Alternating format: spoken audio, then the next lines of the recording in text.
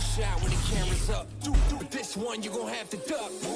Tell me about your lifestyle, really. We've been on the road to the tank go empty. I'ma keep going to the Lord, come give me. If you wanted me to stop, then you can't come with me. Thinking you the best, silly. We about to put it in your chest, really. And I don't think you really want problems. Think you know the outcome. When you come around, dog. You thinking you getting me? Is you kidding me? Ripping everything like it's again in the vicinity.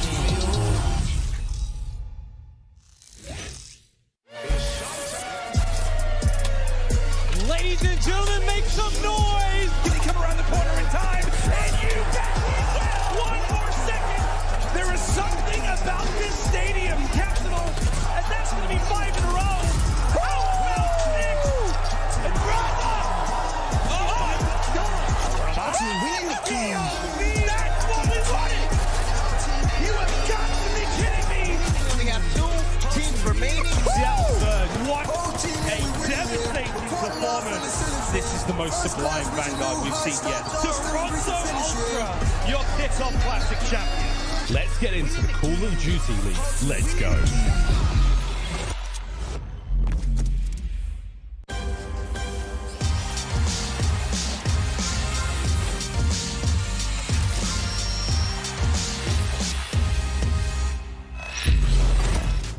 Hello and welcome to day 2 of opening weekend. Really? I'm your host, Nameless, and today... Okay, all right. Number one, Nameless, you start off the opening weekend, taking my job of your hosting. You did all right, but I'm back now. Welcome back to the CDL opening weekend. And running the desk, I'm your host, Veli. I was caught up by a snowstorm, but I finally made it. And I'm here with my girl, Allie and Nameless, and starting with you, man. First off, you were fantastic yesterday. Are you excited for day 2? I think day 2 is going to be spectacular. We got Optic Texas, we got Atlanta FaZe. These are some of the big dogs, and they're coming off of losses at the Kickoff Classic. They're trying to get their first win of the season, so we're in for a storm today. Yes, and Allie, I missed you. It's been a while now. Day 2 is coming. Yesterday was hot. Do you think today is going to be even better? I miss you so much. You should have seen me. I was banging on the desert. Where's Billy? I just snowed in, and all the flights that got canceled. But I'm so excited for today. Yesterday, we had a really big upset with London, right? So now we're going to see them play again today and see if maybe they can do a two-peat. Yes, now speaking of teams, let's take a look at the matches that will take place today.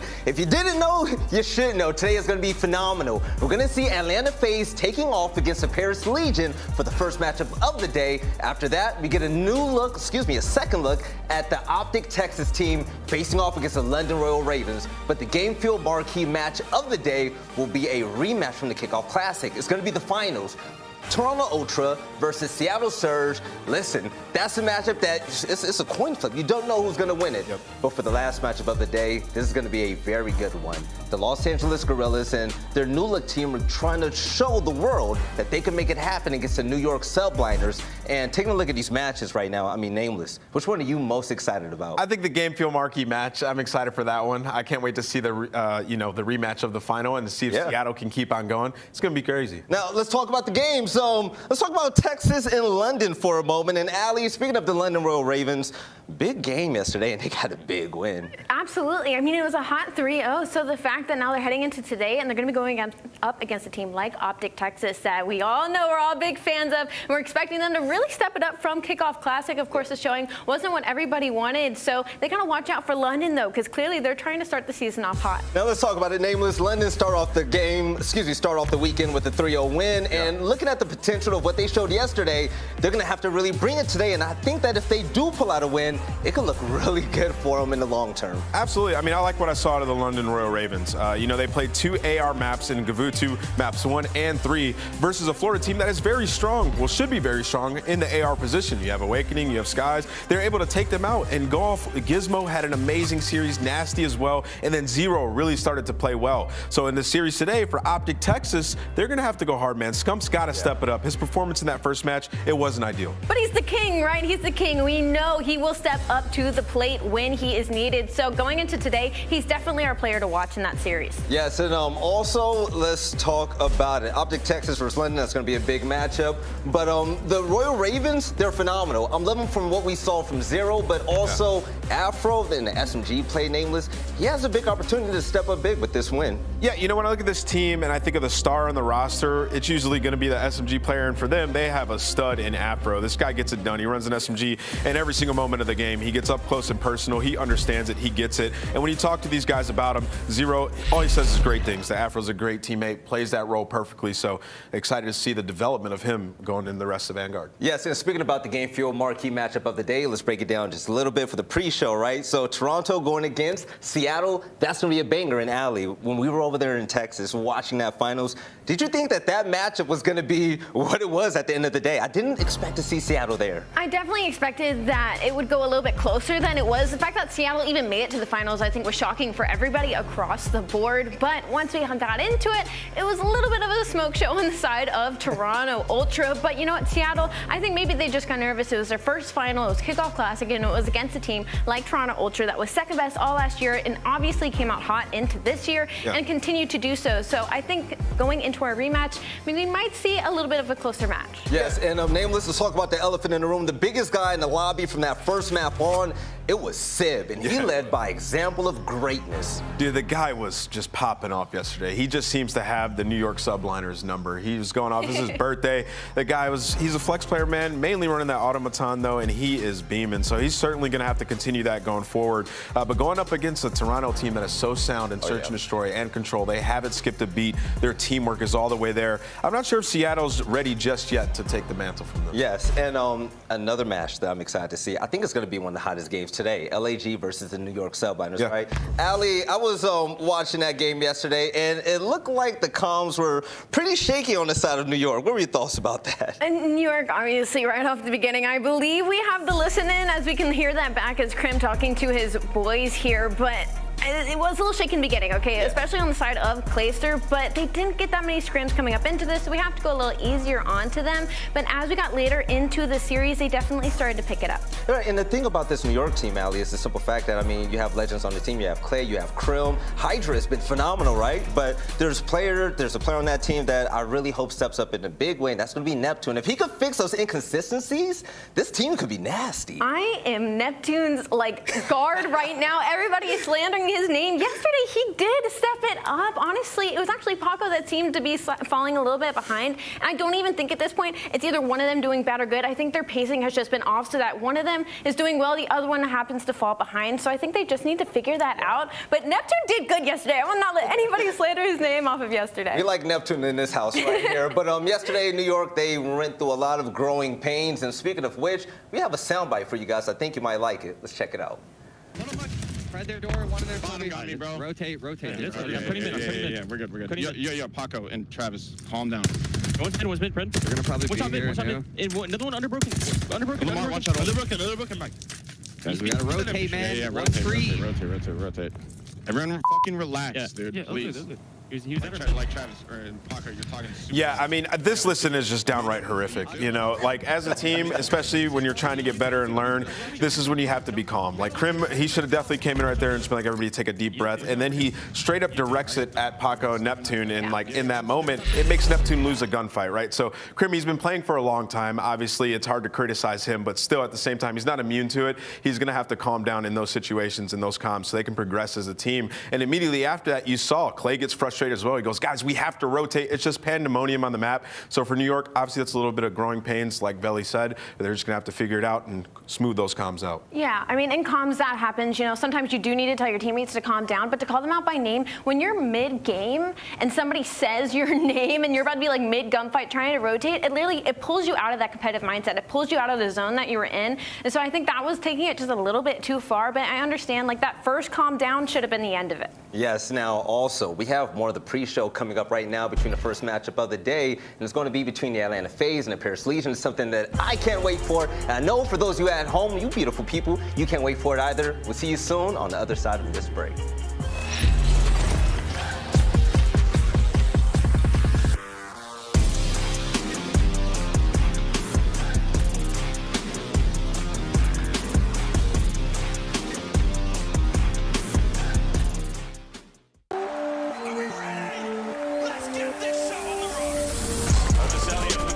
Right off the red, makes it 3. Taken down 1 by 1. Last man standing. Oh!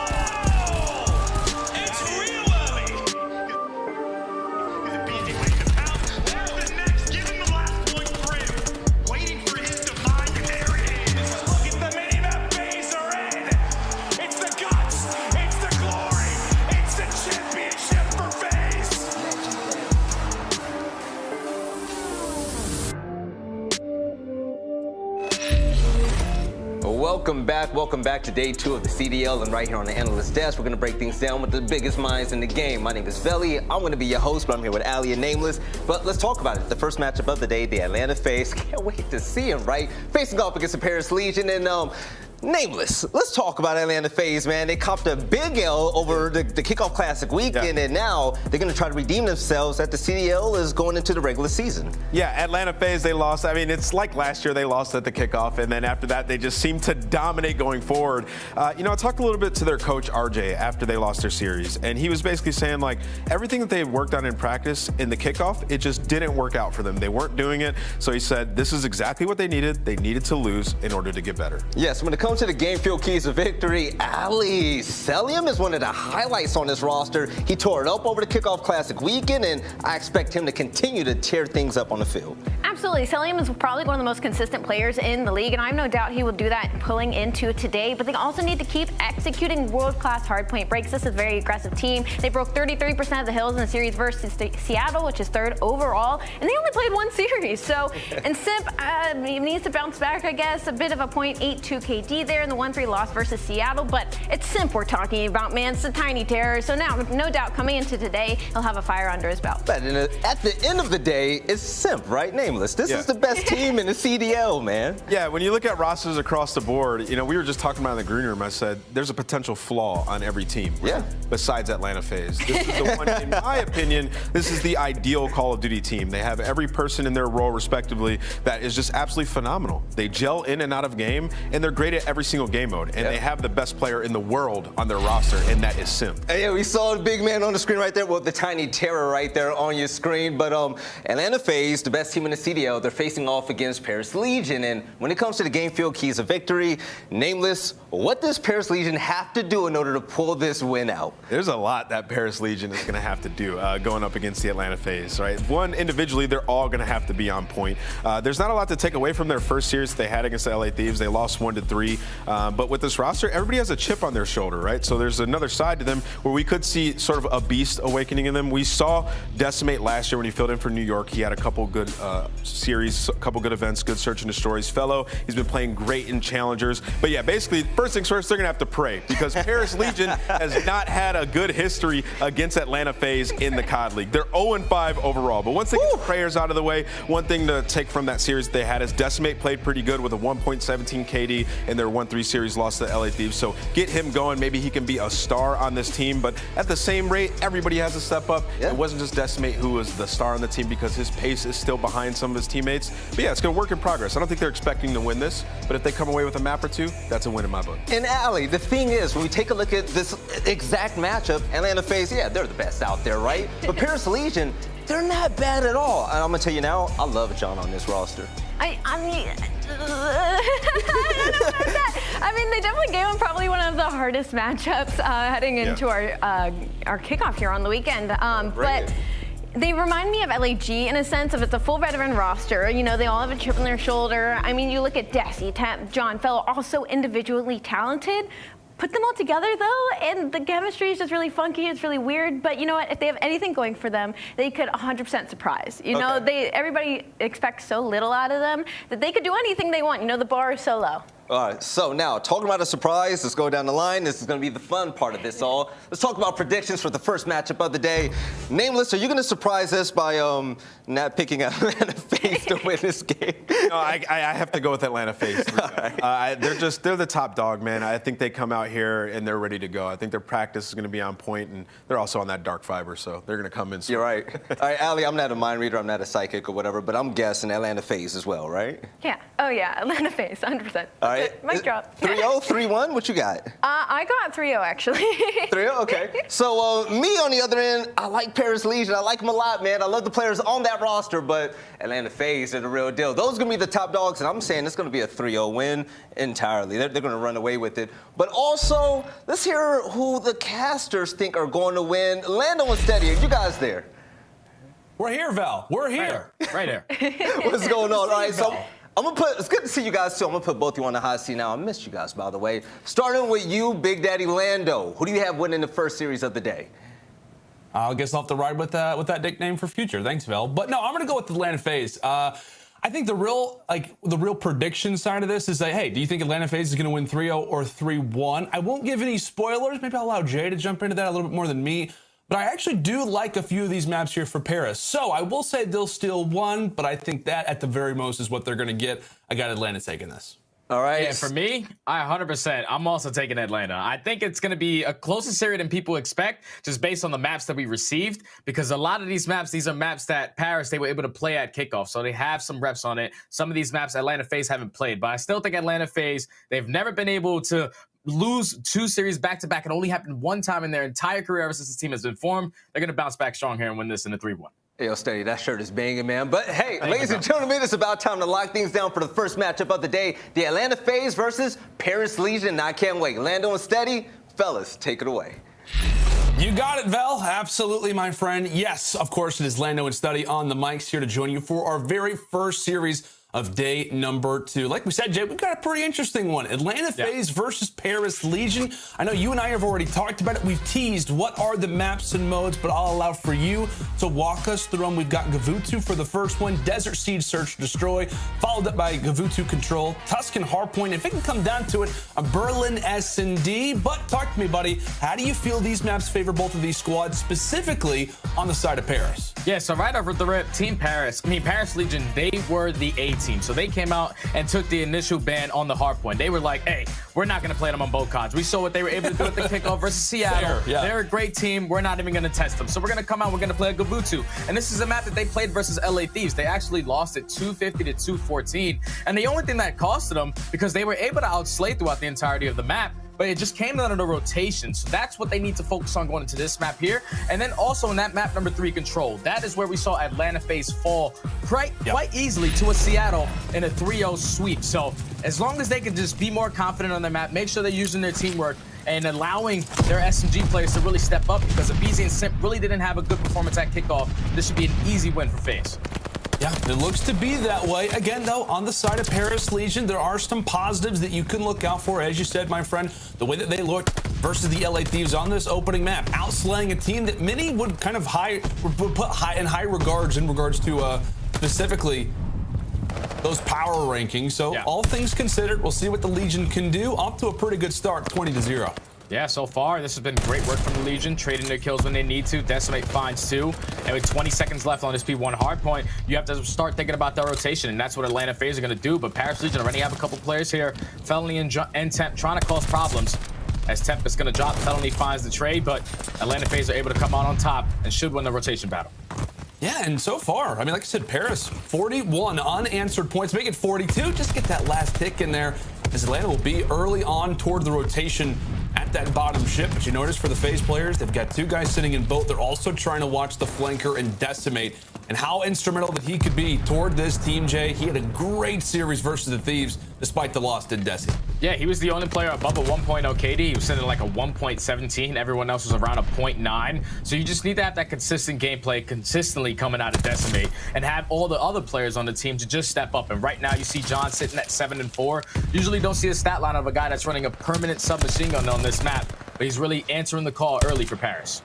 And one thing, too, keep in mind is Temp actually and Fellow combined for almost everybody in the feed. Simp did manage to sneak his way through, so it has been an excellent start for the Legion, but arguably one of the best hard points throughout our first 3 is the one that's about to come up, and Simp, he's hanging out toward the back beach. We'll see if he can cause some problems. Yeah, he's going to have to try to play his life back here, because the spawns are not going to be in for his team. He's eventually going to get taken down, but eventually the trades comes in. So now spawns are starting to come in for Atlanta. Towards that top lane, they have basically everything cut off for that player, which is going to be a Abizi on point. You see Paris is trying to take their time, trying to set up this pinch, but just great teamwork, great crossfires coming in from Atlanta to hold it for the first 20. Yeah, and again, we continue to set up that play. The play that Simp makes, pulls out the MP40 and just goes for the long rotation. Meanwhile, it was Abizi who was hanging out in the hill. He gets cut down by the nice nade and gun combination coming through from Decimate, as he now sits at 4-2. Great slang performance so far for the Legion, as now it's going to be a headbutt inside of the beach, but it's John who takes down both, one at close range and one from long range.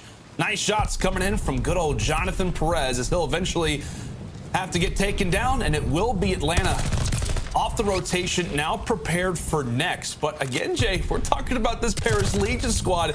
Many thought that this is going to be a stomping off the rip, and through our very first 3 hills, it's with Legion. It's going to be Legion with a sizable advantage. Yeah, they're coming to play today. They've been winning a lot of their rotation gunfights. That's what's putting them in this power positions. And then usually when they're set up on the hard point, they're winning at least 2 to 3 fights as a team, so where they're able to just hold the push from Atlanta FaZe so far throughout this game. But now you see them approaching the backside through Beach, trying to flip these spawns for this P4. Spawns are starting to come in for Atlanta FaZe towards that top cliff side. RCD's doing a great job of just slowing down the pressure as they are continuously finding every single kill, only going to be down by about 30 points now. And you also like the way the Legion play this, right? I mean, they're taking their time, not trying to go 3 or 4 down, allowing for players like John to get into these power positions. So good first 30 seconds granted for FaZe, but John having other words. Now at 12 and 6, sets on what could have been a 4 spree. A little bit of an answer there for the Legion. Took a little bit of time, but really just in general, that is how dominant that this hill can be. Atlanta FaZe, for the most part, get majority of the time out of it. But when we talk about Gavutsu, these rotations are huge. Almost every hill playing like a money hill outside of P2. And we talk about this next one over at Docks, it could be a great opportunity for a response once more from Paris. Yeah, and off the rip right there off the rotation, it was a huge gunfight that went out towards that ring side. It was John versus Abizi. Abizi was trying to work his way to the backside to try to flip these spawns towards back red tower, but John, he was able to take him down. So now you see Paris keeping control of the spawns for the time being. But that's going to be Atlanta FaZe starting now to spawn behind red tower. These players are starting from the Paris Legion are starting to spawn out towards P3. And now Atlanta FaZe with 25 seconds left. John going to be on the 5 streak, potentially able to pick up some streaks here if he can find another 2. Yeah, can we talk about John, by the way? 17 He's going and crazy 7, right now. And there's going to be the strafe, one more for the glide bomb. 6 in a row for John, about to be potentially his 19th kill, finally dropped. But as we take a look at that scorecard, after the first set of rotations, it's going to be Legion with around a 35-point advantage.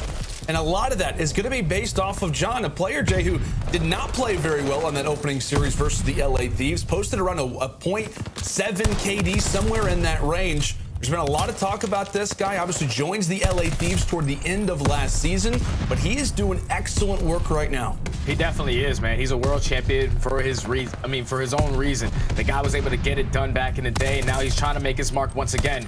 But since Paris are dominating the way that they are, let's just go in for a listen to see how their comms sound. He's gonna be on the beach. That kills. I'm going boat. I'm going boat. He could be our outer. He could be a little beach on us. Outer. Good call. One shot outer. Do you have me? I got him. John. That makes sense. John, try that. Abizi's top boat. Abizi's top boat. I'm gonna go cliff. Oh, he's at the rock. Or the pillar. He's cliff, Abizi. Dead cliff. Nice. I'm on me old. Yeah, he's deep though. I got it. I'm close RCDs, yeah? Yeah, I'm holding top boat, I think. I'm holding it. He's top boat. Selling him dead. I'm trying to go mid. We're missing Simp, I think. Simp. Top boat and their ladder. Top boat dead. One more. Go. Simp. I'm leaving him. Simp, on the beach. Simp, he went top. He's their front boat. I came down R-ring stairs. I'm hitting time. Dead him mid door. I did him mid door. I got it. We top boat. One shot time and one top boat. One shot. Hit P3. He's one shot time. And two top boat. Top red. Hey, yeah, one more hole in the wall. Spawn here, we flip. Yep, I'm hitting on set P5. I need a clip. I need it off. I don't see anything. There's not enough. Beating one shot hill. BZ was super weak in hill, guys. Absolute top boat. All right, make sure we don't mess up. Alrighty, folks. Paris Legion, obviously, were not lying whatsoever when they were DMing the Florida Mutineers earlier, saying, hey, you know what? We're actually going to dominate FaZe. Make sure to watch us. And by the way, bonjour as well on your way out. Paris off to a great start. You've obviously seen Atlanta FaZe get some good time here or there. Now down by 30 seconds. But it is Legion in the midst of a big rotation. We know how great the beach can be. And Jay, they're getting ever closer to that double century mark. Yeah, this is great work from Paris Legion. When they were in that listening, one thing that I really took away, though, was how calm they were. And specifically, a player like Felony. I used to team with this guy. He used to yell in my ear all the time. He was the guy that was just making sure everybody stayed calm, cool, and collected, make sure that the easy things were getting done, you're rotating properly, and that so far is what's been putting Paris in this lead so far in this game. They're up by 40 points, even though Atlanta FaZe, they're able to break in from the front side with 30 seconds left. If you're Paris Legion, you have to start thinking about that rotation. So number 4 in the minimap, which is Felony, should start rotating early because you do not want to allow Atlanta FaZe to chain this P3 to P4 to get right back into this one. Yeah, you're in a good spot if you're Legion. As long as you can cut down a few of these players, at least grab the time. Once they are able to do that, they'll be in a pretty good spot. They will focus all of the attention in terms of the last few seconds of Scrap. Simpson's now in a power position. You see Arstes as well. A very wide setup right now granted for Atlanta FaZe. They are prepared to try and grab a full 60 on this hard point. And given the trap that they have set up right now, it could be somewhat dire of a moment for Paris. Big situation already beginning to brew as Abizi's able to take down the first. Simp did get taken down from the boat side, so a few of these layers beginning already to get peeled on back. John decides to invest the streak, and he takes out 2 teammates, Jay. That's truly unfortunate because that was allowing Atlanta FaZe to start having a couple players to swan out towards ring. So they had the numbers advantage, but that kill streak comes in from John, gets 2, and then eventually he dies as well. So that ends up spawning all of Paris all the way across the map. Now with 20 seconds left, Atlanta FaZe, they can hold this and potentially take the lead. The only thing is they have to get out of this trap because right now Paris Legion have control of ship. They're still putting on a lot of pressure from Cliff, but Atlanta FaZe, with 10 seconds left, are going to be able to finally take the lead in this game 1. Shout out to the Hot Hands Lounge. They're aware of it. BZ decides to push out of the setup. Already a big 1v1, but Temp is able to take it. We talk about the rotation now toward Dogs. Legion are prepared. We talk about this map in particular for Gavutu, P4, P5, the specific hills to look out for. And Legion, they absolutely can win it here. Atlanta are going to have to contest for at least 25 seconds, or they could be saying goodbye to their hopeful map 1 victory. Decimate decides to join alongside the crew as Atlanta starting to run out of time. They're beginning to get picked apart, but it's Simp toward the bottom side of the cages. He begins to break on through, but it's Paris who get a full white. Player number 5 and Celium, they're actually spawning behind it, but are they even going to be able to get to the hill in time? And they will not. Paris Legion out of the gates will take down Atlanta FaZe here on Gavutu. Woo! I pick 'em. I'm sweating right now, Jay. Yeah. My pick'ems are not looking great. I gotta grab the sweat rag because it's already started, man. It's already started. But unbelievable performance from Paris Legion to make the adjustments on this map, number 1. We saw it. Like I said, they played this map versus LAT. They lost it 250 to 214, and it just came down to a lot of rotation gunfights. You saw Abizi towards the very end, huge one-on-one versus Temp, and that's just one thing that Paris Legion were not doing before, prioritizing the spawns, prioritizing the things that they needed to do right. They were able to dominate that P1 hardpoint, and then even when Atlanta FaZe always had an answer, they did a great job of just having an answer at P2 and having an answer at P4. But Paris, they were always able to respond with the next following hill, holding it to the T, getting the job done early into this series, now up 1-0. All right. Well, like I said, you can just throw your pick'ems, throw your predictions out of the window. We were talking about, could Legion grab a map? That was really the big conversation. Well, they're already out of the gates nice and early, and we got to give some love to that man, John. I mean, he and Temp lead the way in regards to slang. John, 25 and 18, Temp, 25 and 15. I mean, Jay? John really struggled quite heavily at the Kickoff Classic. There were people already talking, is he going to really be the SMG player that this Legion roster needs, considering how Decimate was slaying, nobody else really there to join him. Oh, man, Legion putting everybody on notice. Definitely, too. And if he's playing like the way he is right now, this is the best case scenario because the guy is capable of putting up numbers like this every single map. He is an MVP world champion for a reason. And him sitting alongside Temp, this is a guy who I really wanted to focus on in this series because Temp, he was an MVP candidate back in Black Ops 4. Then the following year, he joins NYSL. Things work out there. He's able to win at least 1 home series, but then the following year, he joins the Thieves. Things don't work out. He ends up hitting the bench, and now he finds his way onto this Paris Legion roster. And I just feel like if I'm Temp, it's all about the bounce back. This is a team that basically not anyone wanted, so they just basically got put together. But if I'm Temp, it's all about just making sure you're staying consistent with your team, doing the right things, because that can be the best formula versus some of these teams that are not expecting this performance in Paris. I want to ask you too, Jay. I feel like for a team like Paris, when you're facing off against a roster like Atlanta FaZe, as we've seen Gavutu play so far, it's very, very heavily based off of rotations. I mean, you rotate early, you're almost guaranteed to get 20, maybe 30, 40 seconds we're talking on this map. I mean, do you think the teams will continue to play Atlanta FaZe on a map like this, given that the slang, not that it's muted in any way, but it's going to take a lot more out of the Atlanta FaZe roster in regards to having to get across the map, in regards to not maybe having as much flexibility around the map as they'd like. Again, Gavutu, 2. Another solid map for Paris Legion, but do you expect this to be a trend potentially? Yeah, I expect if I'm any other team so far in the CDL, I want to play Atlanta FaZe on Gavutu because you're basically cutting the Tiny Terrors in half. You're only having one player running SMG, which is a BZ, and then Simp, he's probably going to be a little bit uncomfortable. You're not going to get them at their full strength. So far, Paris Legion, they made it look easy on that map, number 1. The only player to go positive on the Atlanta FaZe roster was Celium. He was sitting at like 19 and 18. So for Atlanta, it's all about just getting more consistent, getting more confident, because right there, Paris Legion, they just started off so hot into that game, and it was too late for Atlanta FaZe to try to fight back towards the end. Yeah, not strong enough for the Atlanta FaZe, at least in that first hard point there on Gavutu. But again, we got to talk about the man. John performs excellent throughout that first hard point. I know I already said the stats, but we got to call it out again. 25 and 18 for the vet. As you said, Jay, 2016 COD Champs winner, also the MVP of that event, and he just put up some excellent stats. Also grabbed a good old minute and 30 of hill time. I mean, I think it's fair to say, my friend, he really seems to be the X factor for this team, really throughout this series and specifically in this next Search and Destroy. He really is. And for me, when I look at this roster, I feel like John Cecise has the most veteran presence on this team, and he's also the world champion. Believe it or not, I'm looking at him to be the leader of this team. So the fact that he's putting up numbers like that means you're leading them in the slaying, you're leading in the hill time, you're doing everything you can to try to get your team to win. And that's the kind of player that John is. He just needs to keep up that consistent gameplay. Arch, I gotta ask you now, as we load in for Desert Siege Search and Destroy, this will be a good indicator to see how Paris have really evolved their game. They get destroyed versus the LA Thieves on this very map at the Kickoff Classic. They dropped this one 6 rounds to 1. But talk to me, my friend, level with me a little bit. Is there now a concern level for Atlanta? Where does that sit right now after that first hardpoint loss? Well, the first hard point, I was honestly expecting Paris Legion to walk away with that. That's why I chose FaZe to be able to win it in at least 3-1. But Search and Destroy, this has been their bread and butter. Regardless of whatever the hell is going on with Atlanta FaZe, they will always know how to play Search and Destroy. So I'm expecting this to be a good one between both of these teams.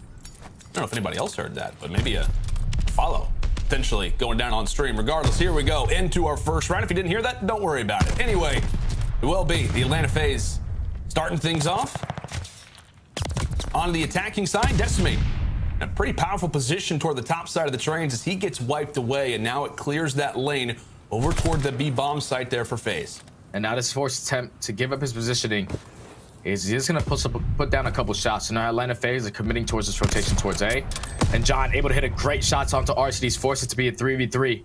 But do they know the positioning of Felony? Because he's in a great position to at least cause some problems as Abeezy's trying to take his time in this gunfight. It almost feels like BZ is somewhat aware of his position, fellow. Not going to be able to grab that one. Now an instant 2 versus 3. John once more firing out a shot there from the Car 98K as he'll have to go and distance himself back. Meanwhile, it is going to be a plant there for Abeezy. Now on to Legion in the 2v3 retake. And just pay attention to where Temp is going. He's worked his way all the way around the backside of the spawn. So he should have the potential to at least spot one player in Celium, takes him down, forces it to a 2v2, and at the same time, John takes down Abeezy, now in a 1v1. Tim fires in some shots. He versus John. John toward the side of the trains, but Simp is able to take him down. A big 1v2 clutch there at his Simp. It got a little bit dicey. You saw the trigger discipline that allows for him to gain that instant positioning there onto John. A nice and early clutch there at his Simp. Yeah, that one almost kind of got scary right there because once Temp was able to work his way through the backside, once he finds that kill onto Celium, John picks up a kill at the same exact time. So then it's all left on Simp. Uses great trigger discipline to at least stall a little bit more of that clock before he finds that first kill and then times it perfectly to find the second. Great opening round out of Atlanta.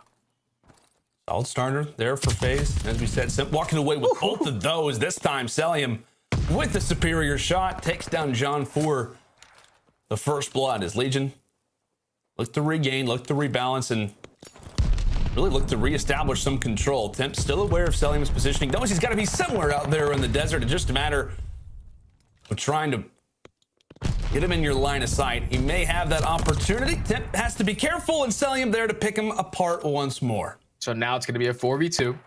Bomb is going to be down. Felony is going to work his way towards that side, but Celium does pick up his third on the round. Looking for the fourth, but Felony's going to be able to shut him down, but that was a clean round out of Atlanta FaZe, more specifically out of Celium. Opens up the first blood and single-handedly just shuts down that beat point from every single player Paris trying to approach him. Great round out of Atlanta to go up 2-0. I don't know what exactly was going down to that round. It was just like Celium, just like, yeah, he's back there. Yep, he's back there, guys. Still there. I got a third one. Yeah, calls out. Like, I got fellow one shot. Okay, cool. We win the round. Yeah, just it seems as if Paris Legion just could not really afford to take MC down for whatever reason. He's got a great shot, great head of hair as well. Not an easy player to take down in any stage, specifically on a map like Desert Siege. We are already into the mix. How about this challenge from Legion off the rip? Fellow and Decimate getting all up in FaZe's face.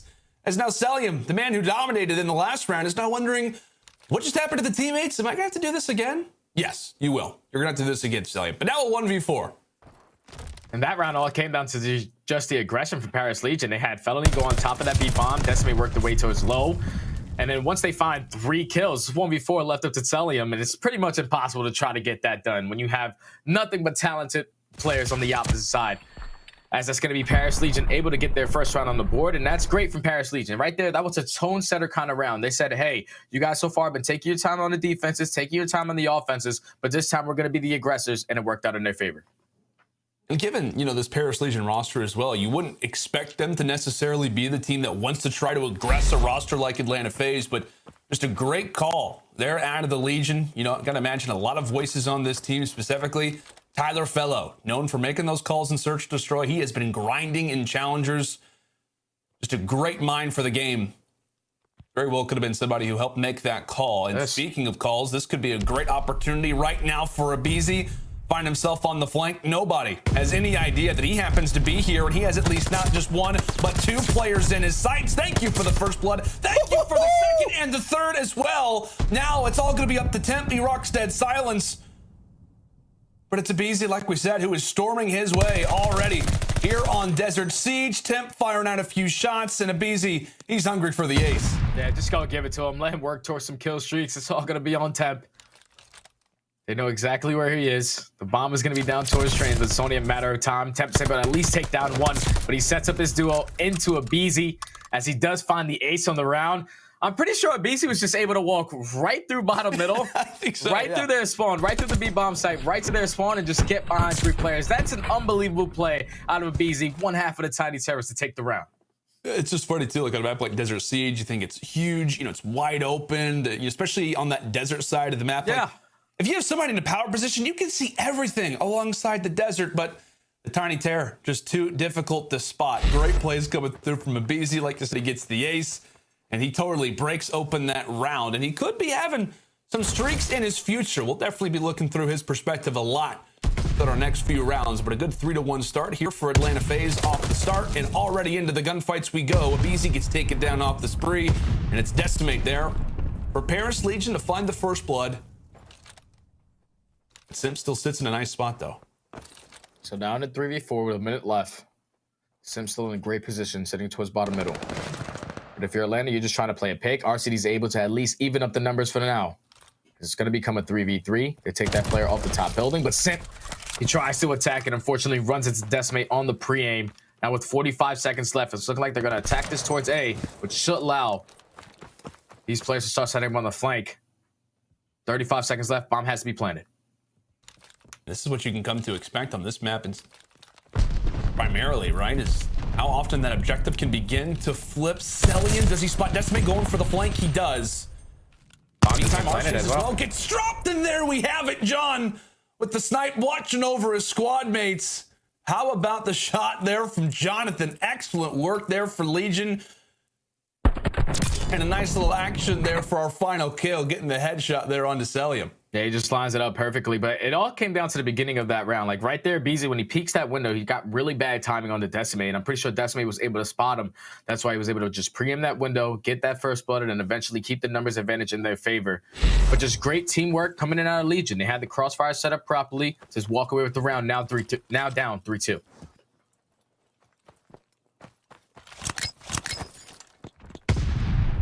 A little bit of aggression shown there from Atlanta inside of that middle university building. Again, a power position on Desert Siege for obvious reasons. It's set to the dead center, and Decimate once more able to take Abizi down for the first blood. Granted, he didn't have a long stint last year in the CDL, Jay, but when he joined the Seattle Surge, he posted some great numbers in search and destroy and showing why that can be the case once more here in this game. Paris with numbers, and Paris, they also get the bomb down. So now in the 4v3, someone on FaZe has to make a play, and it's looking like it's going to be Simp. It looks like those players through the wall are just having a little bit of fun together. 25 seconds left. Cellium does find one onto Temp, makes the numbers a 3v3 for the time being, but it's 20 seconds left. Someone has to hop this bomb. And RC's going to have to push this position, given the fact that Cellium happens to sit right behind him. How about the shots from Fellow? But 13 seconds. And Cellium, he has to try and challenge. He does not know where John happens to be. He knows he's got a sniper. Is he one of these back positions? No, he's actually challenging the bomb.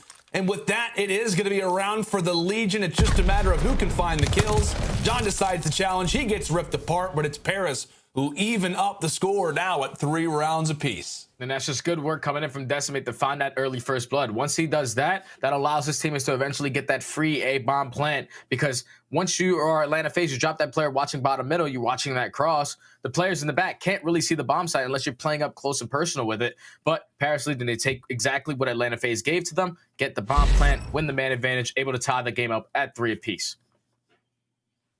Yeah, man, Decimate just continues to be a problem in these early stages of rounds, specifically these last 2 in a row. He's been causing some issues for the Tiny Terror specifically.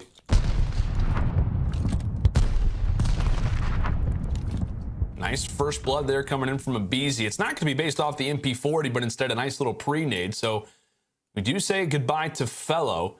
Atlanta FaZe with numbers, and Temp very well may be called upon nice and early, as that bomb is going to be dropped there for FaZe. Simp still waiting on the fight. It's going to be up to Legion here for the retake. On the stairs he goes, spots the boot. Good night to Temp. Now all up to Decimate and John. Decimate's at least able to drop one to start. Still 30 seconds left on that defuse. Decimate has got some clearance here at the bomb site and now has the opportunity to take the shot. But it's all going to be on the John. A 1 versus 3. Still has to go for the defuse, and FaZe will rebound. And that's just good work. Once again, coming in out of Atlanta. They get that early first blood. They slowly work up towards that bomb. They get it down, and once again, they just play their crossfires. Perfectly set up right there from Atlanta. They knew exactly how they wanted to execute that offensive round. They take control of bottom middle. They get control of the A-bomb site, work the play, and now they go up 4-3. So now it's all about the response on defense, because so far, Paris Legion, when you're playing a map like Desert Siege, a lot of the attacks usually go down at that B-bomb site. This has been a straight offense, confessed kind of play or map here between both of these teams, as now you're going to see Paris Legion starting to commit towards B. Temp opens up with that first blood, but Cellium answers with one of his own. Oh, he thinks that too as well. I could have swore when John challenged him that Cellium also had the car out, but not at all the case. The automaton in Cellium's hands, absolutely filthy, as I think Cell now sits on 6 in a row. So we're going to be talking about streaks, it feels like, quite soon. Arstees has to be careful, does not want to fall off the map, especially in a round like this.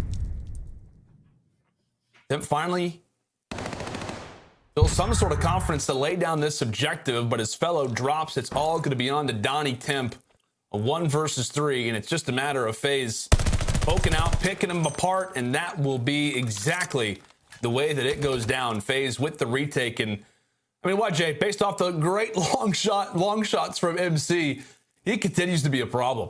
Yeah, and now I understand why Paris Legion do not want to go B, because Cellium was able to pick up the ace the first time that they went towards B, and right there, he almost picks up the ace towards the very end, but Simp steals the kill. But that works on to some streaks for Cellium. I'm pretty sure he's on a 7 spree, so he has the glide bomb to work with. This opens up that A bomb site wide open for them to just work a free bomb plant. But this is where it gets scary, because if you're Atlanta FaZe, you have the veteran presence. You do not want to invest every single roundabout playing around those streaks. You still want to use your normal strategies and then use those streaks to eventually close out the round for you. It's a great call, my friend. At the same time, for Legion, you are always having that thought in your mind, hey, when could a streak come in? We want to try to play around that university side, as they may have to huddle in quite quickly. Here comes the glide bomb. It has Felony's name written all over it, as it will be the early numbers at the hands of FaZe, and quickly it is John left up all by himself. A 1 versus 3.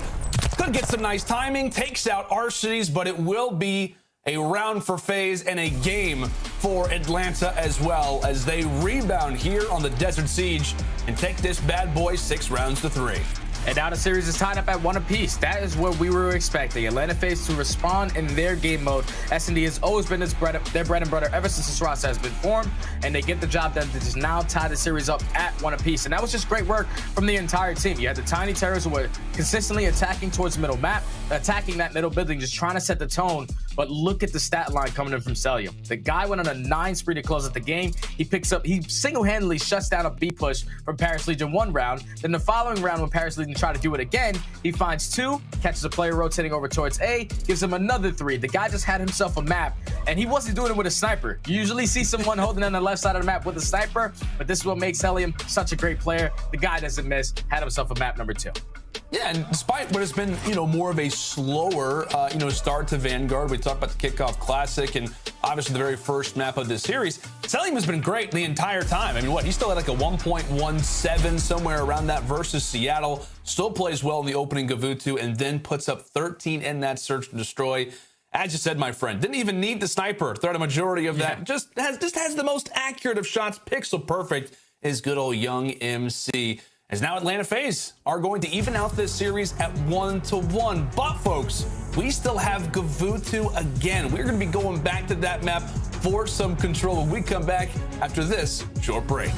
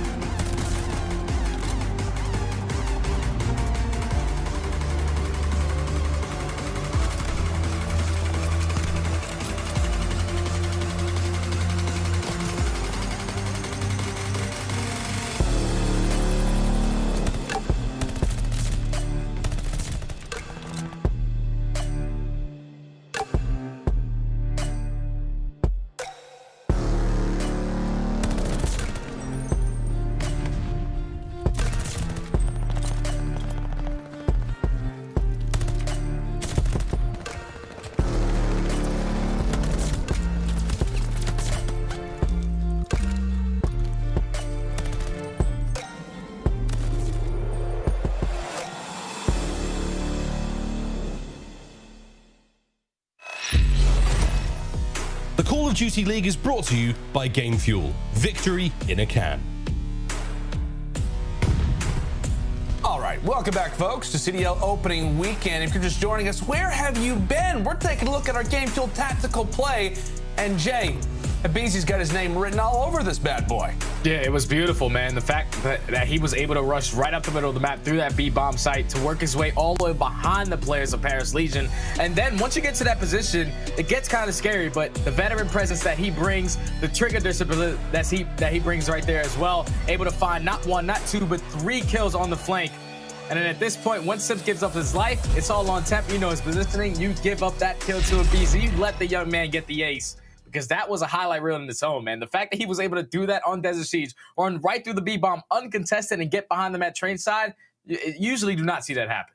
Yeah, man. I mean, shout out to Zuma, a flank-esque type of play. Wonderful stuff coming through from Abeezy there as he one of the mini rounds that really kind of drove it home for the Atlanta FaZe as they now even the score at 1 game apiece. But still, we got to talk about it, Jay. That opening loss that Atlanta FaZe suffers on Gavutu Hardpoint, we talked about it. We talked about how this could be maybe a strategy moving forward.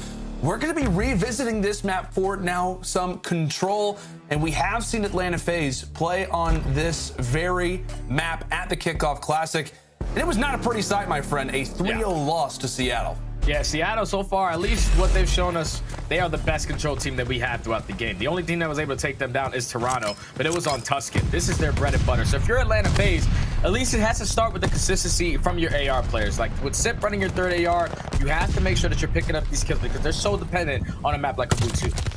Yeah, and we'll see what Legion can try and provide us with. Again, they showed some grit in the opening Gavutu respawn. They'll have to now do it here on some control. And the problem is for Paris Legion, you can quickly get put in a spawn trap if you're not careful. The only player who still happens to be past the 50-yard line is going to be Tyler Fellow, alone, waiting, hoping that his teammates can come off of spawn. Thankfully, they will. Given the fact of Arsty's position, they are going to grant them that closer spawn now toward that front ship. Arsty's now looks for somewhat of a pinch, but we're already a minute on in toward this opening round, and Paris have nothing to show for it. Yeah, but Temp, he was able to at least find that kill onto Sim. So now this could potentially open up this 8-point for Paris Legion. But still great spots coming in from the Atlanta FaZe players. You see number 6 trying to work his way towards ring, not allowing any players to try to overextend, to try to get towards that B point. As his teammates across the map are winning every single gunfight. Last player is going to be here is going to be Decimate, as he does hop on the point, but RCDs is set up beautifully with the crossfire, able to take down one. And with 20 seconds left, this has been a dominant defensive round from Atlanta. Yeah, and when we talk about lives, I mean, if this thing can even go to a round 5, they're already sitting quite pretty in that scenario as well. Nobody able to get really past that cliff position. Maybe finally a little bit of an opening as John, the saving grace, takes down Simp in a 1v1, and they will have a few teammates off spawn to join them. So the stack is in, the first tick is through, and Atlanta, they're not going to allow for this one to go to waste. They are going to try to attack this, but once more, it's John doing big things inside of the point. His teammate gets dropped, but he is still holding this one down. Not just 1 tick, now make it 2. He cannot afford to get off of this objective because that will allow for the clock to continue to run, and it appears that his run will falter as well. Atlanta able to rebound, finally take down John inside a bottom ship. They do that, and they claim a well-rounded first round here in control. And that was just great work from Atlanta, especially right off the rip. I'm pretty sure they were able to take down 3 Paris Legion players, and that eventually allowed Abeezy to just push straight on the cliffside, potentially put them in that spawn trap, finding easy kills left and right. And when you have such a start off like that, if you're Paris Legion, you're coming off spawn like, hey, there's a guy that's potentially at beachside watching our cross, and we know that it's going to be a guy at cliff. We just have to play our kills. We do not want to fall deep into this kill deficit if we do get to that round number 5, but Atlanta FaZe, they were able to hold. So now they go on the offense. RCDs opens up the first blood, and they're already going to get on this 8-point. Yeah, they absolutely are. Some solid aggression already displayed from Atlanta in the opening defense. Abeezy already flying out toward the bottom side of the ship. He just wants to get the call, and the call he will have. Shuts down John as Atlanta continue to apply the pressure toward the middle side of the map. Not only are they still fighting for bottom ship, but RCDs in a great position to maybe challenge it B. John and the rest of Paris are going to read this one. And that's the issue for Legion at this point. You got to clear these players off as quick as possible. And it looks as if they will be successful in doing that. However, when it comes to the other side of the map, not nearly as successful. BZ still alive and thriving for a moment as he gets dropped as well. 50 seconds left in Atlanta, a third of the way there at that A objective. But so far, this has been a great hold from Paris Legion. They're keeping the kills stagnant. No one is dropping at the same exact time, so trades are just going back and forth. And with 40 seconds left on this clock, only one tick of progression coming in from Atlanta FaZe, as they are going to have multiple people now starting to commit towards this 8-point. Decimate able to find one, Temp finds a second. That's going to be another 3 dead. Now all left up to one player, which is going to be Celium. He gets one, but it's still only 30 seconds left. Atlanta FaZe need to get on one of these points. Have to do something. Decimate gets great timing as Celium was in the middle of climbing up the ladder. Granted, that pistol can be excellent in certain spots, but Decimate gets the good timing, later traded on out. 2 FaZe players now sit inside the bottom part of the ship. In Paris, they've got a few players displayed toward that P1 position as well. They're going to look for some sort of a pinch. This fellow takes down 2 off the rip. Temp also shuts down a BZ, but being aware of that time, Celium makes the sacrifice and decides to go ahead and stop the clock now over at that B position. And this is going to make 1 player from Legion now make it 2, have to challenge at the opposite end. Atlanta, back and forth we go, continuing to juggle, continuing to make Paris have to guess for where they're going to be at next. Simp stopping the clock now at 4.3 seconds, a few players there, and they will be able to hold on. Another minute added, but down 4 lives right now are Atlanta. Yeah, Paris Legion, if I was them, I would have probably contested that because you have the live advantage. You don't want to give up that 8-point, give them a chance to try to get towards B since there was only 4 seconds left. But now with 50 seconds on the clock, see Atlanta trying to attack towards that top ring side. You have 1 player who's going to be sitting in towards top ship. He's eventually going to get flanked, which is going to be Simp. And he's going to get taken down. So now with 35 seconds left, you have 2 players who are approaching ring as Temp is hitting shots like that. But this is going to be difficult for Atlanta FaZe. They have like 1 or 2 more good pushes at this. Well, basically 1, as Paris Legion are pushing all the way in their spawn, not allowing any breaths from Atlanta FaZe. Yeah, Paris essentially make the decision for Atlanta. You went to? No, you've only got 1 opportunity. And Temp maybe even denying that as well. Atlanta hurtling up in their base, maybe just aware of the fact that, hey, we're not going to be able to get to B anyway. Let's just try to play the lives and just be focused on that side of things. A nice kill for a BZ, but in the end, it will be the Legion equaling out Atlanta in terms of the defenses and securing a solid round of their own. Now 1-1. 1-1. The only thing that's kind of scary now is that Atlanta FaZe, at least in their first defensive round, they were able to outslay by an extra 2 kills. So if it does go to that round 5, right now Atlanta FaZe are leading in that department. But if you're Paris Legion, that's a great response to win your very own defense. You do not allow that 8-point to give up so easily. Even though you probably could have saved it with 4 seconds left, you still were able to hold it down towards that top ring, winning a majority of those gunfights to close it out. But now they go back on the offensive attack. You do not want to go 3 down off the rip and allow Atlanta FaZe to get pushed up in your spawn once again. Yeah, that's a great call, partner. That's exactly what went down for Paris. They essentially put themselves in a slump off the rip. These early engagements so big for the attacking side. It will be a 2-1 advantage in our initial gunfights there for FaZe. But clearing out a lane, it appears that really Atlanta focusing a lot of attention inside of green, also trying to be aware of anybody hitting a flank. But a nice double headshot coming in from Decimate will absolutely open up this boat. This fellow sits inside of the bottom ship. The rest of his teammates are slaying out toward the top side. FaZe have really yet to see that much of this objective, but a nice shot's coming in from Celium. The nade over the top side from Simp is able to clear things off for now, but we've got a streak inbound as well, at least gaining some information at the very least. FaZe continue to cycle in 1 by 1, but it's not mattering at all. They're going to go and grab this 8-point, and they're putting pressure on the spawn already. Decimate is already going to be a B. Yeah, this is kind of scary right now. If you are Atlanta FaZe, they went at least a clean 4 dead. This is going to allow these players to start pushing through green. Just pay attention to your minimap. It's going to be Felony able to sneak his way through the back. 1 player on Atlanta does spot him, so they take care of him for the time being.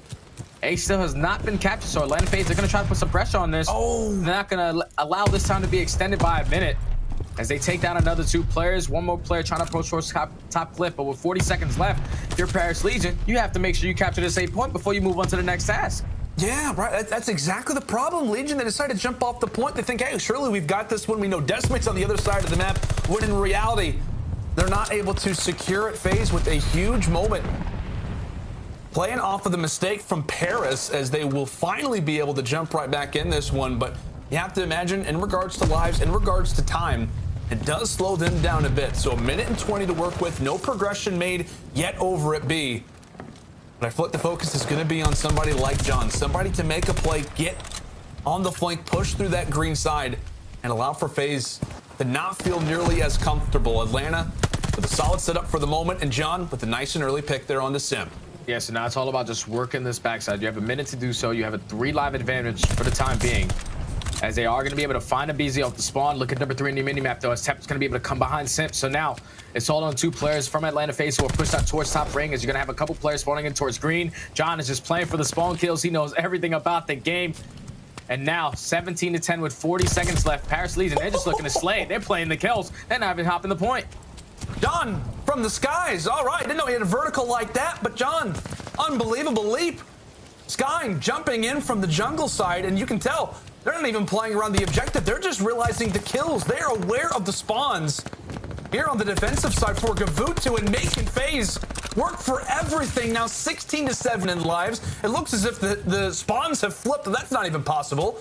Paris now pushing on in, and here comes the streak from John. They're going to have to be careful with this. 24 seconds, but John has got his teammates back. Still hop on the objective. Atlanta now with no respawns left. It's going to come down to a 4 versus 14 in total. Simp taken down an early 2, but Legion in such a good position, watching over each other's back. I believe that John did fall on the objective, so that one is going to sit off in the distance for the moment, but it's down to the final 2 players. Simp and Celium all by their lonesome, now up to MC, a 1v10. Here comes the streak, and good night to FaZe, an attacking win there out of the Legion. And that's just great work from the Legion. I thought it was kind of getting scary towards the end of that game. I mean, towards the end of that round. But Paris Legion, when they were playing for those spawn kills, it was about 45 seconds left. They attacked the guys at ring, and they were able to win those gunfights. They were able to pick up some streaks as well. But then towards the very end, if I'm Celium and if I'm Simp, all you have to do is basically watch that cross. And I know it's an 11v2, but there was only 10 seconds left. You don't have to really commit towards any gunfights. But Paris Legion, that was a beautiful, beautiful offensive round, which it looked like it almost got away from them. They almost didn't cap that A point, but they were able to pick up some streaks, able to close at that B point, and now take our very first offense of the map. Yeah, and now that puts all the pressure on the FaZe. And we talk about round 5, if they can even get there. Paris slay the way that they do, they look good. They maybe have the defense coming into that round 5, but the thing is, FaZe are gonna have to pull off something special to also now take an attack. And BZ deciding to push all the way up toward B, and there goes Celium as well. So not the greatest of starts for Atlanta on the other side as well. They try to make some noise at the opposite end and bait out the Legion, but that is not at all end up working out in their favor. Again, another big spot for FaZe in a roster, Jay, where we talked about Atlanta. This team was winning 82% of their controls last year, already showing some signs of wavering on this map, specifically here in Gavutu. John continuing to try and be an issue, decides to flank around, gets the nice timing, takes down one tiny terror, and Abizi gets dealt with as well there from Fellow. Atlanta, 30 seconds left, and as we said, nothing to show for it yet in regards to the objective. It's time to pile in over at A, but Temp sits in a power spot. He gets dropped. And now Paris Legion, they have them in the trap. If they can win at least this rotation of gunfights right here, if they can get a clean 4 dead, this map will be theirs. With only 15 seconds left. Atlanta FaZe need to put some pep in their step. They need to try to get on this A point. We'll see if they can do that. 8 seconds. The time continues to go away, but Decimate, he jumps in from the top. He jumps in from the top. He's also got another player in his sights, and he takes him down as well. Final few seconds. Nobody from FaZe is going to be able to get to the point in time. And how about Paris Legion? Not just once, but twice. Striking FaZe here in the respawns. And also doing it again on Gavutu. This is unreal. This is what is happening, Jay? This is unreal. Usually, the perfect formula to beat Atlanta FaZe is to take one respawn and to win a majority of your search and destroys. But the fact that they have lost 2 respawns here versus Paris Legion, they make it look easy on Gavutu. Like right there, once again, they're basically shutting down the Tiny Terrors. Look at that. You have a BZ who's 15-26. You have Simp who's 16-23. They're just not comfortable on this map. Paris Legion, they are taking full advantage of it as you have 3 players breaking that 20 kill mark. You have Temp putting up 22-13 with 10 assists, 21 non-traded kills. That guy was a menace on the map. Now Paris Legion are up 2-1 in command of this series. I don't know what to say. Neither do I, man. I have no idea. The year just started. It just started, man. Like we said, the last time, and I know we're talking about it already, the last time that FaZe dropped to the Kickoff Classic last year, right? They go on to their very next match, their very first match of Stage 1. They come through and they run through the Gorillas. They outslay them on every single map. And from there, they go on an 11-match winning spree. We thought the same thing would happen here in their opening match versus the Legion, a roster that's obviously at the bottom of the power rankings, a team that really nobody expects to really contend. And the fact that they're coming through the way that they are and dropping Atlanta FaZe in back-to-back respawns, it is something to write home about. It is something to be excited about. Paris, I know you don't tweet all that often, but now is the time. Now is the time to get loud on social media. You have got Atlanta FaZe potentially right where you want them. An unbelievable start toward this series. And now, Jay, we're talking about a Tuscan Hardpoint. I mean, a map in particular where I know we keep referencing it, but Atlanta not that great on versus the Surge at kickoff either. Yeah, and the thing that costed them mostly in that series versus Seattle just simply came down to the rotations. From top to bottom, this Atlanta FaZe roster is stacked. They have the capability to break hard points whenever they want to, but you have to keep the fundamentals in play. You have to make sure you're getting early to these hard points because a lot of teams, they're great at holding. And so far, the way that Paris Legion are playing, even based on that first map, the way that they were attacking their breaks was everyone was not going one by one. They were slowing down, allowing them to set up the proper team push. And that's exactly how I think they're going to play on Tuscan. The only thing that's going to be now scary is now that the Tiny Terrorists finally get to both use MP40s here, and now you have to try to shut them down if you're Paris. Yeah, that's a great call. Like we said, we finally get to see a respawn, if you will, in which the Tiny Terrors will be at full form. But like you said, man, it's still a scary situation if you're Atlanta. I mean, we were already talking about this series. Hey, this is a great chance for them to warm up. This is a good chance for them to really kind of catch their bearings, much like Optic Texas is looking to do in their next match versus the London Royal Ravens. But I don't know, man. I didn't expect us to be in a situation where Paris is not only just 2-1 up, but the fact that they won both of the respawns.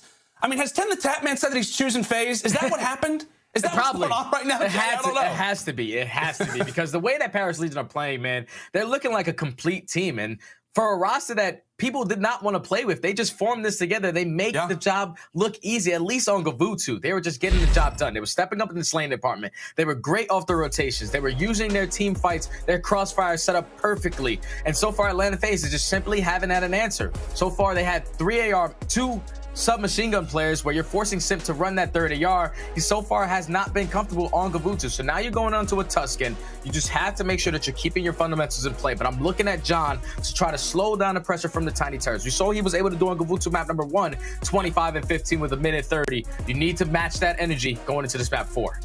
Yeah, I mean, he and Tim specifically have been absolutely unbelievable.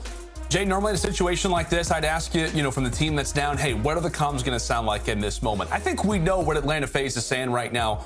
But on the side of Paris Legion, I mean, if you're in the comms right now, as we take a look at the stats from Temp, he's been unbelievable. And maybe the guy who says something like this really to the team, Jay, what needs to be said for Paris? What in the comms do you say to this team going into this Tuscan and trying to get FaZe out here in this game 4?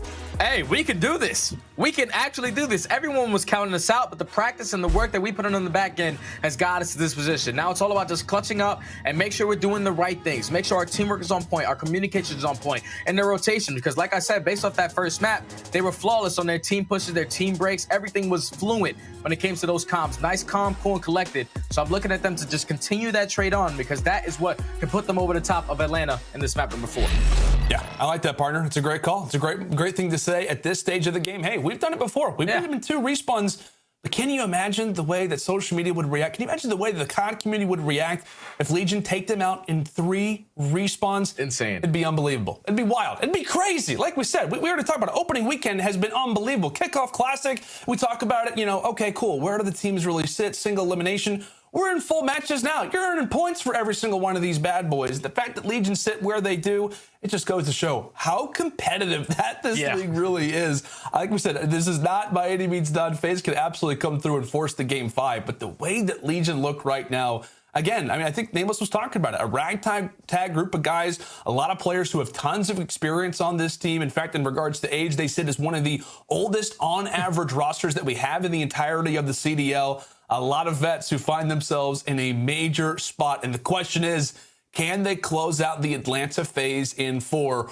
Or will Atlanta respond back and send us to a Berlin search destroy? We'll find that out in a moment, but make sure and stay with us. Let social media know. Yeah, Paris, they are out and they are fighting. Can they close this one out in 4? Or like I said, do we have got a game 5 on our hands? We are about to find out. We're gonna go and throw it to a quick little break, but when we come back, it's time for Tuscan Hardpoint. How's everybody doing today? Are you ready? Are you guys good? The ref's not talking? Valid. I'm valid. I'm excited. Let's go. Let's go, boys. Porter. Porter. What? Oh, yeah. Let's go. Hello, boys. Hello. Back in TeamSpeak with y'all. Let's go. Make sure we have fresh kitchen comms. Fresh kitchen comms, bro. Fresh kitchen comms, baby. Talk to each other. Bro, when we did the walk-on, I literally was blind. I go flashbang did the same. I was trying to open my eyes and keep them like all the way open, and I was just look and see blue. Could have brought some lip balm, bro. I left mine as well. Rookie mistake. Do what we do. Play our game. Don't play their game. Play our game. Play our game. Am I echoing? Hello, hello, hello. There's There's a little echo. Oh yeah, it is. Oh yeah. This headset is heavier than It's actually not. It looks better. It looks normal. It looks fine actually. Yeah, it looks Just better push down than the back. Oh, they do the same thing. Yeah. What? Bro, my finger's bleeding. Yeah. Can we get a timeout in the game or not? Holy my finger's shaking, bro. Disgusting. Bueno. That buddy. You're so lucky you're in an ammo. Here he is. Here he is. What did he say? What did he just say? Yo, can you guys see me? Yeah. You can see me as well? No. Where are you? Oh, I'm behind you. Dude, get away from me, bro. Imagine you guys are spitting the lips. One shot mid. That's better. That's better. I'm gonna start breathing, bro. You start breathing? Well, I think you've been doing that your whole life, mate. Start holding my breath. Like a sniper. Yeah. What if that works? No, I used to play with someone who used to do that. What if he was in a clutch for a minute? Like a minute, bro. Oh, yeah, I know. That's what I mean. And then the round, it was the weirdest thing ever. I don't know if he was trolling or not. Put that comms check and see.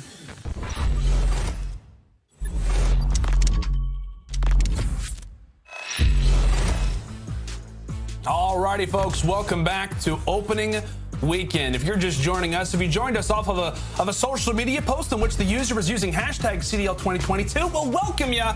It is Paris Legion going up against the Atlanta FaZe, and Paris have got Atlanta on the ropes. The Legion find themselves up 2-1 after walking away with not just the hard point, but also the control. FaZe now put with their backs against the wall, and they have got a Tuscan hardpoint up next. We've already talked about it, Jay. Players who have to step up. You saw them on your screen there for a moment. John, right now, sitting at a 1.24 KD. This is showing me shades of Black Ops 3. This is looking like MVP type of Perez. Yeah, he's looking great out there, man. He's one of the best SMGs of all time. I put him up there with Scump, you know, side by side with each other, because John, he was always that player that could just take over the game with the SMG. Didn't matter, honestly, what weapon he had in his hand. He's just an overall phenomenal player. So now we're going into this map number 4. Paris Legion are currently up 2-1 into the series. Atlanta FaZe need to fight back, and this is where you can allow the tiny terrorists to really come about with the BZ and Sip if they can start turning up early. And we'll see if the vets, we'll see if somebody like John can handle what is going to be an onslaught without a doubt. Legion with the preferred side, as they'll be able to get toward P1 first. The majority of the time you will see, okay, hold on. Legion get 3, make it 4 down there for a moment. I was going to say, Paris, given the way that P1 works, they've got some early time, and you can usually take advantage of the opponent's positioning, and they are doing exactly that and more. This is looking to be what could be 50 seconds off of P1. FaZe getting wiped away. There goes Celium as well. A nice little 3 spree now for Temp. As FaZe tail between their legs, they are now set up at column. Decimate already looking to make a play inside of P5. We'll see what he can do, but the best of starts for Paris. A clean 50 seconds off that P1. So now if you're Atlanta, this needs to be the response. You need to try to hold down this push as the BZs and RCDs, they're able to find 2, Celium with the 3rd. So they shut down that initial push for the time being from Paris Legion. So now this is going to spawn them all towards bottom middle. You see number 8 on your mini map, which is going to be Simp. Just playing for these players that are coming towards bottom church, but every single player from Paris Legion jumps to up top. Simp, this is going to allow for him to set up on that pinch. He finds another 2, and with 35 seconds left, you had to start thinking about that rotation, because money P3 can be a money hill. Somebody who could really break open everything would be Simp. Finds his way behind one, make it two. A great position there for Simp as he now finds himself on 4 in a row. And as he continues to make his way through the middle side of the map, he's calming, letting the teammates know what he's seeing. So FaZe will grab the last 10 seconds of scrap. They're right back into this from a score perspective. And now we've got a huge money hill up next. Simp not really able to find the positioning that he'd like. Finally gets cut down.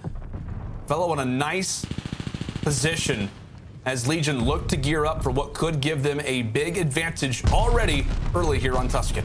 So far it's been 2 great holds coming in from both teams having the response to come back. At least for the P1 it came down to Paris, and then P2 was Atlanta. But now Paris Legion are going to be set up properly as John finds the 2-piece towards roof side. It's going to spawn all of Atlanta plays towards that P1. And this is going to set up a crossfire coming in for Paris Legion. So far this hill has been uncontested, but Arcitys finds 2, Abizi finds the 3rd. This could potentially be the break for Atlanta FaZe. And you saw FaZe, they were trying to time everything up. Somebody coming through fire, everybody else coming through vines. They may have got the timing, but how about the shot from Temp? Simp is at least able to find 2. My goodness, the great shots there from him. A big 15 seconds left to fight for, and Abizi says, screw that, not worried about the time. It's all about the rotation. The next one already here at Church. As Legion get a decent amount of time, they've got themselves a 30-point advantage now coming in toward our next hill. Oh boy, but here we go. Another major hard point already up next here for Atlanta. Let's step aside and see how the comms sound. Let's go to a listen now with Atlanta. Go top 2. Middle, John. Nice. 3 middle. Two more middle. I'm laying on time. I don't know where the last guy is, though. I don't know where the last guy is. On the back. I'm one shot. I'll see you. I have on time. You're ready. I have arch. I'm looking top. Double front. I did. Watch out, fella. One more front. I feel.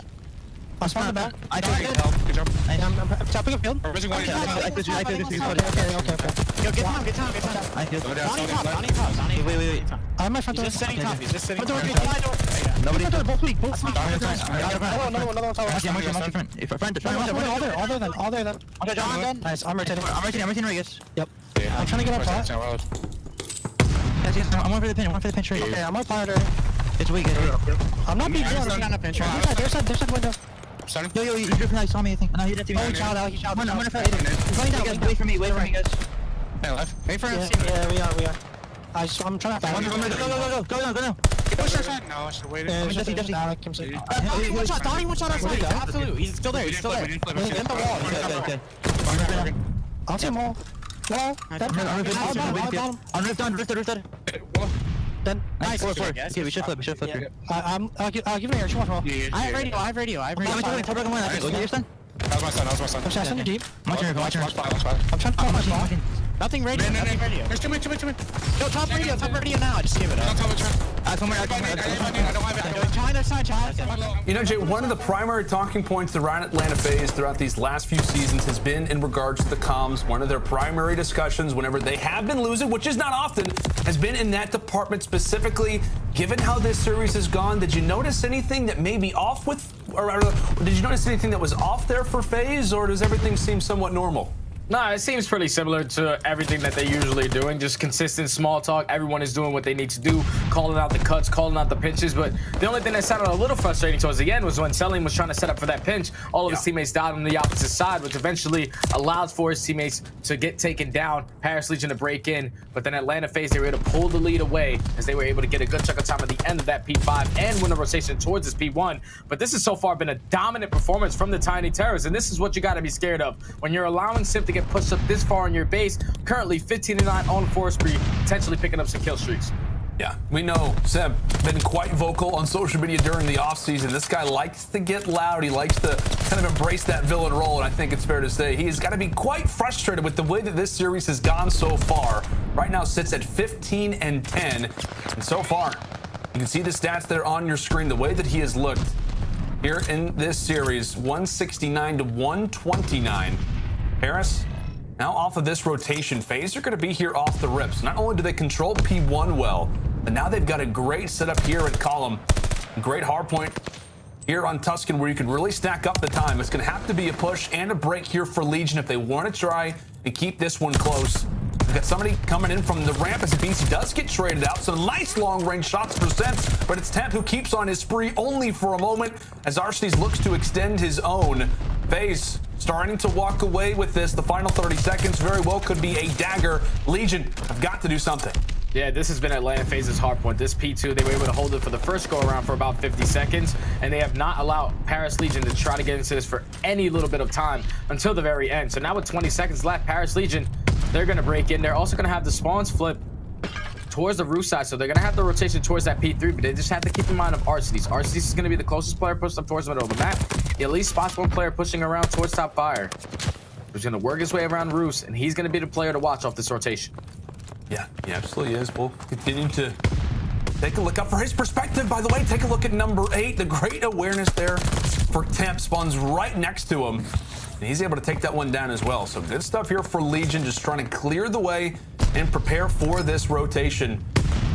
The right call for FaZe to push in here from roofs, but Arcades continuing to be a problem, still alive. Shuts down John. It's as well Simp coming in from the front. FaZe now look good for the break. Temp having a few words, but at the very least it is FaZe who claims this hard point and makes it theirs. Now with 30 seconds left or 25 remaining on this time, Temp is at least able to find 2. You don't want to give up this time to Atlanta FaZe if you're Paris Legion. So that's doing a great job at least contesting it from the front, as RCD finds 3 in the feed on a 4 spree. Should be able to pick up this remaining 15 seconds. But now if you're Paris Legion, it's going to make you a little late on the rotation. You see a couple players from Atlanta FaZe trying to work their way towards the back. Abizi and Simp, the Tiny Terrors, are going to get flanked by John. He's able to spot one, but Abizi still makes his way through. You have to keep in mind of where Abizi is, as John is hitting shots like that. But once Abizi picks up that kill, his positioning is going to get given up. You see the Paris Legion players still having that back control. John was looking for a heat check there onto the third. You got to respect it. But already a huge hill for the Legion. Already at church, one of the keys to victory was, hey, they got to hope, they got to pray that they're going to walk away with this one to at least make it close. And while they find themselves in the best location for it, Celium still making his way around the back, is trying to apply some pressure for Paris. The spawn would be nice for this hill, but contest will work just as nicely. A solid break once more there from Atlanta FaZe. P2, P3, and P4 have all been somewhat controlled by FaZe. All John can do is knock, and FaZe now find themselves within just 20 more seconds of sending us to a game 5. And now after rotation, you're gonna have 2 Paris Legion players at least there early to try to contest RCDs. They take him down. It's gonna be another player here, which is gonna be Celium. He finds first. He spots the second, trying to use his tacticals to work in his favor. He takes down John as well. So now it's all about slowing down, allowing Simp to set up this pinch, and Atlanta FaZe should be able to break on in. They look likely to do it. Simp, another player entering in toward his perspective as he gets taken down. Now it's Decimate instantly on the return of fire. Arcades drops, and John at least keeps this game afloat for a moment. But Abizi, he just got 1 foot still inside of the hill. Legion not expecting it, but overall it is FaZe who come out and right the wrongs here on Tuscan Hardpoint. They dropped it at Kickoff Classic, but they learn from their mistakes, and they go big here on the second side of rotations. Again, Jay, we talked about the amount of hills that they chained together, the amount of hills that they just made Legion really work for.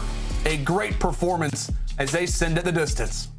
So now we're going away to a game 5, and that was just based on that map 4. Atlanta FaZe, they were just holding down their hard points to the T. Like, we saw them get early to that P2. They dominated P2 off the first and second rotation, and then towards the very end of the P1 rotation of hard points, once they got towards P5, they were able to break in with 40 seconds, grow that lead by about 30 to 40 points, and win a rotation towards P1, which eventually allowed your submachine guns to get pushed up, to get a little bit more aggressive, and to just pick up those kills, keep the players on the hard point, basically uncontested. That was just great work from Atlanta FaZe to keep the fundamentals in their back pocket and to also win a majority of those gunfights and have great holds for certain hard points. Yeah, you can just tell, right? I mean, it took a little bit there for FaZe to really catch their bearings. As we said, the second set of rotations is really where the sprees began to take off. But Simp and Abizi, granted, John gave it his best effort, but the Tiny Terrors, the rest of the group, just feeling much more comfortable on a map like Tuscan. Again, we'll continue to talk about this after the series is done and dusted, but Gavutu, a totally different story than the way that Tuscan will go down here for FaZe. Some big plays toward the stretch, but Atlanta are going to come up clutch and now send us to a game 5. We talked about how important it was for Legion, J. If they could go 3 for 3 in respawns, what that would do for their confidence. I mean, hey, it's expected, right? It is the Atlanta FaZe. I don't think you can be too ticked off if you're a Legion fan. Oh, we gave FaZe a respawn. You know, you're still going to a game 5, which you got to be stoked about. But give me some initial thoughts here on Berlin. So going into Berlin, I'm expecting to see Sip with the sniper. That's first off, because we didn't see Sip on that game number 2 snipe any single round. It was just him and Abizi trying to take control of that middle building. But on a map like Berlin, it's all about just keeping your long distance, having your crosses on the offenses, on the defenses as well, because you can watch the defensive cross towards B on the left side of the dock. But it's all about just keeping your plays consistent, keeping your teamwork on point. And this is, like I said, Atlanta FaZe's game mode. This is where their teamwork and even their individual skill really comes out and about, because you allow Abizi to go on late flanks. You allow Sim to always be the late flanker as well. And your S&D's playmakers to be playmakers. And so I'm looking like it's going to be a battle between both of these teams. And hopefully the way that Paris were able to at least put up a couple rounds in that game number 2, they just need to make sure they're doing it a little bit earlier and faster going into rounds, because when you slow down the game off the rip, you're allowing Atlanta FaZe to just be the aggressors the entire time.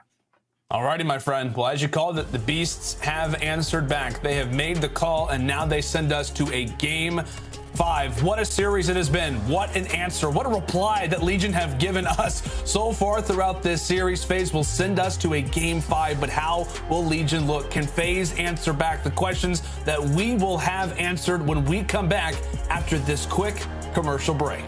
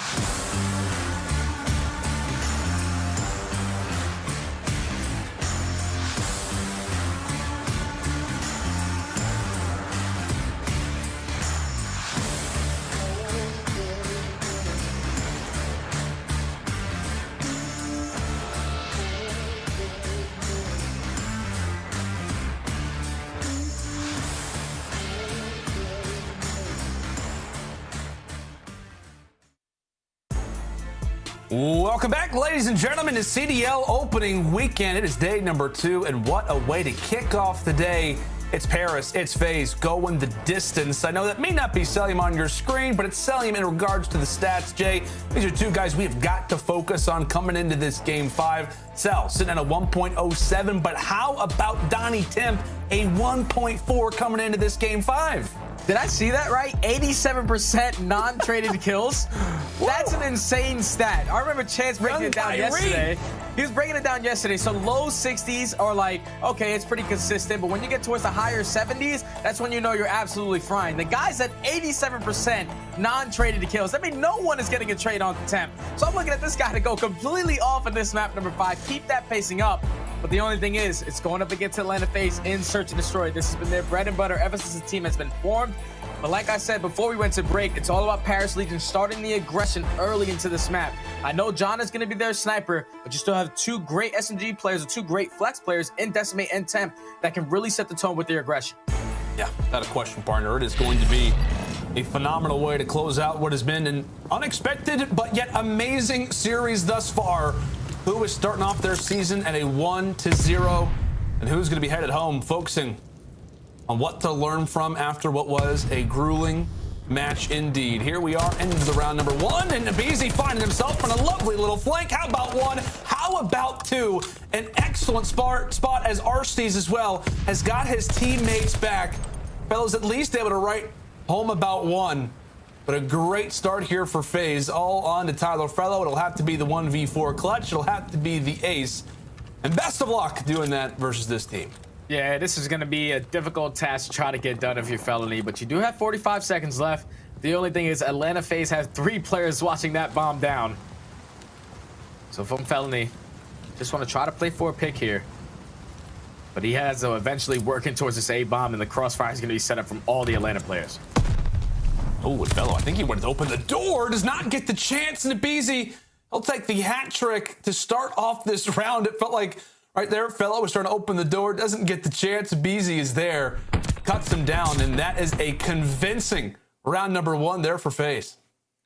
And right there was all on the plays from Abizi. Like, he puts himself in a nice little cheeky spot laying down behind that little pillar inside that A-bomb site, right against the wall, just pre-aiming towards the back door. But once the middle doors come in from chain that are broken wide open, you immediately get that guy off bomb. Another guy tries to sneak into the office room, but he gets taken down. And then eventually they have the crossfire beautifully set up. They knew the attack was going to come in on A, and Atlanta FaZe, they were able to dominate that first round. One of the many terrifying sights, of course, pun intended there for FaZe. Beezy, his ability to get up in the face of the opposition is not to be unexpected, as finally Decimate is able to read him. Beezy went for the first blood, which he is known for, but doesn't get his opportunity this time, and that will look to halt the push now here for FaZe. So now in the 3v4, Atlanta FaZe on the attack. You see the way Paris Legion are playing this. They have 2 players that are just taking their sweet time towards Splat, trying to set up a crossfire, but Arceus might be able to get an angle onto Decimate as he does even up the numbers, making it 3v3. Well, all the attack is going to be here. If you're selling them, eventually you have to get into this play. A lot of times you see teams maybe go for the rotation, but FaZe are still sitting on it. Temp being toward an upper position, toward top fire, but it's going to make FaZe have to go for the rotation. We thought it could be the case, but take a look at play number 2. John's already going to be here. So he actually decides to back up. He backs up at just the worst time. FaZe go for the rush plant. Temp is at least going to have an inkling of information that they've got to be here. John misses the snipe, but the plant goes down successfully. Now into the 3 versus 3. 3v3. All of Paris Legion trying to attack through this lower dock side. You have Selim, who's playing the safety net, watching over bomb, but they find that kill onto RCDs on the site. So the doors are still going to be here. You can close these potentially, but he's going to actually pull the bomb away. Simp finds that kill. You have to get someone on bomb. He's going to be on it. He's going to be on it. And John, unfortunately, he's not going to get it. He's not going to get it. He's selling.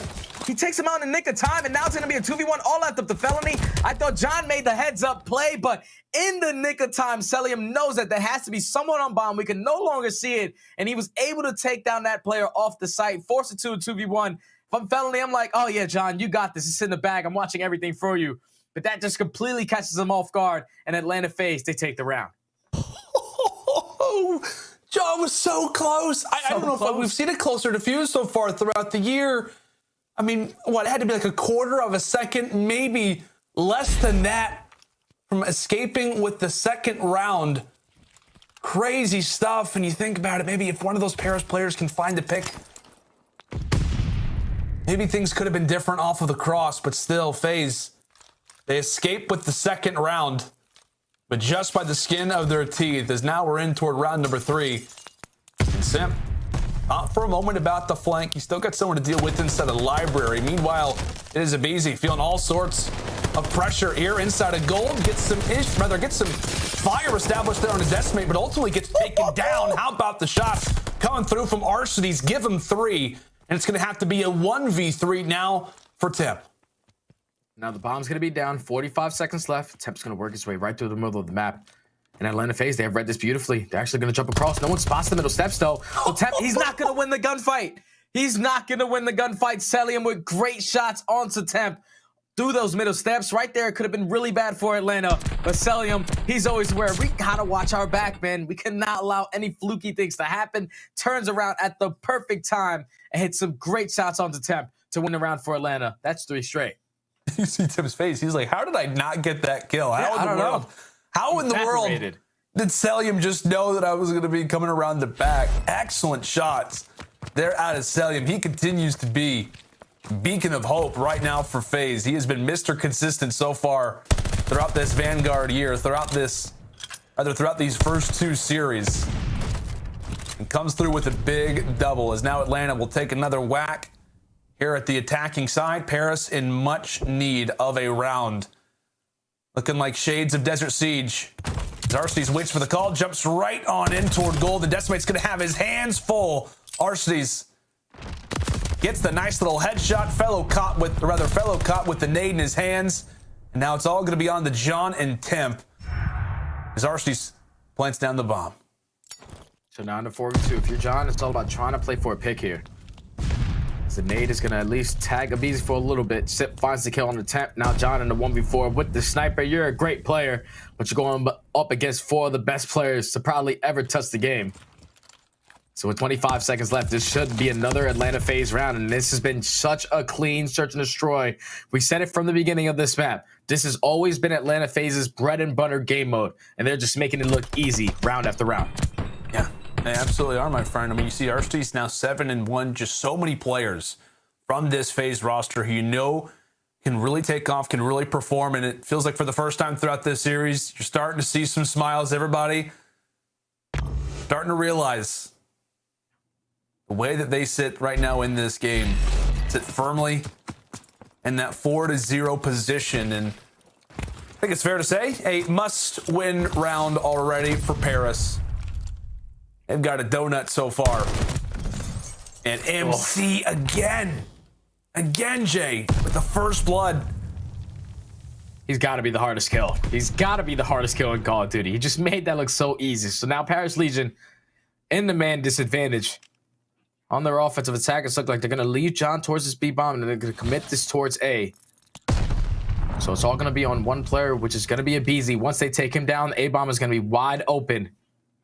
So they should be able to work this bomb plant. If I'm John, all you have to do is just play your life, potentially work a pick. See if they get the opportunity for it. Decimate just looking to clear out gold. Just double check that nobody is going to be in this office. We see a number of different players for FaZe already cause some issues. Right on in there. Simp heads toward the back alley as Arcades drops from the front, but that's exactly where Simp can begin the strike, as that'll be 2 for him. And now it's all going to be on to John. The plant was not successful, and he's got a sniper to work with. Close range shots. Hits the first one with the pistol. And Simp, not conservative at all. He decides to go and throw out a few shots, make John feel somewhat uncomfortable. But John's able to read him, and he goes for the 1v2.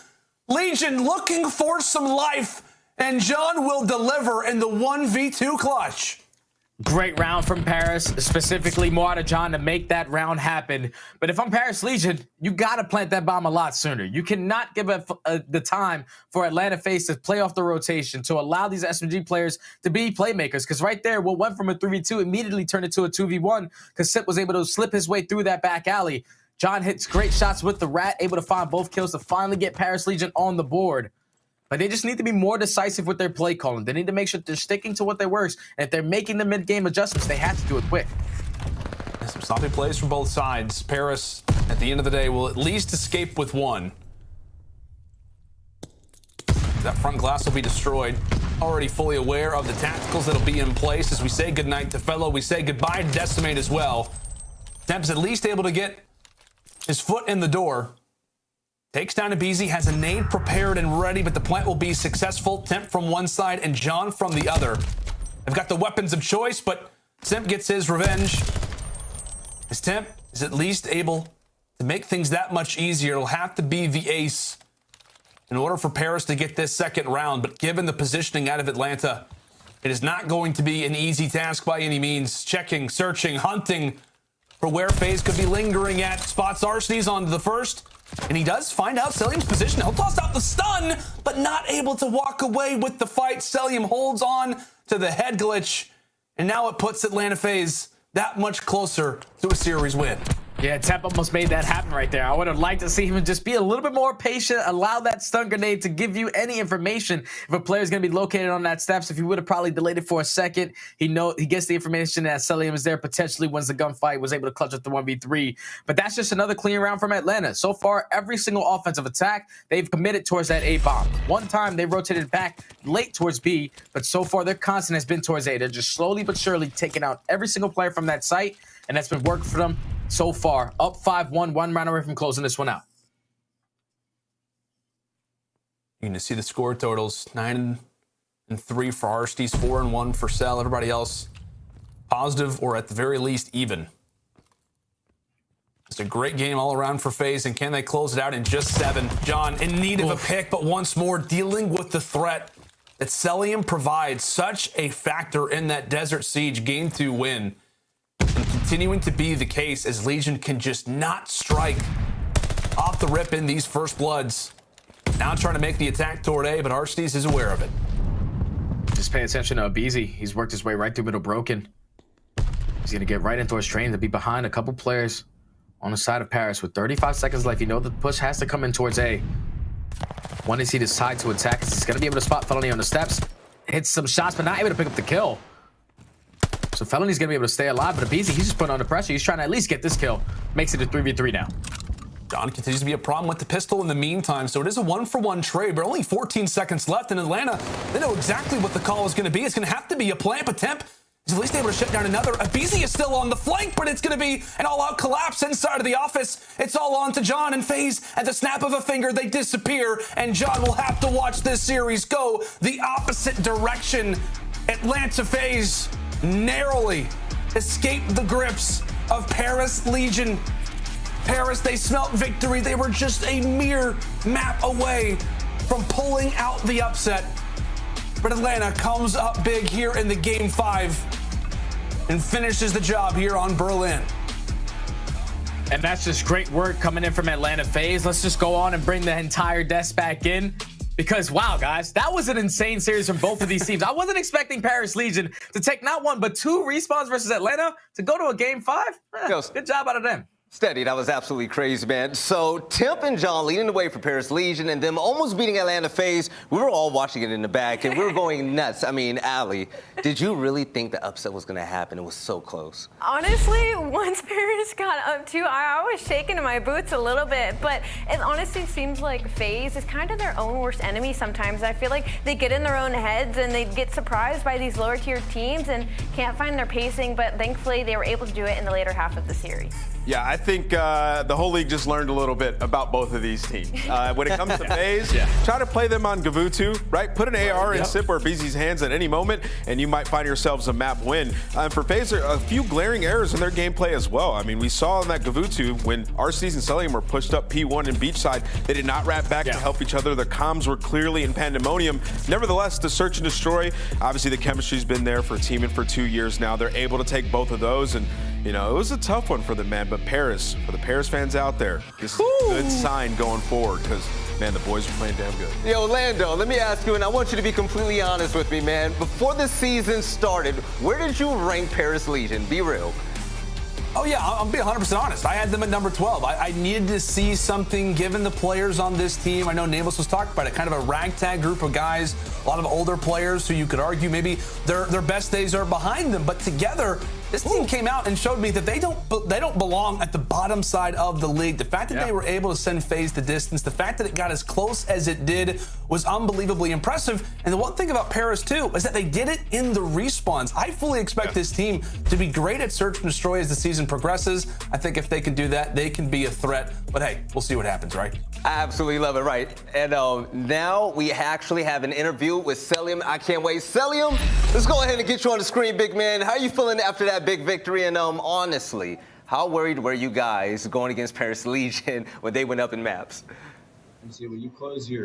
I mean, it was just like that match. I mean, every match we're gonna take like seriously, but that match I think we're trying to play like bad and not doing what we're like doing in practice. But I mean, like Paris came out strong, you know. There's no disrespect to those guys. I mean, I love all of them, you know. So I mean, all of them played great, to be honest. Well, now I have to ask you, Selim, you guys, you know, everybody set up their roster kind of around your guys' meta right now, you know, and they're trying to beat you. You're the top team. So as the top team, what teams are you looking out for going into this season? I mean, it's not really a specific team that our team is looking out for. You know, our team just wants to focus on our game, you know, and just try to fry everyone. So, MC, my guy, what is the primary focus going forward in practice? Because clearly you guys, you're not where you were last year at this point in this game. So what's the focus going forward, or what was the focus after kickoff? I mean, after the kickoff, our hard point was really like, our hard point control were not as good as it should be. And that's what we're focused on right now is our hard point control. So after we get that fixed up, I think we'll be a lot better. All right, Selim, thank you so much for being a part of the Game Fuel Victory Spotlight interview. But I do have to ask you one more thing because of the fact that that team, Paris Legion, they absolutely popped off. Looking at them and seeing how well they played against you guys, I mean, what are your thoughts about how they're going to do throughout the entirety of the season? Do you see them actually progressing, or what are your honest thoughts? I mean, I honestly think Paris is a good team. I think they have like a really good system on how they play the game. So I mean, I think they'll be like around the top 6 like all year. So I think they're a good team. All right, Selim, it's good to see you again. It's been a long time, man. Hope you have a great day, and congrats on the big dub. Yeah, appreciate it. All right. Now, when it comes to the commentators as well, Lando, we got your thoughts. Study. Any last words you want to say about that series? That was crazy. I thought the upset was going to happen. Twitter was going wild, man. Yeah, honestly, between both of these teams, if you're Paris Legion, you still lost in a 3-2 fashion. I'm still tipping my hat because to win 2 maps, 2 respawns versus a team like Atlanta, who have such a stacked roster from top to bottom, you got to see that the teamwork that they were putting on the back end is definitely starting to work out. They just have to go back and fix their search and destroy. But on the opposite for Atlanta FaZe, I was honestly expecting more of a dominant performance. The fact that they went out and lost 2 respawns, the Tiny Terrors still really couldn't perform on the map like Gavutu. We saw how comfortable they were on Tuscan. They just need to go back and get more consistent when it comes to playing Gavutu, because a lot of teams are going to put that in their playbook when they go up against Atlanta. All right, thank you so much, Lando and Steady. You guys were phenomenal. I'll see you later on today. But ladies and gentlemen, for those of you at home, as you see right there for the first series of the day, the CDL opening weekend has been everything that we've asked for, okay? Paris Legion almost pulling up the upset, but the kings of the CDL, and I'm talking about Atlanta FaZe, they pulled out that victory in championship form. The team is looking good, but coming up next, we have some more great matches, starting off with the Royal Ravens versus Optic Texas. We'll see you guys soon.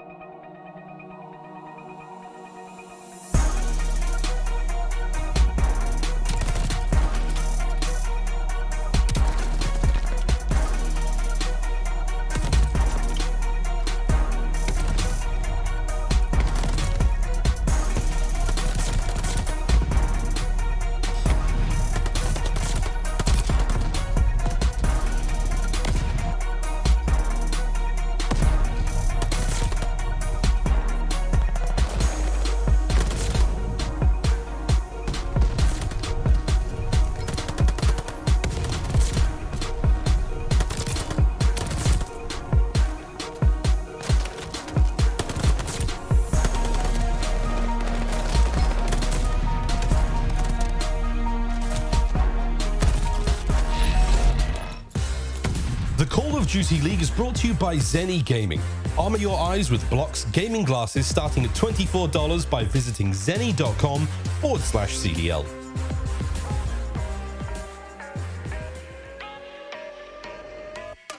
Can he come around the corner in time? And you bet he will! We're back with our second installment of preseason players to watch. This time, we're highlighting 3 electric SMGs we're hyped to see slay an opening weekend. This was tough to pick just 3, but here's our preseason SMGs to watch for 2022. Sliding in first, it's the French phenom Hydra. The New York Subliners had a great top 4 showing at Kickoff Classic, largely thanks to Hydra's flashy plays. He played perhaps his best in the second round series versus the Minnesota Rocker. It was a wild, unusual map 1 victory for New York where no players went positive, but Hydra led the way for his team with 35 kills. It was on map 3 Tuscan Control where Hydra really turned it up. Dropping a monster 1.7 KD, Hydra appeared to glide around the Italian streets with ease. We expect Hydra and his SMG duo Neptune to continue to gel at a high rate this season. Plus, it helps just a bit having 2 GOATs teaching you how to play the right way. Heck, they might have even won the whole kickoff tournament if they didn't meet the buzzsaw that was the Seattle Surge. And that will be Seattle! Who saw that finals run coming from the Seattle Surge? Better yet, who saw both rookies Sib and Pred making absolute statements that they belong in the CDL? The dynamic duo fried all tournament long. Why do we suddenly feel like Seattle Surge fans? Just the way that Seattle Surge played, man. I know the coaches and the players had them ranked 4th. I have to put them in my top 3 right now. They're playing so good. We could easily praise Mac and Accuracy for their plays as well, but today we're shouting out Pred. The Australian rookie shattered any doubts about why he was signed. After a swift 3-0 of London, Pred and the Surge notched their first signature win against the Atlanta FaZe. After winning round 11 in Search and Destroy, Pred caught fire on maps 3 and 4. His slang power led the way in the 3-0 control stop, going a huge 31-19. To clinch the series on map 4, Pred topped the lobby in kills, going 32-25. While Seattle would fall in the finals versus Toronto, Surge management must feel validated and ecstatic for what could be a successful year for the squad. Last on our list is likely circling the next Surge and FaZe matchup, our 2021 MVP, Simp. Things seem business as usual for the defending champs after a 250-150 map 1 victory. All 4 members looked great, but a round 11 Search and Destroy defeat was followed by a 3-0 control beatdown. And now you're asking, why is Simp even on this list? Why? Because Simp just wins. Since starting his pro career in 2019, Simp has appeared in 3 straight champs finals, winning 2 of them. Last year, Simp and company also won 3 out of the 5 majors, and Simp claimed the league's highest overall KD of a 1.17. The point is, Simp's a proven winner across multiple titles, and we fully expect him to use this Surge defeat as motivational fuel. It's also possible we saw the FaZe testing some new things out, so let's pump the brakes on any FaZe's chalk talk quite yet. For now, we can't wait to watch FaZe and Surge clash again. There you have it, our 3 SMG players to watch heading into the season. How'd we do with our SMG picks? Better than the ARs? Did we overlook someone? Let us know. The 2022 season officially begins with opening weekend, February 4th to the 6th. Don't forget to subscribe and enjoy another great year of CDL action.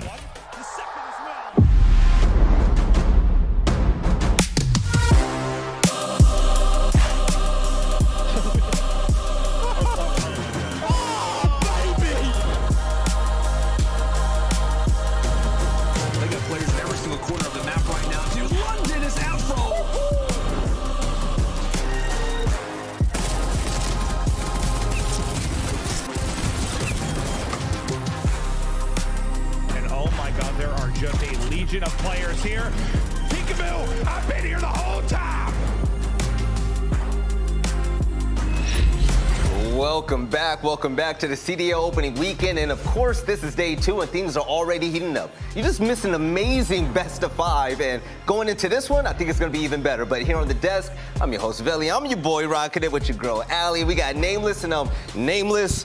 What's the vibe looking like right now? The vibe is uncertainty. It's really weird with some of the top dogs that we have here, from Kickoff Classic, seeing FaZe and Optic lose there, Seattle making it to a final, and then Paris pushing FaZe all the way to a Game 5. So I'm uncertain about some of the top dogs and how they're going to perform throughout Vanguard. But our next match, we have Optic Texas trying to get their first win. The problem is London looked phenomenal yesterday, so I don't know what to expect. Exactly, and Allie, speaking about London Royal Ravens for a moment, they 3-0'd Florida yesterday in such a great fashion, and looking at the boys right there, I love Nasty, and he popped off as well. What do you like about this team?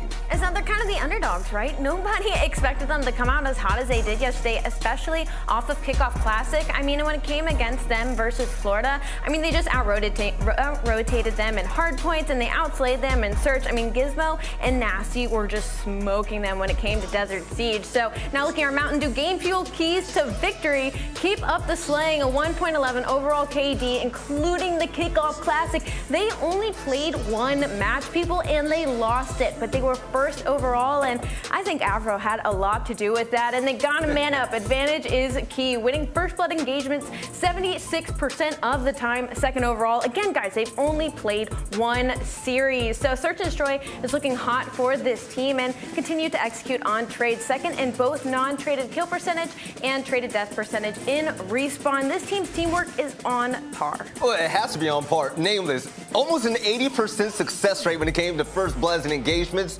This team is fearless, and they're going to need it to go against Optic. They're absolutely going to need it to go up against Optic. We're going to need to see Gizmo have a big performance once again, especially in that AR role, going up against a player like Dashy, who was beaming. He was the one guy, the shining light for Optic Texas at the kickoff. The man was on point. Yeah, most definitely. Now, let's talk about Optic Texas for a moment. Nameless, Kickoff Classic. It was upsetting to see Optic lose the way that they did, but I feel like they're going to be back this time around. Yeah, you know, it's hard to tell. They lose to LA Thieves, right? LA Thieves, a lot of people didn't really expect them to be that great.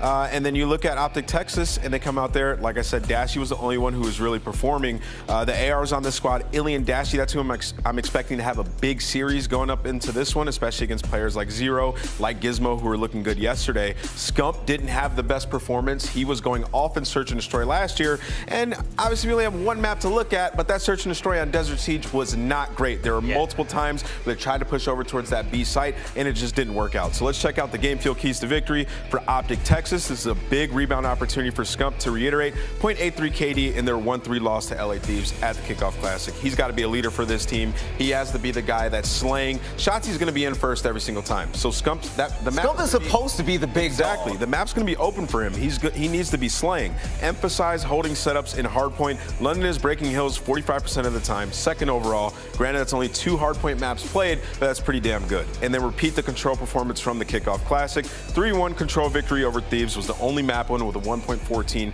KD. These guys are all mega slayers. Control should be their bread and butter all season long. Yeah, most definitely. Taking a look at the roster right now, I mean, Allie, these are stars. I mean, we talked about Scump a lot. We talked about Dashy during the Kickoff Classic weekend, but Illy and Shotzi. I'm expecting Shotzi to go nuts today. Oh, absolutely. I'm expecting that duo to absolutely steamroll today. After that loss at Kickoff Classic, man, you know they were just kicking themselves and realizing we need to step it up. So I would not be shocked if this whole team really came to play. Now, we just got through watching a series where Atlanta FaZe, a.k.a. the Kings of the CDL currently, almost got upset by Paris Legion. Now, Optic Texas looking for their first big win, right? I mean, it's not given to them. London looked really good yesterday, Nameless. I mean, I wouldn't be surprised. I honestly would not be surprised if London came out here and won this series. I'm still going to predict Optic win this, but all the way into a Game 5. I just think London looked so good yesterday, and the ARs on London, they're looking like they're on point. I think Optic still has a lot of learning to do. What we saw at kickoff was extremely sloppy. They're going to slow their pace down, and I'm hoping some of those improvements come in today. Well, I'm hoping you could give me a good prediction for this one. I think you just teased it for us right there. So you're going for Optic Texas. 3-2. For sure. 3-2. Yeah. Optic Game Texas. map 5. I think so. I think we're having some bangers today. All right, Nameless, spin some truth. All right, Allie, who you rocking with? I'm rocking with Optic, but I think London will come out and surprise us, honestly. I think after our first series, I with no doubt think London will come out in the same fashion that Paris Legion did and really push them to their limits. All right, now, me, myself, London Royal Ravens, I'm loving Afro, man, but Optic Texas is going to be the victors for me. I think they're going to go all the way. I'm going to say 3-1. I think it's going to be a really good one, but they're going to stop London right in their tracks. But enough about that. I want to hear what the casters are going to have to say. Landon was steady. We're going to bring you guys on back because you guys were fire last time around. I want to hear your honest thoughts when it comes to this matchup. Yeah, I mean, I'll start off for us. I mean, I think just in general, you have to be impressed with what you saw yesterday from the London Royal Ravens. You know, granted it is versus the Florida Mutineers, where I think there's still some questions on where they rank right now. But I mean, what's that? They outslid them by 59 kills. Yeah, If that doesn't tell you anything, it just goes to show that this Ravens roster could absolutely dominate from time to time. But I think that London are going to come in hungry like they did yesterday, and I agree with the desk. I think Optic takes it, but I do believe it goes the distance. I think we've got a game 5. For me, I'm going to go completely opposite. I think Optic are going to come in here and 3-0 them just because of what happened at Kickoff Classic. Like, that's not the Optic. That's not the taste that they wanted to leave in all the Green Walls fans' mouths to start off their season with. Even though it was a preseason tournament, they still ended up losing first round. So now, when they're going up against this roster today in London, we saw London yesterday versus Florida. They had 3 players that were over a 1.3 and Gizmo at a 1.6. For Optic, you have a talented roster from top to bottom. I do not see that the way they're going to be able to put up the same exact stats that they did versus Florida versus Optic, and Optic are here to make a statement today. Now, when it comes to the maps the most currently, let's go ahead and see what's going down. The first map is going to be Bacage Hardpoint. Of course, right? It's going to be a lot of fast and heavy SMG play. After that, Berlin Search and Destroy. Test and Control will be followed by Berlin Hardpoint. And the 5th map, if need be, we're going back to Bacage, Search and Destroy. Take a look at the maps right now, Nameless, and what we know so far about both of these teams. There's not a lot to go off of, though. Yeah. What do you think won this map ban phase? It's tough to know.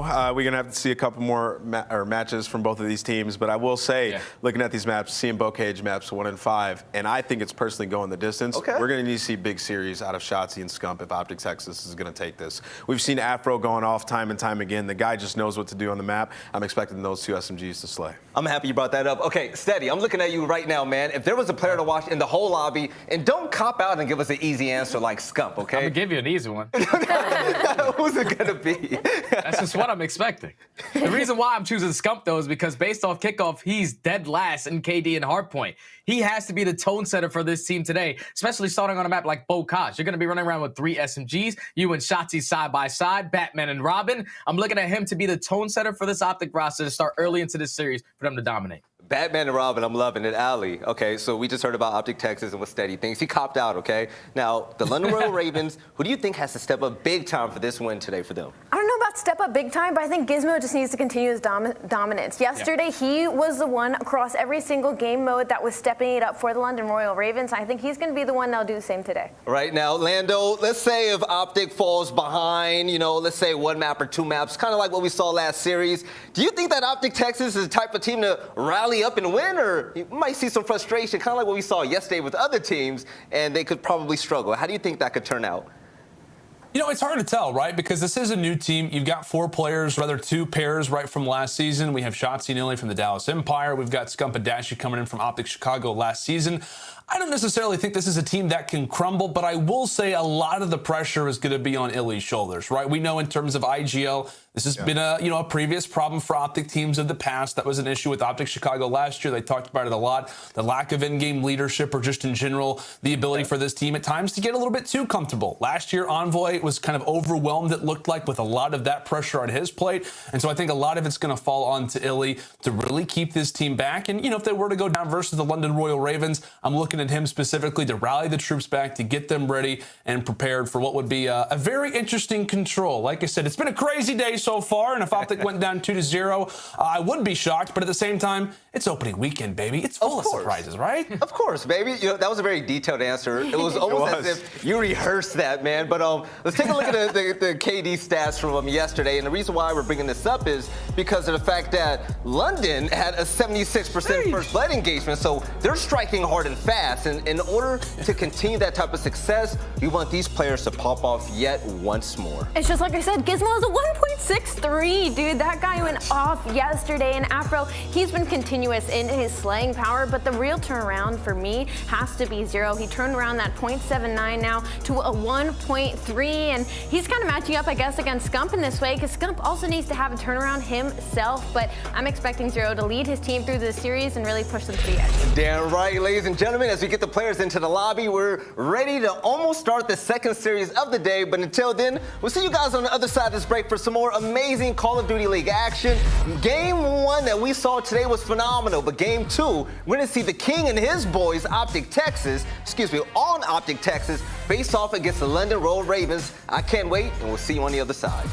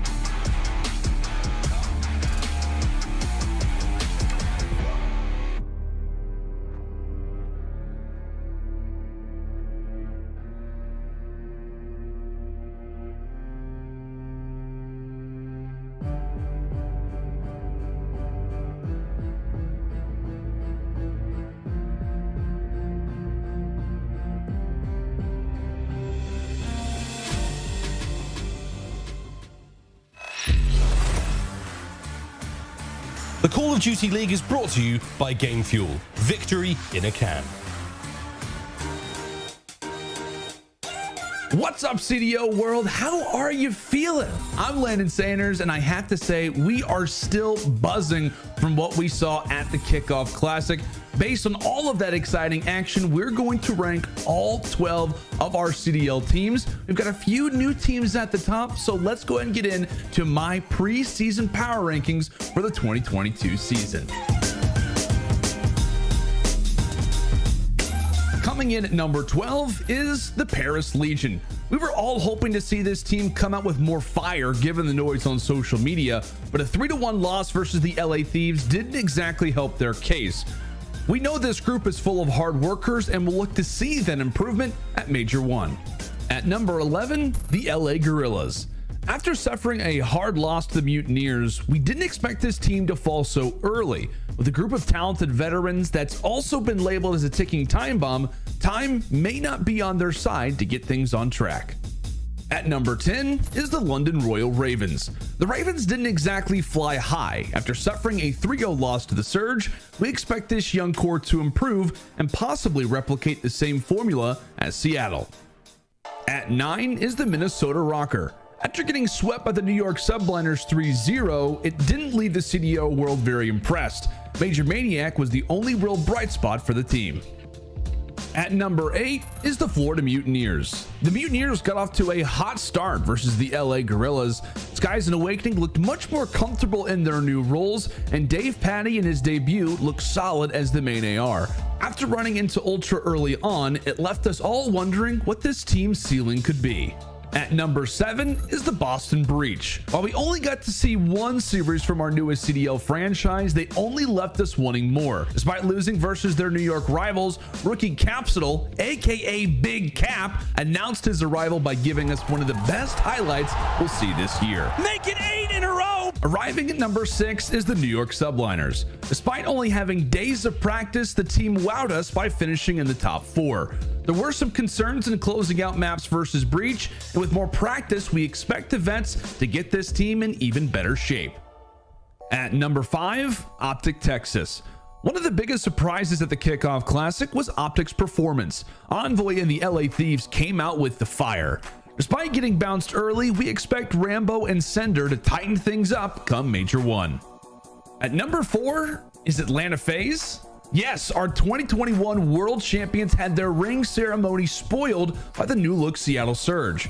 But we all know when FaZe has a wake-up call like this, they respond in dominant fashion. We know Nikki D is somewhere smiling. At number 3 is the LA Thieves. After receiving their highest tournament performance yet, the Thieves set the tone for their season with wins over Legion and Optic Texas, while also pushing Ultra the distance. If they continue to trend upwards, this team is poised to contend all season. At number 2, the Seattle Surge. After 2 miserable seasons, Seattle flipped the script with their 2 dynamic rookies. The Surge made a statement that this team is here to win now.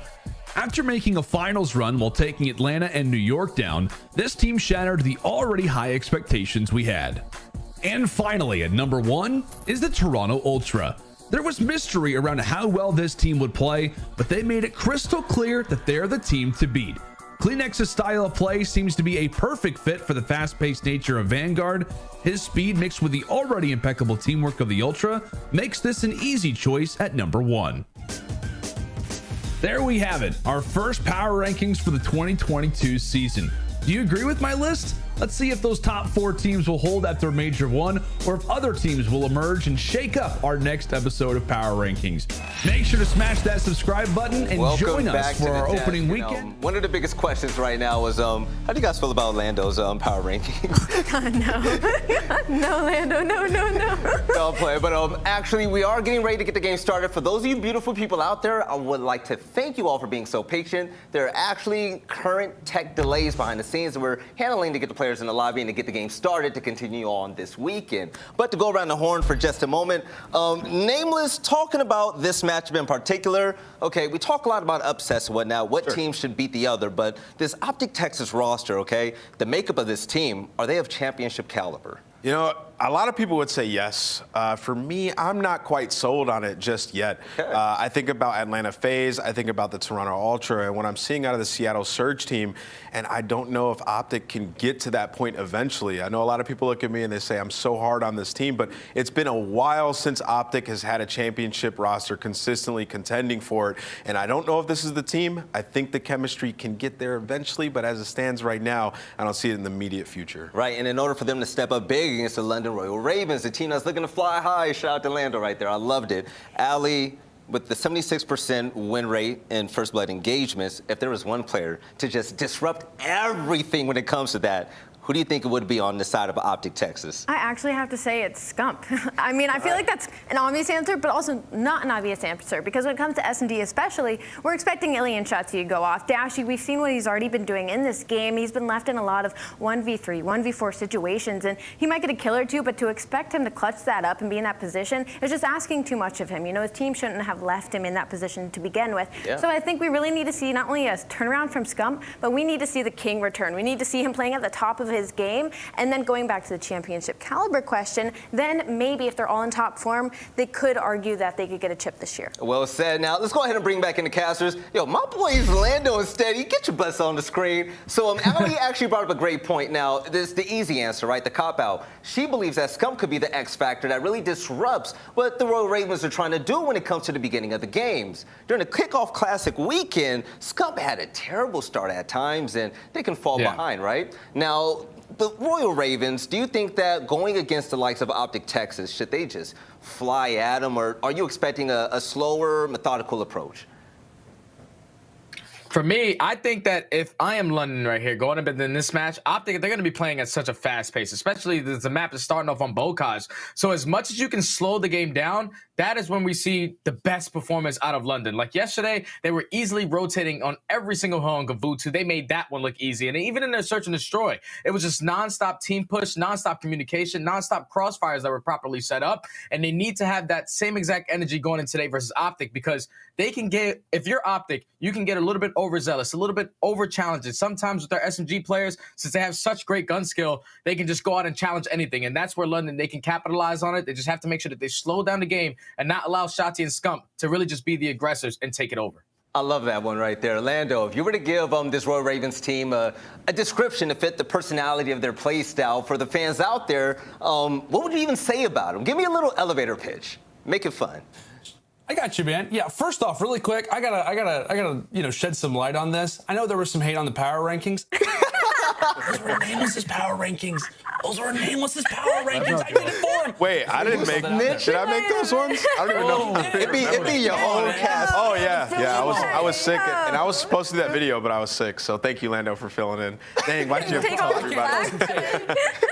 I saw things are changing daily. It's all good. You're supposed to be the homie, Lando. You got to back up your boy. But go ahead, man. He's throwing some shots. I don't know about that list, so I had to come out here and set the tone, all right? But no, in all seriousness, getting back to what the question actually was, in terms of an elevator pitch for the London Royal Ravens, I mean, in general, I feel like this is a great group of players who really have some potential to shock us. I know in regards to the power rankings, which we're already talking about, they've been at the bottom of a lot of people's lists, maybe mine included as well. But I gotta say, man, I feel like with this young group, their ceiling is high, right? It's a very similar makeup to the Seattle Surge, in which you have a veteran leader leading a group of young guns. And so far for Seattle, it's worked out quite nicely. And I think every single win that the London Royal Ravens will accrue this, throughout this particular stage and also throughout the remainder just goes to show the talent that exists, not just in Challengers, but in the European side of Challengers specifically.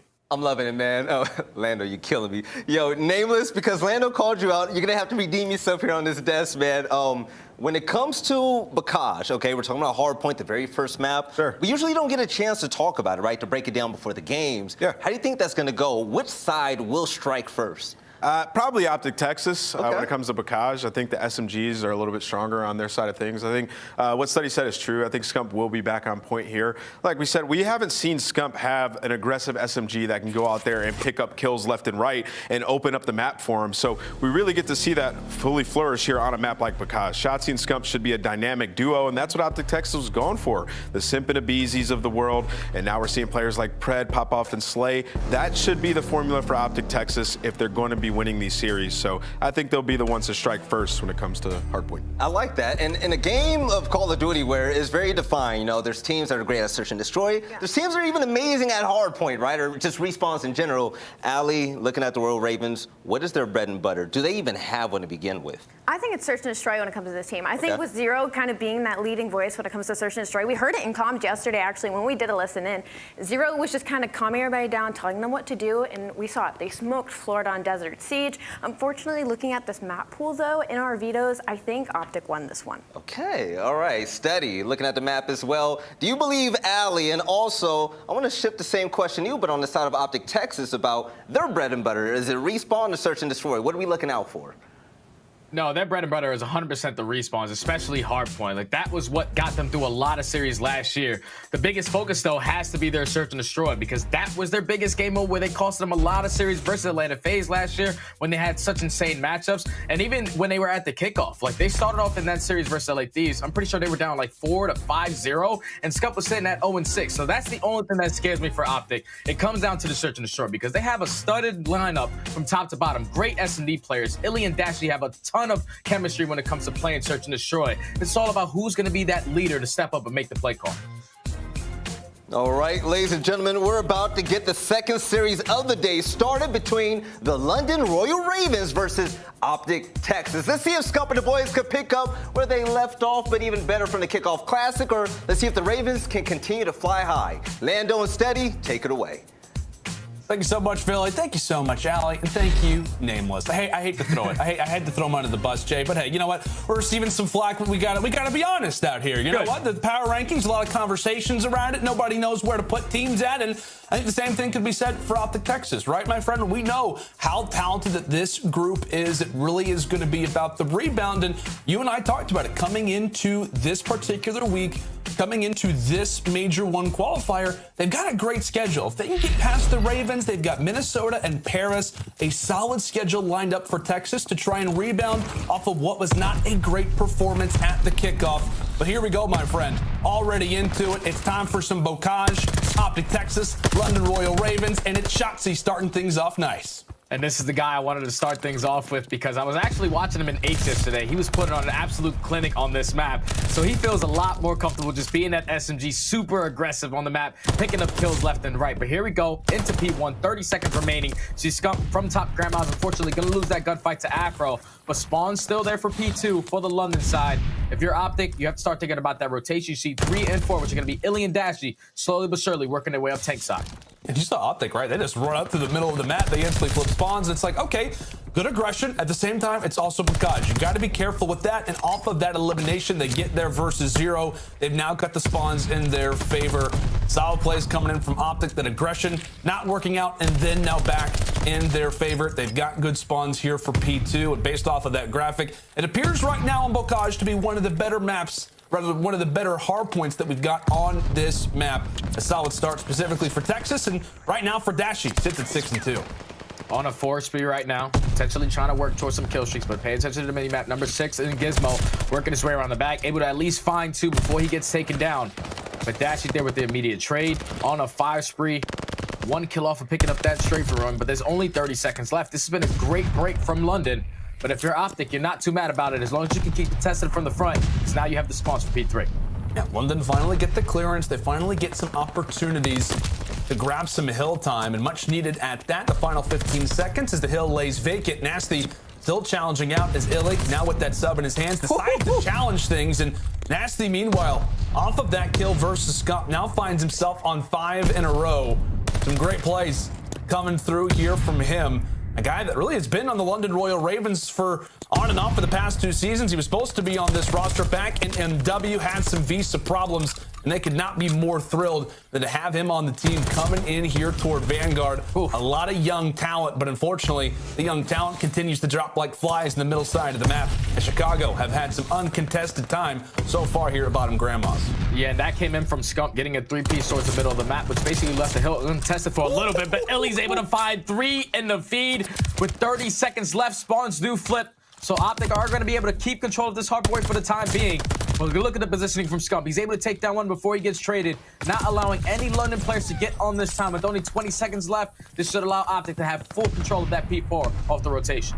And you like it too, because, you know, given the small score advantage for Texas, it seems that they're finally finding themselves, or they're always finding themselves in the favored positions. As Zero looks to try to change that for this next hard point. I mean, toward the last 20 seconds of P2, Optic do a great job of positioning themselves for next. The same thing can be said at that bottom house hill as well. The London Royal Ravens, in the midst of all of this, off of the play from Zero, as we said, have not had the greatest of positions, have not been favored in terms of map control. He's finally got a few teammates here due to the squad spawns, but he gets wiped away, and Texas continue to roll. And what started off with London having a great break, flipping those spawns, Optic Texas was able to break right into the front and just contest it from the front and win a majority of these gunfights. So a lot of the time on this P4 hardpoint still going in their favor. Spawns for the Ravens are starting to come in from back stables, so it's an all-out flood through the back door. How do these trades turn out? Scump finds one, Shotzzy finds another. That duo of the SMGs are really turning up early into this game to give Optic the 20-point lead that they currently have. And, you know, given the amount of excitement right around the Optic and Envy merger right here for Optic Texas, I mean, when it comes down to this team's composition, I mean, without a doubt, Jade, one of the biggest spotlights, one of the most exciting prospects about this team is to have Scump and Shotzzy together. Yeah, without a doubt, man, because Scump, like Name said on the desk, he's never really had that aggressive SMG duo that he can just go around and slay with. But now he's sitting probably to his best player that he possibly could have had in this position, which is Shotzzy. Even though he just he's fairly new to Call of Duty, even though he's a world champion already. Both of these guys have tremendous skill. So the fact that both of them are on the same roster puts them evenly matched up against the Tiny Terrorist any day. Yeah, if you were ever wanting to give a description on why Shotzzy deserves to be in this position, you're like, yeah, you know, he played some other esports before, and, you know, it's only his third year, but he's already a world champion. And you're like, oh, okay, great. That's all I needed to hear. He's a world champion. Great. He was also the MVP of the season. Oh, yeah, he happened to have that title, too. Just a lot of promising expectations on this Optic Texas team, as they will have the advantage after the first set of rotations, sit about 30 points ahead right now of the Ravens as Zero. By the way, gotta give a shout out to good old Trey Boy Cardi, 14-9, sits on the 8 spree. And as the guy who's running the sole AR majority of the time, it's impressive to see, Jay, that he's finding these SMGs caught off guard. It definitely is, man. And he's on an 8 spree as well, making it 9. He's trying to do it all for his team. He has already those kill streaks to work with in his back pocket, but now we're off the rotation back towards P1. Neither one of these teams were able to pick up a good chunk of time off the very first go around, but now it's just basically plain white until eventually London are able to break it from the gate side. But down 20 points, Optic is still holding down the spawns for P2. They are still keeping control of the map.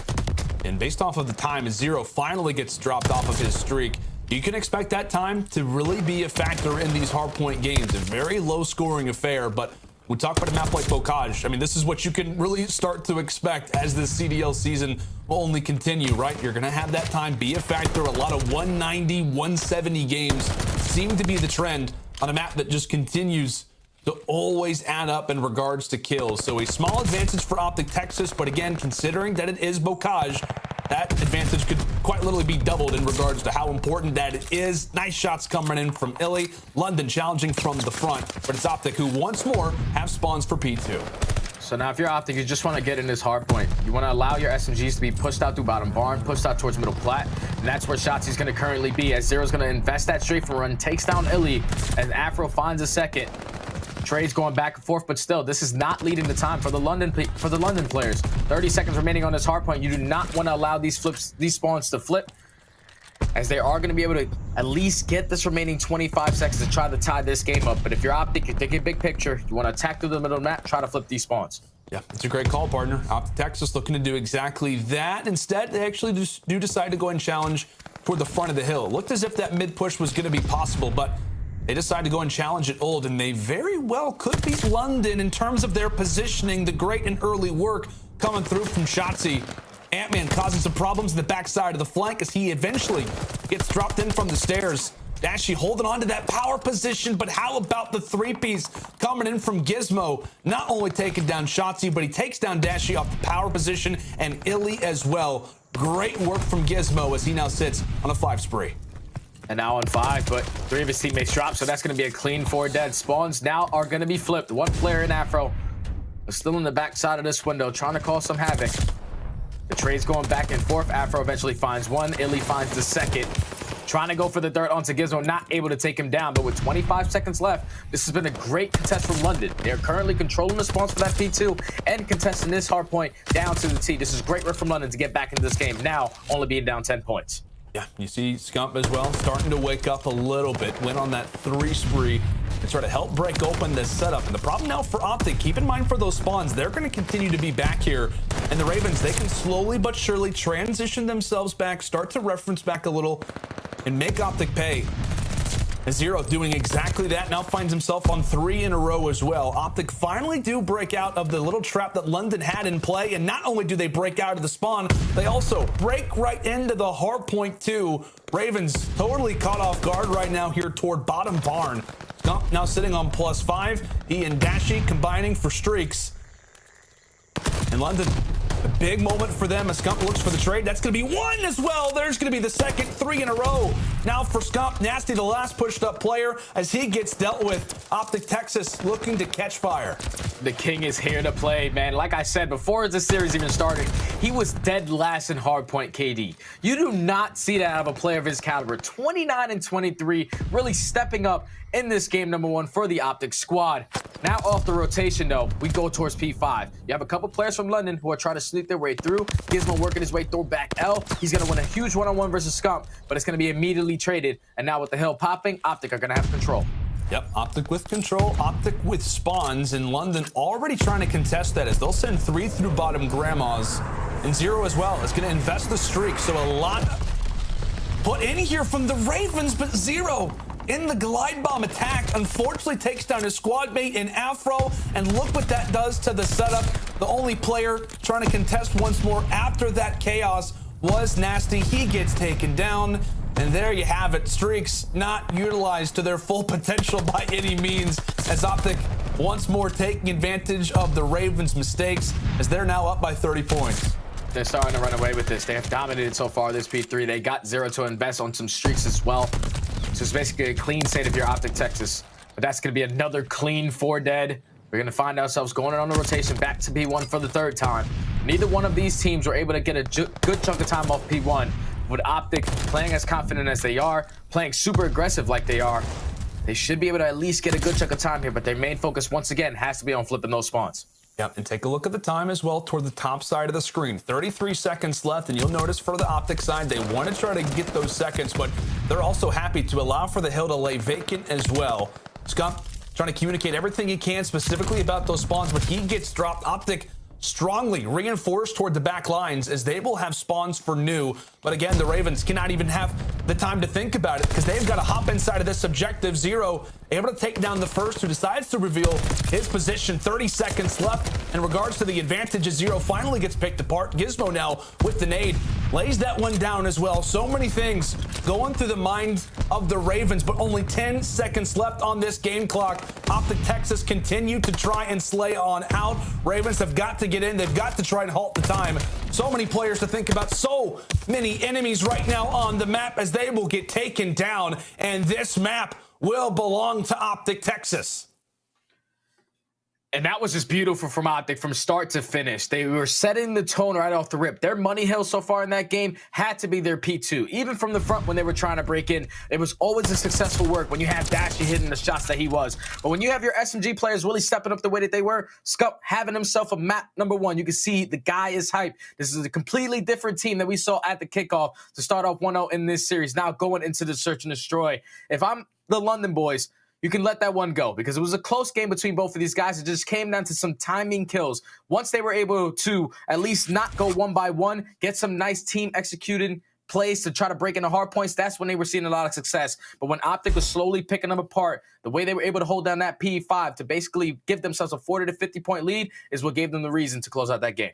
Yeah, absolutely. And on top of that as well, Optic Texas having a great performance there from their captain. Scump finishes off 35 and 29. Not just leading his own team in kills, but leading the entire lobby as well. I mean, we talked about it, Jay, right? It was going to be Scump. Need to see him have a good performance on a map like Bokan. He can really settle in. He's going to be in a preferred position in regards to that SMG role. Has the 0.83 KD. And we know, right, Scump, this is his 12th title that he has competed in. We know that this guy's going to turn things around, but to perform the way that he did, and also on the opposite end, to also slow down a player like Afro, who has been the dominant player for the Ravens in positions like this, was huge. Scump goes big on one end, and Afro, little by little, dropped the ball for the Ravens. You got one SMG going off for one side, and the other didn't show up to play here on Bocage. Yeah, and now you just have to let this one go because you're going up against a sub-heavy, slay-heavy team. This is what Optic are meant to be. They're meant to be a respawn-heavy kind of team. But now you're going into a search and destroy. If you're London, you have to come up with the same exact performance that you came out yesterday versus Florida because every single round they just made it look so easy. Open up with first bloods, and then eventually using their teamwork to go out there and play the proper trades. They won it in a 6-1 dominant fashion, and that has always been Optic's worst game mode: search and destroy. Hopefully they went back home, worked on some issues, trying to fix some certain situations on how they want to make mid-game adjustments, but this is where London need to respond here to tie the series up.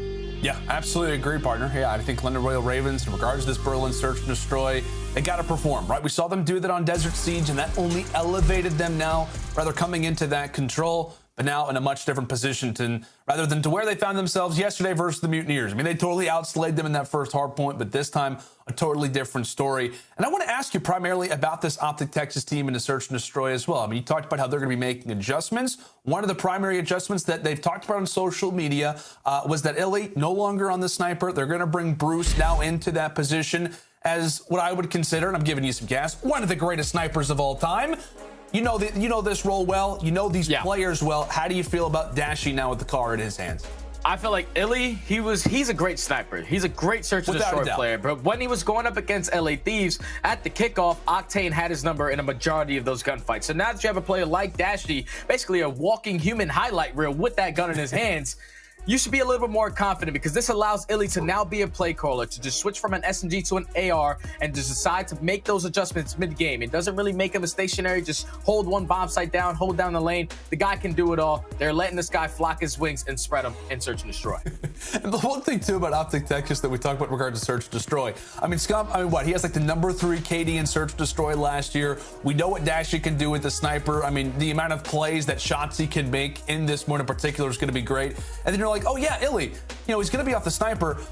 But, I mean, what? He probably has more search and destroy reps than any human on Earth. I mean, the guy's been playing search and destroy tournaments since he was like 9. He said he won his first gold when he was only like 10 years old. So the guy knows the role robbed me millions of times. He's robbed me millions of times, man. The guy's a great S&D player. He just needs to come out and show it because, and that, like I said, at the kickoff, he had the sniper in his hands. It wasn't really allowing him to make plays. But now that Dashy's taking that in his hands, you can do whatever you want if you're Illy. Just make sure you're doing it with confidence. Yeah, without a doubt. And at the same time, the same notion, we're talking about that. The primary thing that the Ravens did so well on Desert Siege yesterday versus the Mutineers was in those first bloods, right? They go 7 for 7 on Desert Siege. We're heavily talking about those snipers, and for a very good reason, not just in regards to how the Ravens played, but because of the new roles and because of the way that you can influence a map like Berlin in specific with that bad boy, as we are already into the mix, and it's the Ravens starting things off quite nicely, but it's Illy on the instant return. The Ravens will get the bomb down off the rip, and as Shotzzy goes away,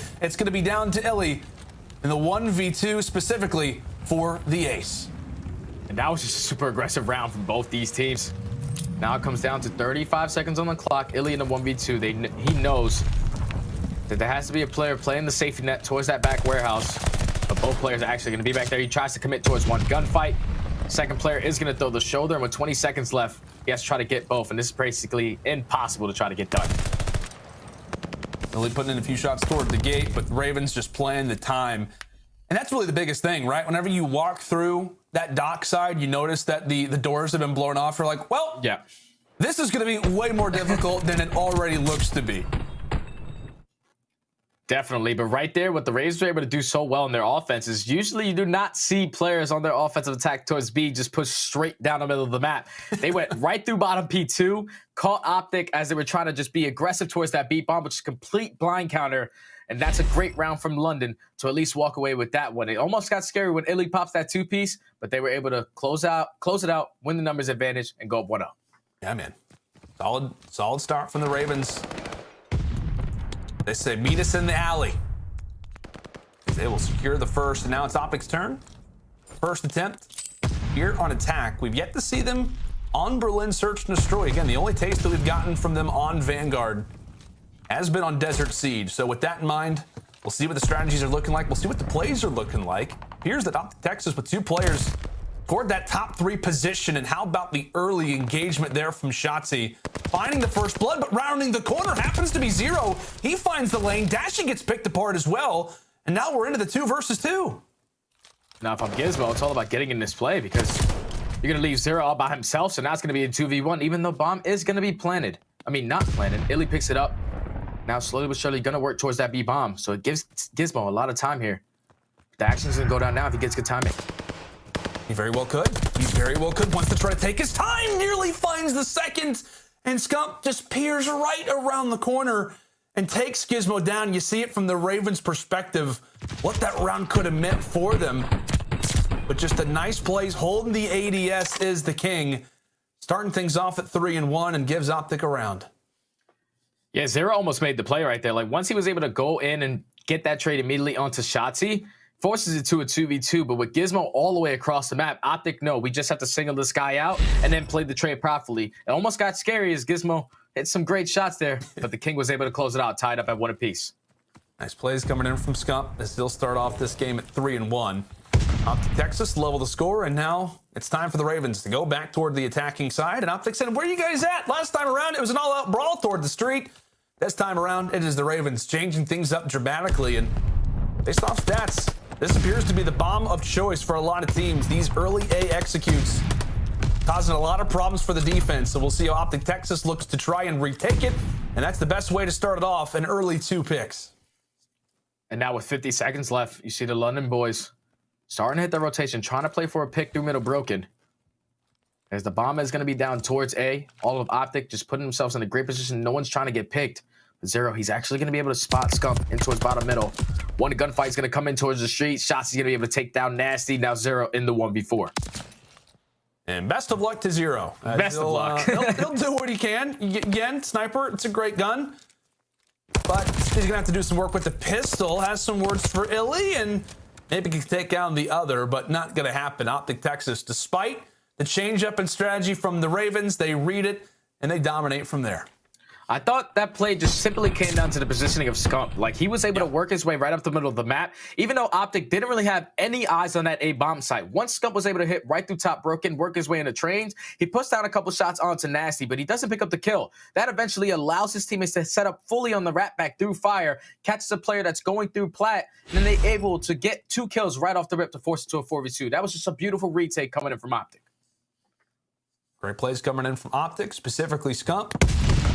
As he'll continue on that spree, it looked as if it was an idea to try and make a push over at B. You saw a lot of utility be tossed, and it very well could be the bait. But the Ravens, given the positioning that they've got, they should read this one quite quickly, right? I mean, they sit inside a library. They're going to have full information on where players are at. And as Afro clears out the street, the Ravens will have the information.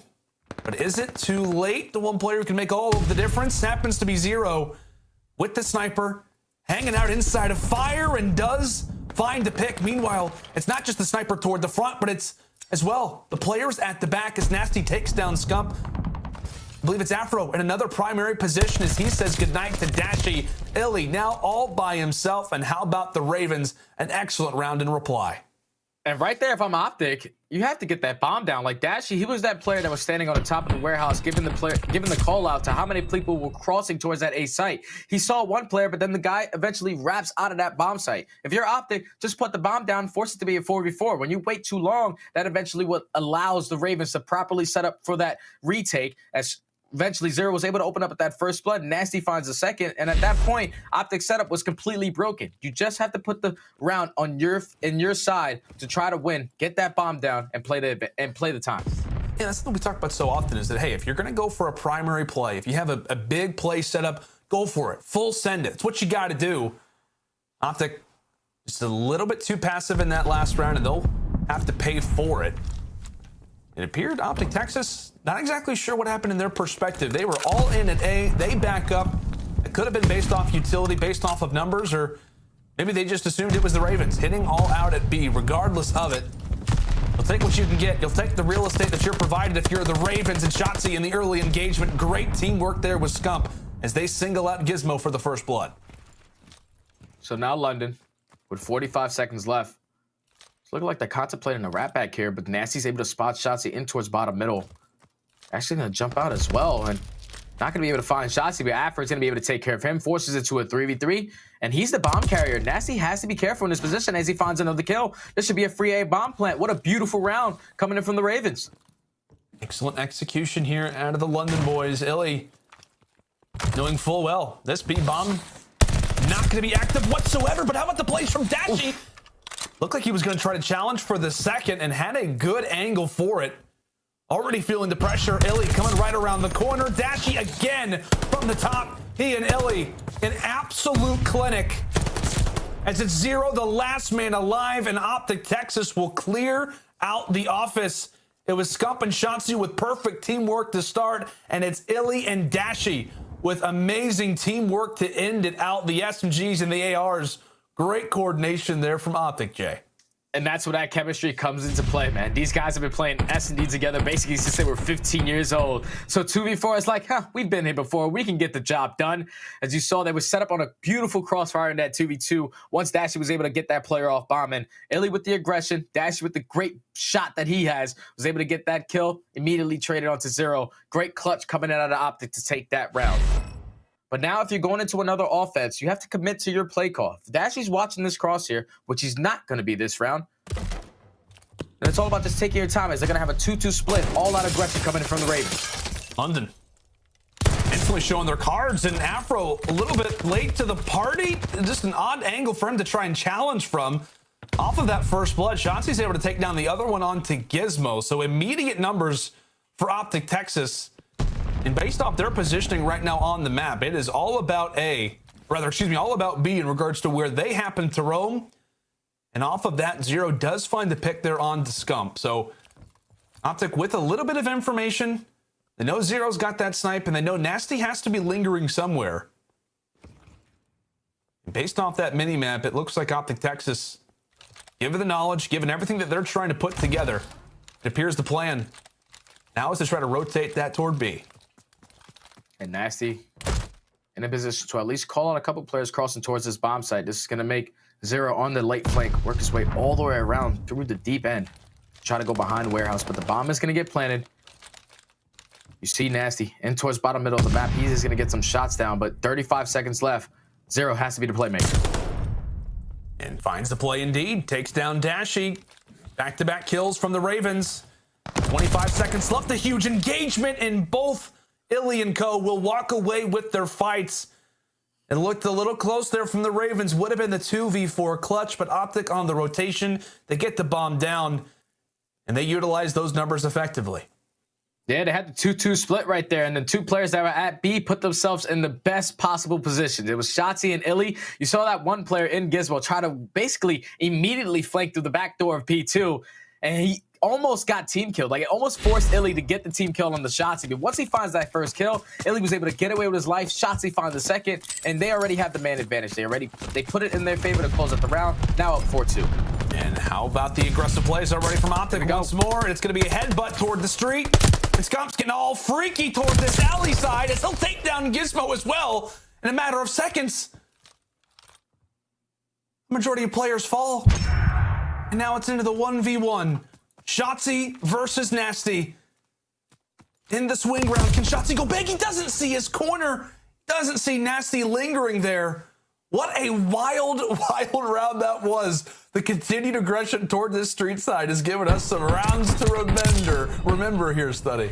Yeah, that was the second time that Ravens just pushed straight out of front door P2. Usually do not see that happen at that B bomb site, especially when Optic were able to shut it down the first go around. But right there, London, they matched their aggression. Great plays out of Nasty to not hesitate in the 1v1 bomb plant. Puts itself in a great position to eventually clutch up the round. So now London down 4-3 on the defensive side. It's looking like Optic could commit to an all-out A push. So if I'm Gizmo, it's all about playing your life here. That's the thing that can be so difficult for the defense. It really is the flexibility that you have on the attacking side. Some great plays again already from Nasty. And he'll put the presence in the back of the line from Optic. They think that the flank is happening when in reality it's Nasty re-challenging them once more. It's the hat trick, and he's looking for the ace. He's hungry for it. He's got the call, and he's locking down Office. Nasty with the ace in his sights, and he'll take it. Unbelievable plays coming in from the young man. Picks up the ace, and I'm pretty sure he was able to pick up that strafing rung as well. So Scump would have took him down. That would have been a huge kill, but such great work coming in from London. There was only one player in towards that A bomb. They all three attack right through middle broken. Nasty gets the first blood, and then he wraps back. Like Optic were committed to them thinking that they were going to be late flanking through train side. But the fact that they wrapped back, that completely caught Optic off guard as they were trying to push through Plat, and now the game is tied up at 4 apiece. Nasty once again on a 6. My goodness, the Ravens showing their true colors. Excellent plays in these last few rounds as we go from a 1v1 in the middle of a swing round now to a tie game here in this game 2 search and destroy. We've talked about it a lot. London loved the aggression. They loved to invite Optic out for a party in the alley, but this time a much more slower approach. Maybe trying to play around that glide bomb in specific as Zero had the shot onto Dashy.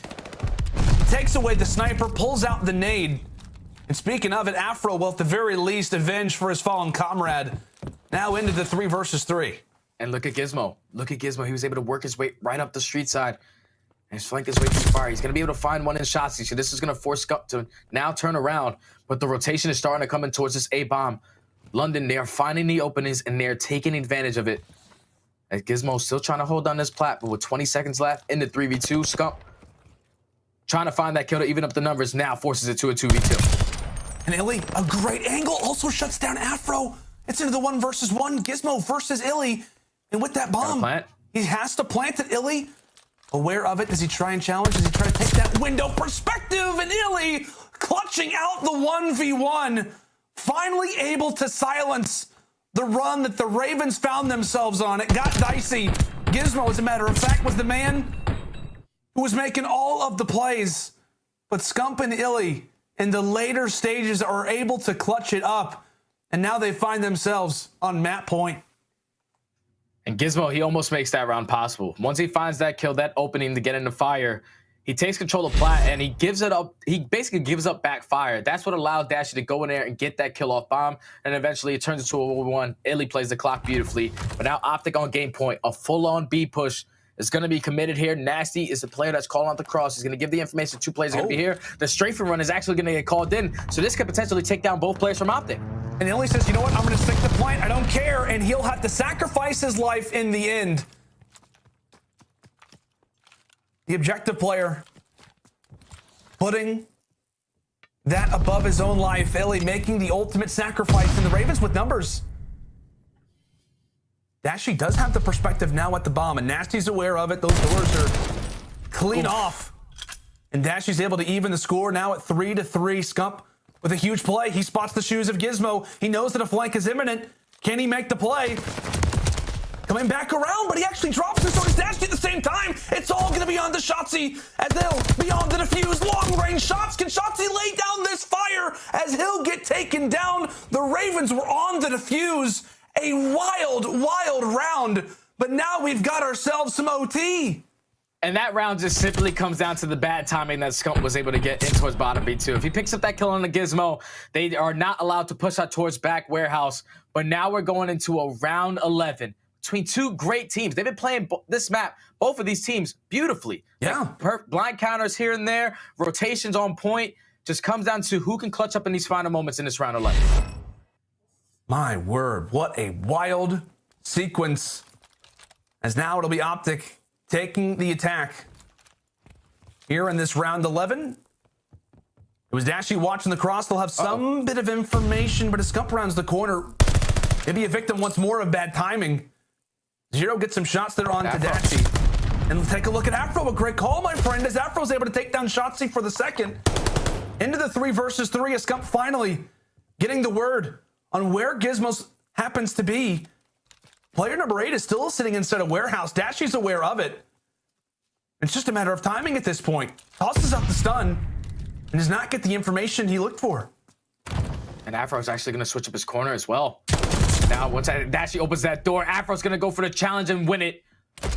Now it's going to be a 3v2. Illy with the trade. Bomb still down on B with 35 seconds left. 30 seconds remaining. Zero and Gizmo versus Scump and Illy. A huge round specifically for the Ravens. And as Illy picks up that bomb, Zero, he's right around the corner, my friend. He's right around the corner, but he's going to rely on Gizmo. He's relying on Gizmo to make the play once more. So many things going down inside a library. Scump is able to catch him out. It's now all on to Zero in the 1 versus 2. 30 seconds left. And his position has now been revealed. And Optic Texas will hold on. Scump gets his revenge inside a library, makes the pick onto Gizmo. And from there, they play the numbers and they single out Zero.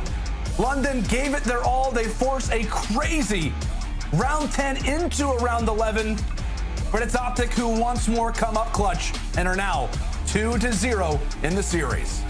Such an insane last round between both of those teams to go down to a final 2v2. And to Illy, no hesitation to put that bomb down. And that's how you know we do have Silent Plant now, guys, because if it was Zero, he would have turned that corner and immediately just took him off. But forces it to the 2v2. Now it comes into a huge 1v1 gunfight between Gizmo and Scump.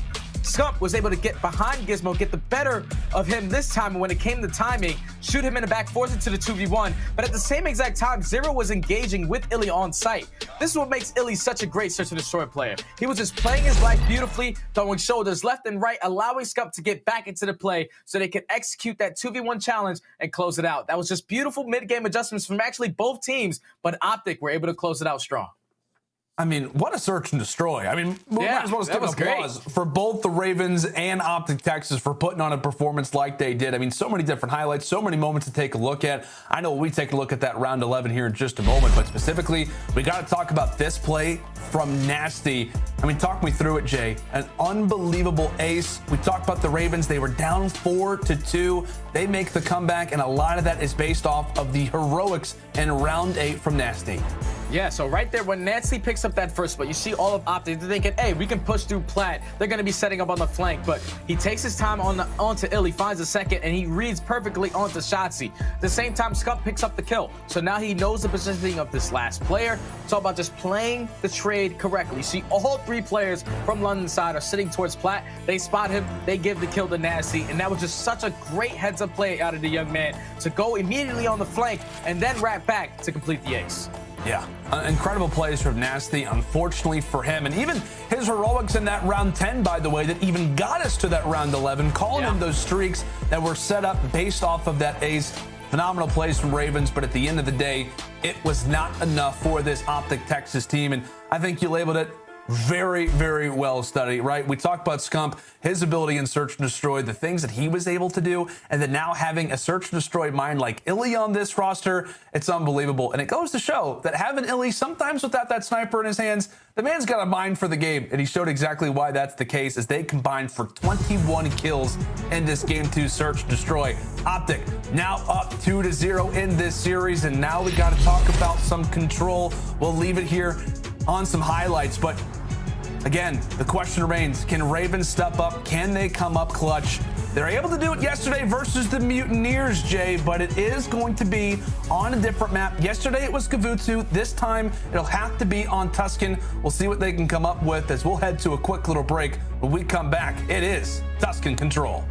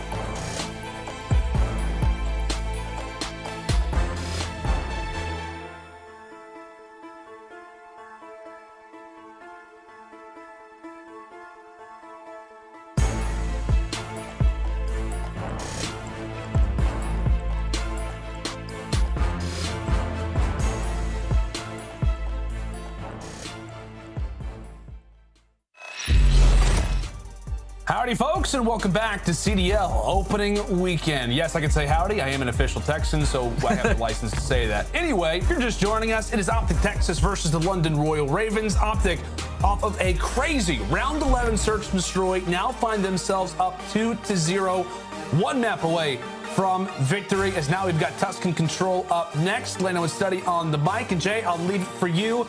Give me the scoop on Tuscan, my man. How do we feel about Optic? How do we feel about Ravens on this map and mode specifically?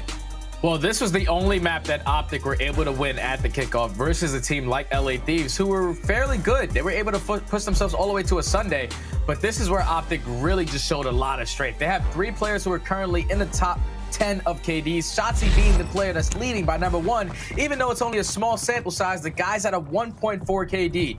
And right off the rip, you see Optic, they're committing towards this B point. They were the only team at the kickoff to successfully capture B off the rip. Well, all right, we're into this. And the Ravens are like, okay. Uh-oh. Interesting strat. We'll see if it works out for him. A bold one indeed, and Zero making Shotzzy pay. Meanwhile, it's Gizmo kissing the nade, tossing it over, as it'll take down Dashy as well. The final 2 players still lingering in the back of the base. They did successfully get that first tick here on to B. Meanwhile, it's a 1v1 going down at that A point. Gizmo escapes with 1 HP. Optic cleared off of that B point. But now they've transitioned in toward A, and take a look at that setup. Spread out throughout the field are the Texas boys. It's going to be a difficult retake here for London, given the way that this map works and given who Texas are, showing their strengths, as that'll be 3 in a row and now halfway to capturing that A objective. And now this is allowing the King to start being aggressive in towards bottom church, as he's going to be able to find 3 in a row, potentially for the 4th, but Afro's going to be able to shut him down. So the second tick progression comes in towards A. They should be able to extend this time by a minute, but it's looking like London, they're not going to fully just give up on this A point. They're still sending 3 players at it. They're trying to eliminate Illy from this position. A is still not going to be captured, but Optic, only a matter of time before they find all these kills, as that's going to be Illy finding 2. A should be captured now. A minute 54 to work with. Up by 4 kills are going to be Optic.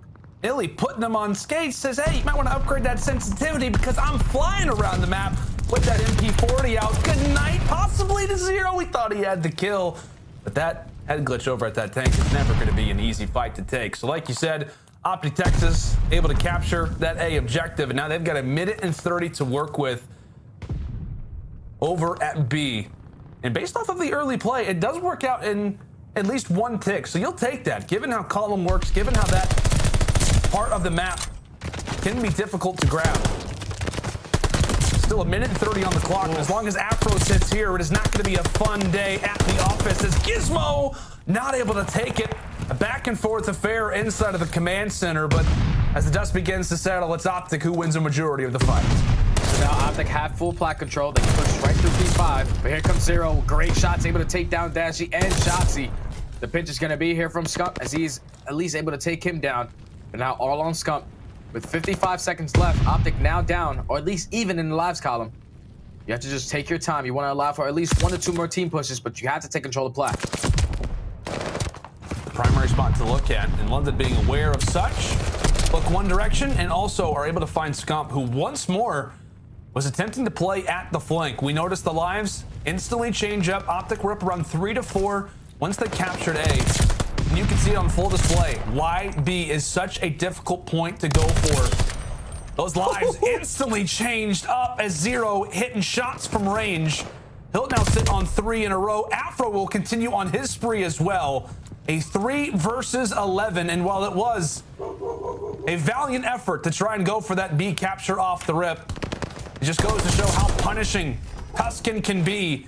And with the Ravens players on the streaks that they are, this could be great for them in the future rounds. Afro will escape on 5 in a row. They get the W, but specifically, Jay, the Ravens, they've got some streaks potentially to look out for in this next round. So that was just a great hold coming in from London. Like off the rip, Optic, they do their initial B push. They get a first tick of progression there. And then eventually it allows Scump to wrap back, do their spawn to get a full capture at A, fully set up there. But what London were able to do so well in their defense right there was just continuously filling the gap for that P5. Either it was Gizmo, either it was Nasty, who were always putting themselves in that position, which is allowing all of Optic to continuously spawn out towards back fountain. It makes it basically like 20 seconds until you're actually getting to that point if you're not trying to flood through P5. But that was just a great hold from the Ravens. Hopefully they can respond on offense as well. Yeah, Ravens will see what they can do now on their attacking side. Optic Texas down the way that they were, and also trying to keep these players off of their sprees as Afro now extends it to 6. The nice long-range shots there on to Scump. Can he find the 7th? Will it be the glide bomb? Not the case, as Optic will hold, and now we'll step aside and see how the comms sound here in round number 2. Let's throw it to a listen now with Optic Texas. Your side, bind. Hop, mid alley. Mid alley, one shot, Afro. I'm going mid. Yeah. 2 mid on me. I need over here. Yeah, our side to you. Yeah, to you. Tree. Let's do they're deep tree. Try it. Yeah, I spawn close. One guy coming bottom church. What's it? I think bottom church. I need over you running. Oh shit. I'm getting outer. I'm trying to get outer. Hold on. Church bench for a second. I can't show. Yo, Trace outer if you want. I'm in it. Yeah, two. Gizmo close. Yeah, Gizmo's close. Chalk. I'm trying. Yo, Trace outer tree. Yeah, outer and RCD. I'm coming. RCD. Trey absolute didn't. I can't hit him, bro. Oh yeah, Chalk can't hit him. Yeah, Chalk. I'm watching there. Bottom church, Nasty dead. What is you? The number right? I have left. I'm holding up church. I think left, but I see. I'm backed up completely. One step higher. I have the back. I'm gonna hold back. I think you win. No, top church. I'm one shot. One right. I hear you. Yo, just hold radio. I think we win. Radio. Radio, Seth. Yo. On the back. I'm one shot. What's we made late? Dead. You have the back at? Yeah, the back. Wait, I'm going top. Trade probably gonna be church somewhere. Yo, our side, our ramp. Well, the Ravens successful in their ventures over at that A objective point, as now we are all level in regards to the live situation. As Shotzi's trying to pick up for what has been a slow performance off the start for him. But Jay, how'd you feel about the listening there from Optic Texas and the strategies that they were putting in toward the end of that A objective point? It's calm, cool, and collected. The only thing that really threw me off was the fact that they continuously were just throwing lives at that A point. They should be up by like 4 to 5 kills if they would have just gave it up. But a lot of the trades are just going in favor of Ravens, which allowed them to eventually capture that point, now have the position that they do. But with Optic still holding down this P5, you're just allowing these players to overextend through the back. Dashy and Scump finding 2 pieces, Scump trying to find the 3rd. But so far, this has just been a great hold from Optic. Already up 2 lives, 40 seconds left. If you're London, you have to start flooding through P5, and that's exactly what's going to happen.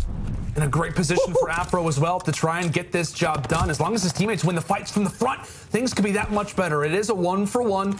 Afro loses the fights, but at least sets his teammates up for some free time now here over at B. An unfortunate team nade takes down Dashy, as that will make Texas's lives that much more difficult. Gizmo once more applying the pressure on the flank as he'll get taken down. Meanwhile, it's Nasty in this corridor over toward L. He gets dropped as well. Afro, a hope and a dream as he'll get dropped. Some solid strats coming in from the Ravens, but ultimately the flanks over and over again, not amounting to enough, as it looks like they will play the life game. Of course, aware of the way that overtime will work. The push silenced, the push stopped, and while it looked a little bit scary there for a moment, Jay, I mean, with the team nade and with the way that the Ravens were playing, it looked like they could have had something be done, but it's another defensive win, this time on the Optic end. And that's great work from Optic to at least slow down the bleeding, because it's starting to get out of hand. Once you throw that many lives at A, it only takes like 1 or 2 good pushes towards that B point for them to put you in that trap. But they were just keeping the kill stagnant. Not everyone was going down at the same exact time. That's why they were able to walk away with the defense. But now going back into the offensive attack, this time around they're switching it up. They're sending Shotzi in towards bottom church, and they're committing towards that A point right off the rip. And you like how aggressive both sides are being, right? By continually getting up in that church position just does not allow for the defensive side to really kind of gain their bearings. It really is a battle over at A to kick it off. I mean, if you are the defensive side, you want to try to get them in lives. You want to try to have them throw as much as they can to try and capture that. The Shotzi, putting them on a highlight reel, has some words for Zero at the top side of church.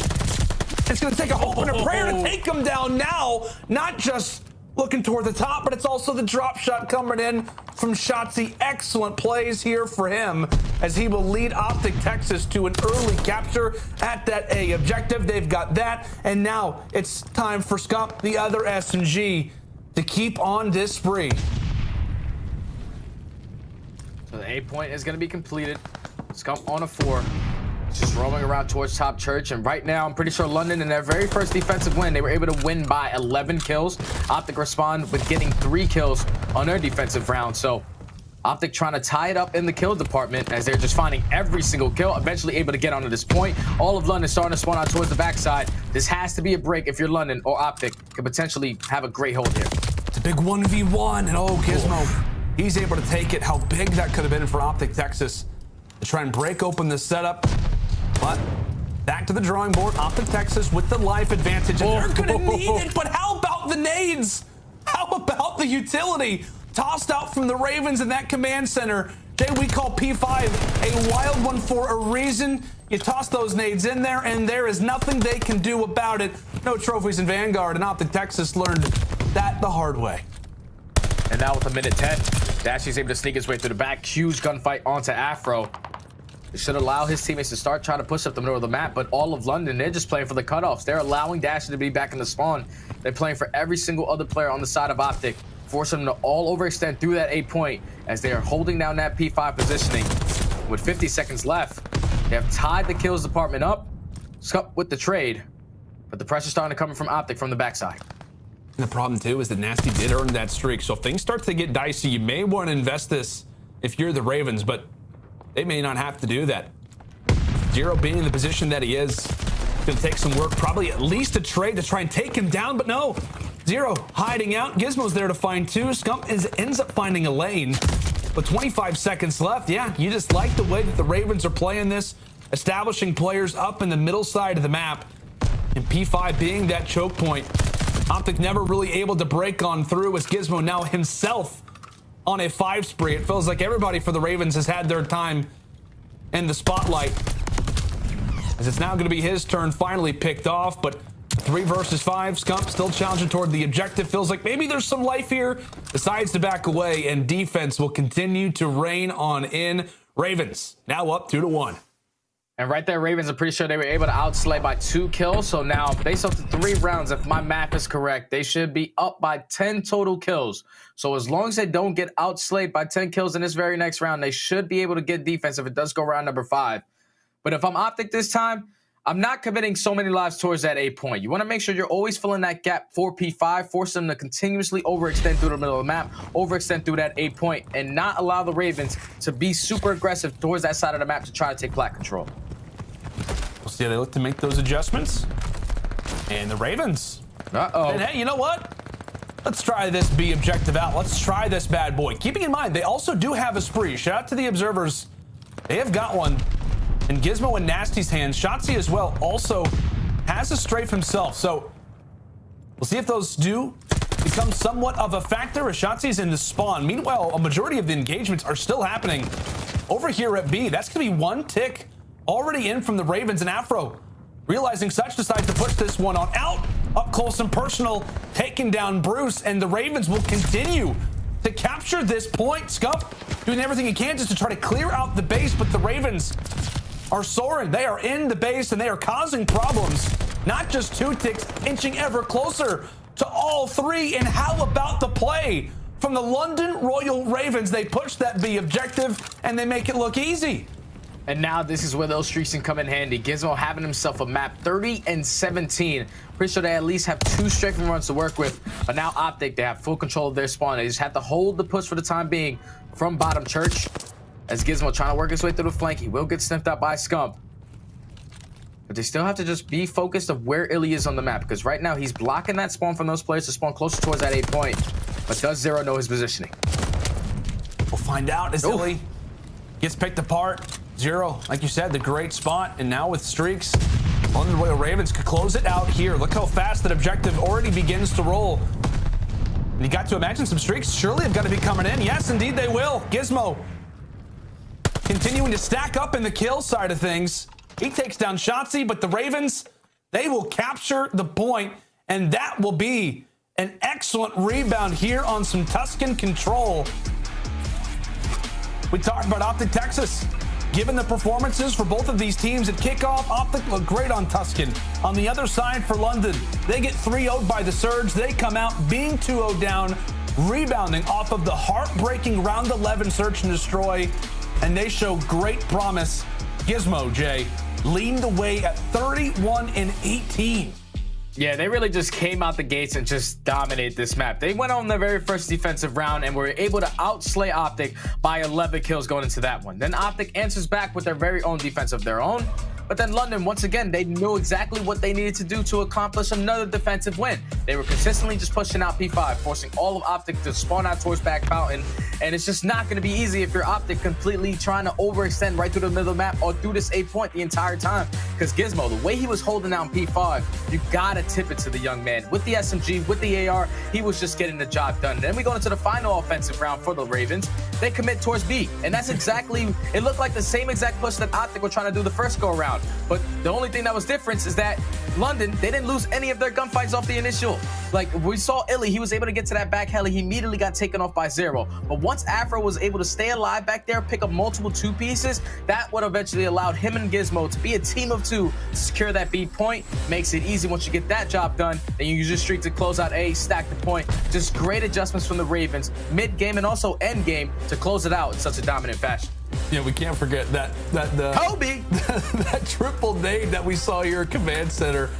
Heartbreaking for Optic Texas in that moment. You're thinking, hey, we're gonna go push through P5, a big choke point. Oh, okay, we're all dead. Yeah, just a number of different highlight plays from the Ravens throughout. But I mean, I tell you what, I think a lot of CDL teams are gonna be looking at that round, that final round where they push through B. Such great plays out of the London side. One of the cleaner pushes that we have seen in Control so far throughout the season. They reference back toward A, and it is a job well done here from the London Royal Ravens. Specifically study some excellent plays from Gizmo. He finishes 31-18. There's been a lot of talk, right, about the young players of this Ravens roster, right? We know what we can expect from Zero. We saw what Afro was able to do last year. But out of Nasty and specifically out of Gizmo, Gizmo was the last player added to this team. Zero went to the young guns of Nasty and Afro and he said, who do you guys want to grab? Who do you think would be a good player to add to this team? And they said, you know what? Despite Gizmo only playing 1 year in Challengers, he is the guy to grab. And throughout these last 2 days, he's shown exactly why he deserves to be on this team. Oh yeah, without a doubt, man. The guy's playing super confident. And then when you're playing alongside people you've played with in the EU Challengers, you won a couple events with them, there's just nothing but chemistry here. So far, him and Nasty, they have really just been taking over this series for me. Nasty turned up in the Search and Destroy. Unfortunately, couldn't get the W there. But right there, Gizmo, like I said, with the SMG in his hands, with the Automaton in his hands, he was consistently just putting himself in the best positions possible to cause mayhem. Even when Zero was trapped in P5 one time by himself, Gizmo was like, hey, I'm going to be a teammate. I'm going to go help you as they're pushing you through. He finds 3 kills. The guy was just getting it done. That means that London's communication is on point, and hopefully with that win underneath their belt, down 2-1 in the series, going into a Berlin hardpoint, we actually had the chance to watch these guys scrim a lot of this map. So my main focus has to be on Afro, because for some reason he's able to drop 35 plus consistently on Berlin. Yeah, man. I mean, like every time we were in those offseason scrimmages, Afro was lighting it up on Berlin, and that brings us to a pretty interesting conversation, right?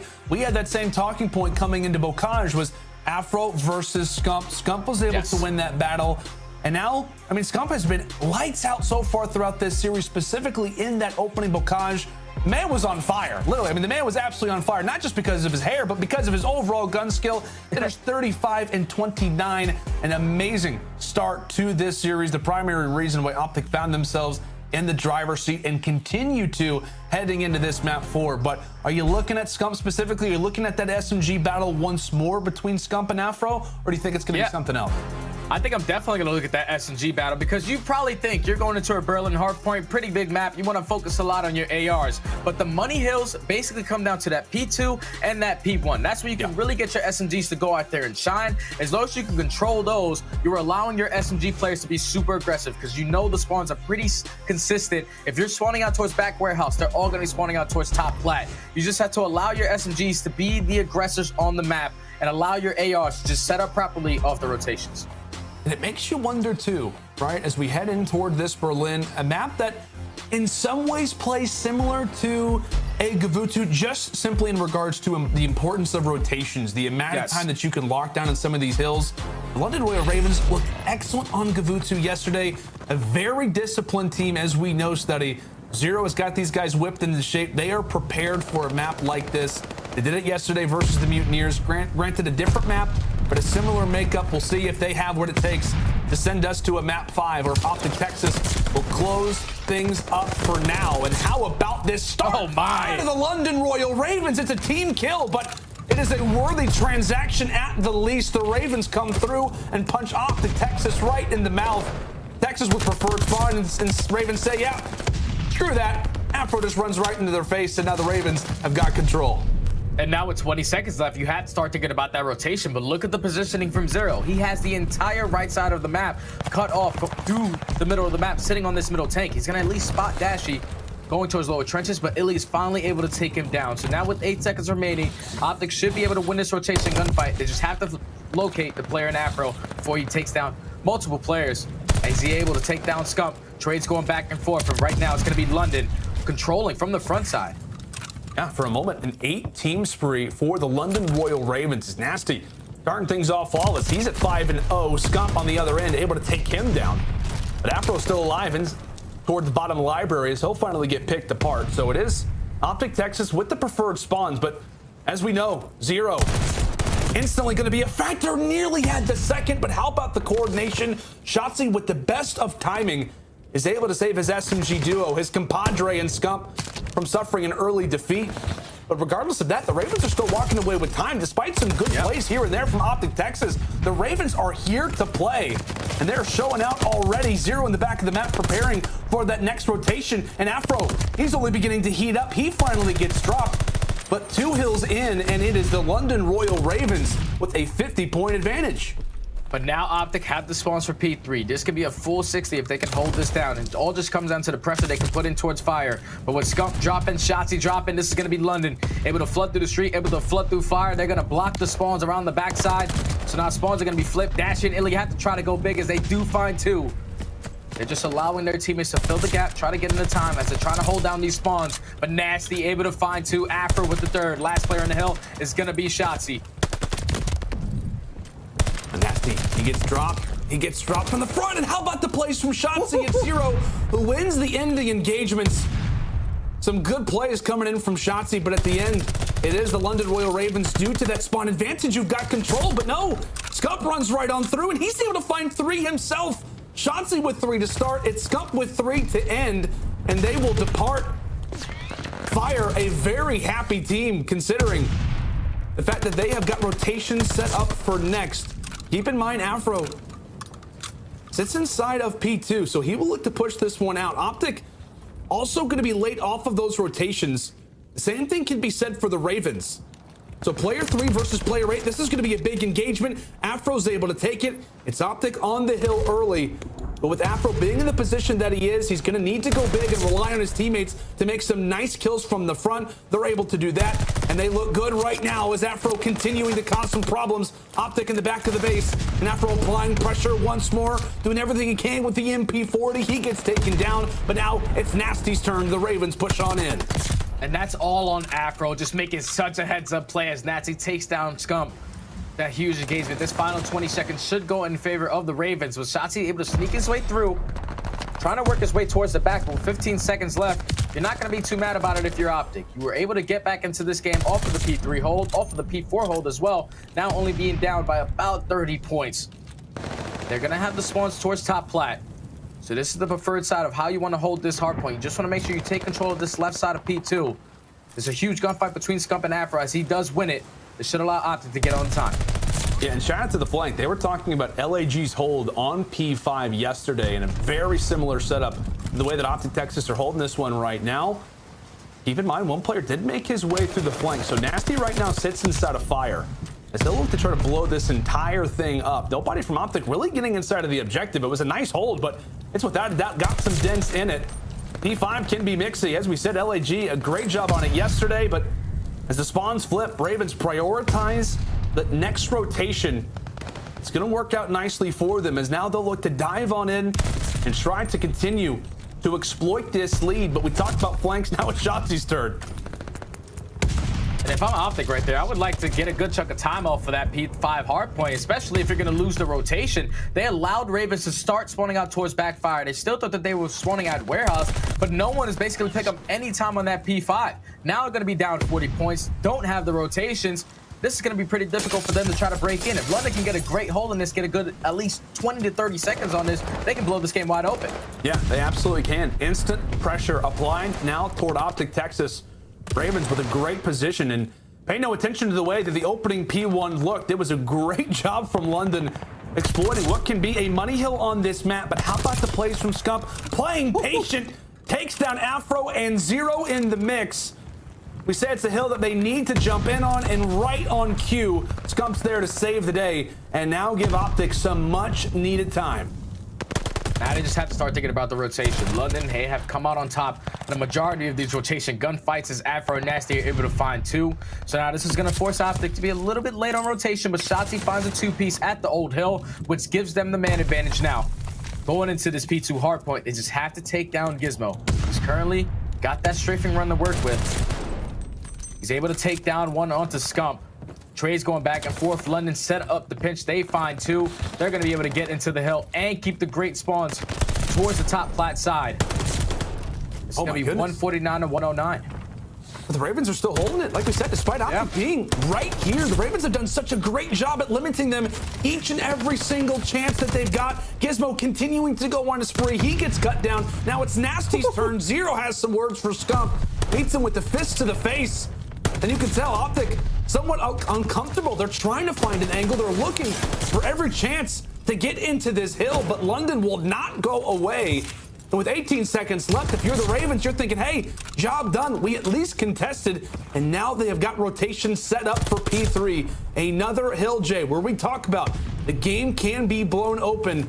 Ravens were able to flip the spawns last time, and with player 5, Zero being in the position that he is, it's not going to be easy. Dashi receiving some fire, and Shotzi trying to watch over for his teammate. Zero says now's the time to fly. He takes one down. Shotzi still there to apply pressure. It's Optic all the way through the street. Scump's at least able to take down one, but it's Nasty picking up from where Zero left off. The spawns are pretty much everywhere, but the Ravens continuing to hold this one down.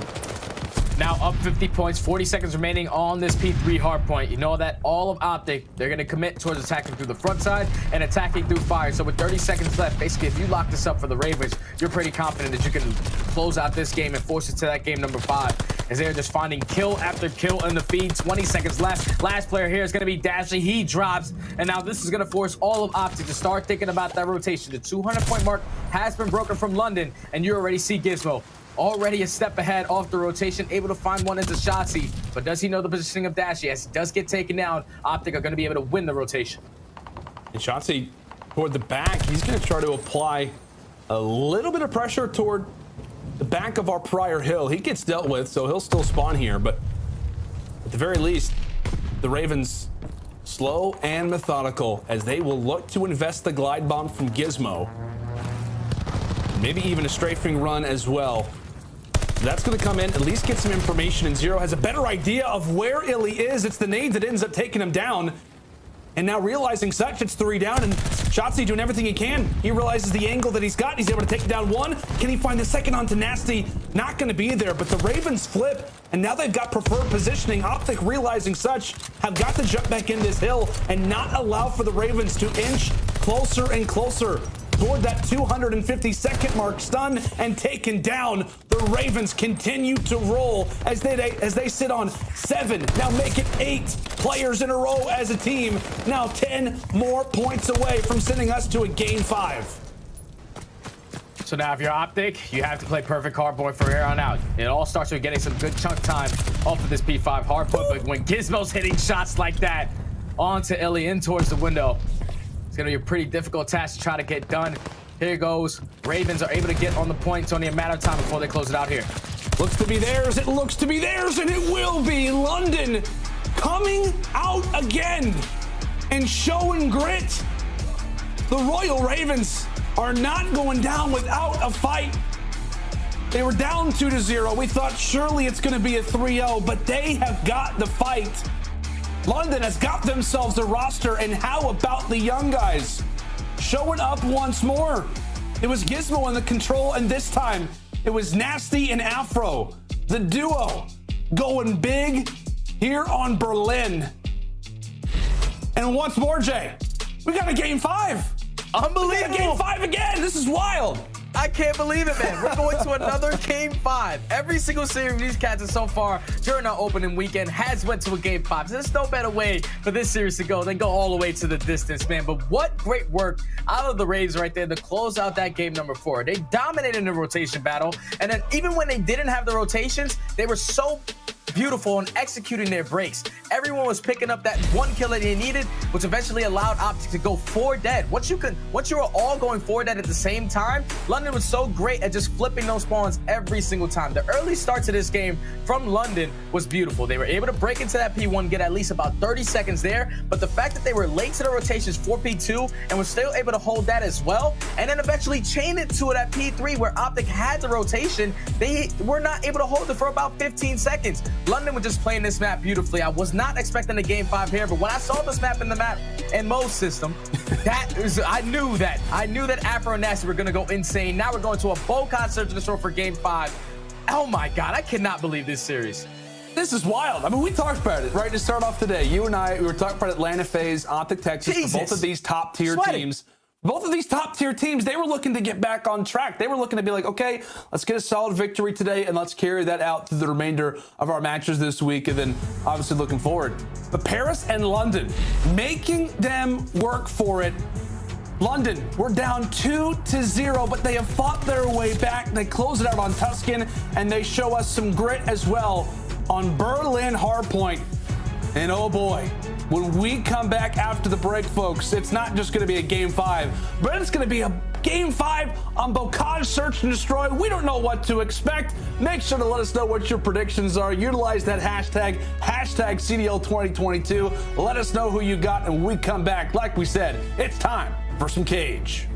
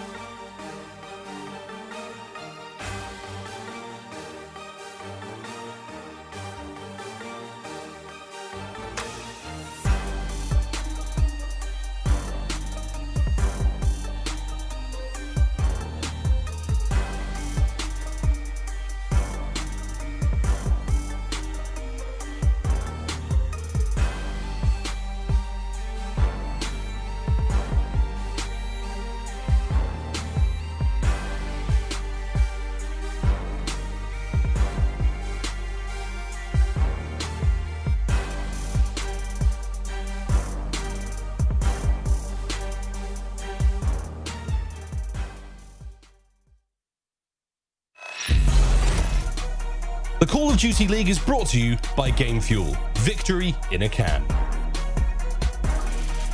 Welcome back, ladies and gentlemen, to CDL opening weekend. It is game 5 time between Optic Texas and the London Royal Ravens.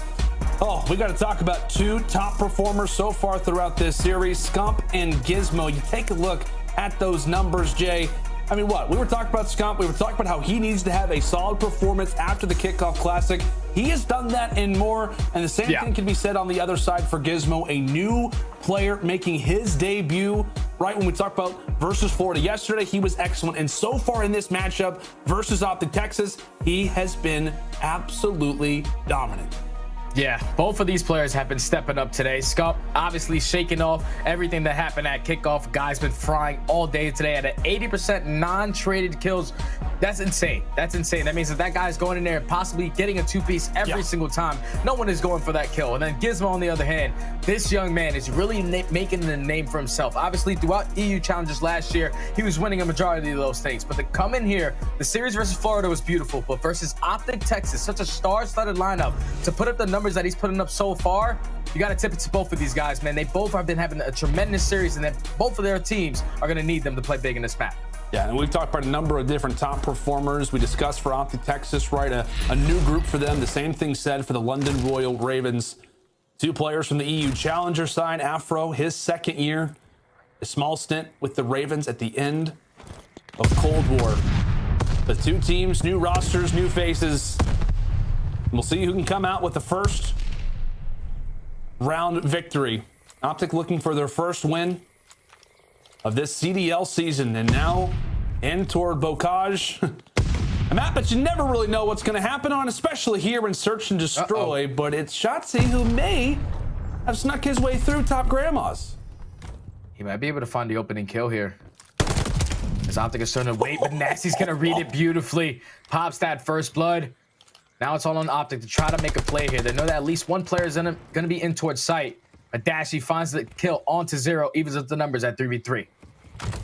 Into the 3 versus 3. Scump trying to clear out that wall. They've got a nade to deal with. How about the plays from the Ravens? But they don't seal the deal. Afro, meanwhile, jumps on in for 2. Can he find the 3rd? And yes, Afro with 3. And how about the plays? Throwing down the nade at the bomb. Optic have to jump forward, and they set up Afro for success. That was a perfectly timed stun right there. Like, I know they threw the nade on the bomb site, but the stun comes in immediately after. So you see both Optic players trying to commit towards that gunfighting towards bottom kitchen. But once they got stunned, it was basically like they got pulled with their pants down. It's impossible when you're stunned trying to turn around and try to get those gunfights. As Afro was able to pick up 3 in those final moments to close out the round, give himself the hat trick. Now London are up 1-0. Impressive stuff from London in those close quarter positions. Is Optic focusing quite heavily over at this B side? They had not just Illy, but they've got Scump directly over at that bomb. A few shots exchanged here throughout Bocage, but once more it is Optic with the opening kill. This time it's Scump. They're on to Nasty. A good old Redhead versus Redhead battle. As Nasty will have to say goodbye to him and see him in the next round. And Scump continuing, as that's going to be 2 to start. And you can just tell that Optic did their homework. You usually see 2 players stack up at that A-bomb, but they know that they're playing against the Ravens. They probably know their strategies. They set up around that B push right off the rip. Now in a 4v1 situation, it's going to be 0. Bomb is going to be down, but he's able to find at least 1 for the time being, but it's going to be immediately traded. Optic Texas tied up at 1 apiece. Yeah, a great responding round here from Optic Texas. And again, as we talked about at the start of the round, they focused a lot of attention at B, but for the most part, it's Scump going big, right? They find the opening pick once more. He goes big to find those 2 throughout the middle of the round. And from there, the Ravens left to try and distance themselves. Like we said, everybody's still trying to figure out how Bocage Search Destroy works. I know, I know what, Jay, we were going to see it once at the Kickoff Classic, and I don't really know what to take away from that. I mean, again, we talked about this map. You're going to see more hits over at A than at B, but with Smoke's not currently in the game plan, it just makes things that much more dicey. Yeah, but look at the aggression coming in from London. They're pushing straight out to the middle of the map. Gizmo's able to take down 1. Nasty finds the 2nd. But Scump and Shotzi, they're answering. Like I said, Batman and Robin, this is where you want the 2 SMG players to really step up. All left up in a 2v1 is going to be 0. 0-0. He jumps out at the exact same time that Optic turned their heads and focus over at B. But what a big round this could be for the vet. What a huge round it could be for Zero. Take a look to play the timings. Gets the information of where Shotzi is, and as he comes through, Grandma's, he gets great time there on the Scump. 25 seconds left, and Shotzi, he's positioned himself in a good spot, and Zero, a solid effort at the 1v2, but Shotzi decides to lay down and finally takes down Zero, but it got dicey. It got dicey. It definitely did. Like right there, that's another moment where Scump just gets bad timing. Like you're getting the call out from Shotzi. The guy is in towards middle gate. Probably going to hit through the front door. But as soon as he committed to turn to the left street, try to get closer to Shotzi, Zero was able to take him down. But Shotzi puts himself in a great position to watch that crossfire. He knows that the player has to be in Grandma's. No way he's going to work his way through tunnel. No way he's going to work his way through flank. And plays it beautifully. So Optic are able to walk away with the round. And off of that as well, Shotzi now sitting on 3 in a row. London saw this happen quite a bit in Berlin and already clearing through Grandma's. Quite a bit of square footage in this bad boy. But yeah, like you said, the bomb, it's still at the back, and Dashy's going to make him pay for it. All of that aggression means nothing if you haven't got the objective. But Afro, regardless of a few woes off the start, is picking things up. Takes down Dashy, takes down Scump. Gizmo right alongside of him. Able to take down the third, but Shotzi's going to have to do it all himself. And once more, it is Afro going big for the team. The aggression, despite maybe not valuing the objective as much as they should, it still pans out for them. Yeah, they weren't too worried about it. They said, hey, let's just take control of bottom, Grandmas. We'll worry about the bomb later, especially when you got Afro just finessing his way to get 2 kills in that A-bomb site. Ravens, these rounds are going so fast. Even on their defenses, they're trying to attack middle. They're just trying to take it to Optic. And so far, since this game is tied at 2 apiece, they're playing really well in this search and destroy. They're matching the aggression when Optic isn't. When Optic playing real slow, they're just stepping up the pace. And so far, this has been a great search and destroy once again between both of these teams. Finally get to see Bruce there with the sniper as he'll look heavily toward the water side. Not a whole lot of information to give. Nobody's trying to go for the early flank. Decides to get a little bit more aggressive, and Afro once more. Aggression would be an understatement. Runs right through the wall. Takes down Scump for the first, but it's Shotzi and Illy with the immediate 2-for-1 answer. Now into the 2 versus 2. Shotzi left to get the bomb down as they'll get out of dodge, and now it's on the Ravens to make the 2v2 retake. And look at number 5 on your minimap, which is going to be Zero, working his way around the back, able to take down Dashy. But Shotzi wins his 1v1 on Nasty, so now with 30 seconds left, it's going to be a 1v1, Shotzi versus Zero. Zero once more. Left in a position to clutch. We saw these 2 players exactly just moments ago. And this has got to be a headache for Zero. So many angles to check, and with a player of Shotzi's caliber, just a matter of time before he goes across the map. And Michi's got a nade cooked, and what about the plays coming in from Shotzi? But Zero, he'll hold on the defuse. Is Shotzi going to come around the corner? Yes, he will. Tosses out the nade, weakens the vet, takes his time, and secures the round for Texas. And that was just beautiful from Optic. They slow and steady work that A-bomb. Like, even though Afro opens up at the first blood, it's immediately traded. But then Shotzi, the awareness out of that young man to get Gizmo through that wall at kitchen door forces it to be a 3v2. You get the bomb down, you play your numbers advantage, but Zero tries to be the playmaker there. Once he takes down Dashy in the backside, Shotzi makes it a 1v1. And then right there, it all comes down to the clock. 20 seconds left. All Shotzi has to do is throw a couple shoulders. He should be able to close out the round. Great plays out of him. Yeah, great plays out of Shotzi. 8-2 already through just 5 rounds of search and destroy. Look to get somewhat aggressive, and right as Dashy opens up the window, he gets all the information and then some. I'm sure a call-out would be nice, but you have to imagine they'd be there anyway. Scump now even at 4-4. Once more, being a problem off the rip. Dashy with the nade. And it's got the London Royal Ravens name written all over it. The push unsuccessful. Dashy gets the information off the rip, and he helps secure things there toward the stretch. And that's just great work from Optic, especially to just play passive at that A bomb. They were still inside Grandma's, but they weren't super aggressive inside the site. Like Scump puts himself in a kitchen corner just to watch that window because you had to break a couple walls or break a couple doors to get into that site. So once he opens up with that first blood, it'll eventually allow Shotzi to work through the middle map, find the second kill. And if Shotzi did not drop there, I'm pretty sure he's on some potential kill streaks as he is going to be on a 4 spree. Optic up 4-2. Those are 2 pretty dominant rounds coming in from Optic, the last 2. 1-0 right around the corner. How about the reaction from Dashy? Zero maybe had 2 pixels revealed in that moment. Shotzi given the call to go for the flank already. As he gets taken down, the instant 3 versus 3. And Gizmo already doing some great work. Not only does he take down Shotzi, but he also drops Illy. It'll be Dashy's second, his 3rd overall, and Afro spotting Scump inside of the sewers. It's all going to be on to Dashy. It's going to have to be the ace and the 1 versus 2, and he has got some great weapons to do it with. Just toward his right is where the enemy happens to be. Not able to take it, and Ravens, much like we saw, Jay, in that Berlin search and destroy, they were down 4-2, and despite that, they were able to fire away some rounds, get right back in this game. A similar situation where it's the swing round, and the Ravens answer again. Both of these teams just have tremendous S&D teamwork, man. Like right there, even though the Ravens ended up getting first blooded when Dashy hits the snipe onto 0, Gizmo puts himself in such a great position to find 2 kills and put the numbers back in the Ravens' favor. That was just great plays out of him to at least get that round underneath their belt because, like you said, it's the swing round. You do not want to go down 5-2. You want to make it 4-3. But right off the rip onto the offensive round, all out aggression and towards bottom Grandma's.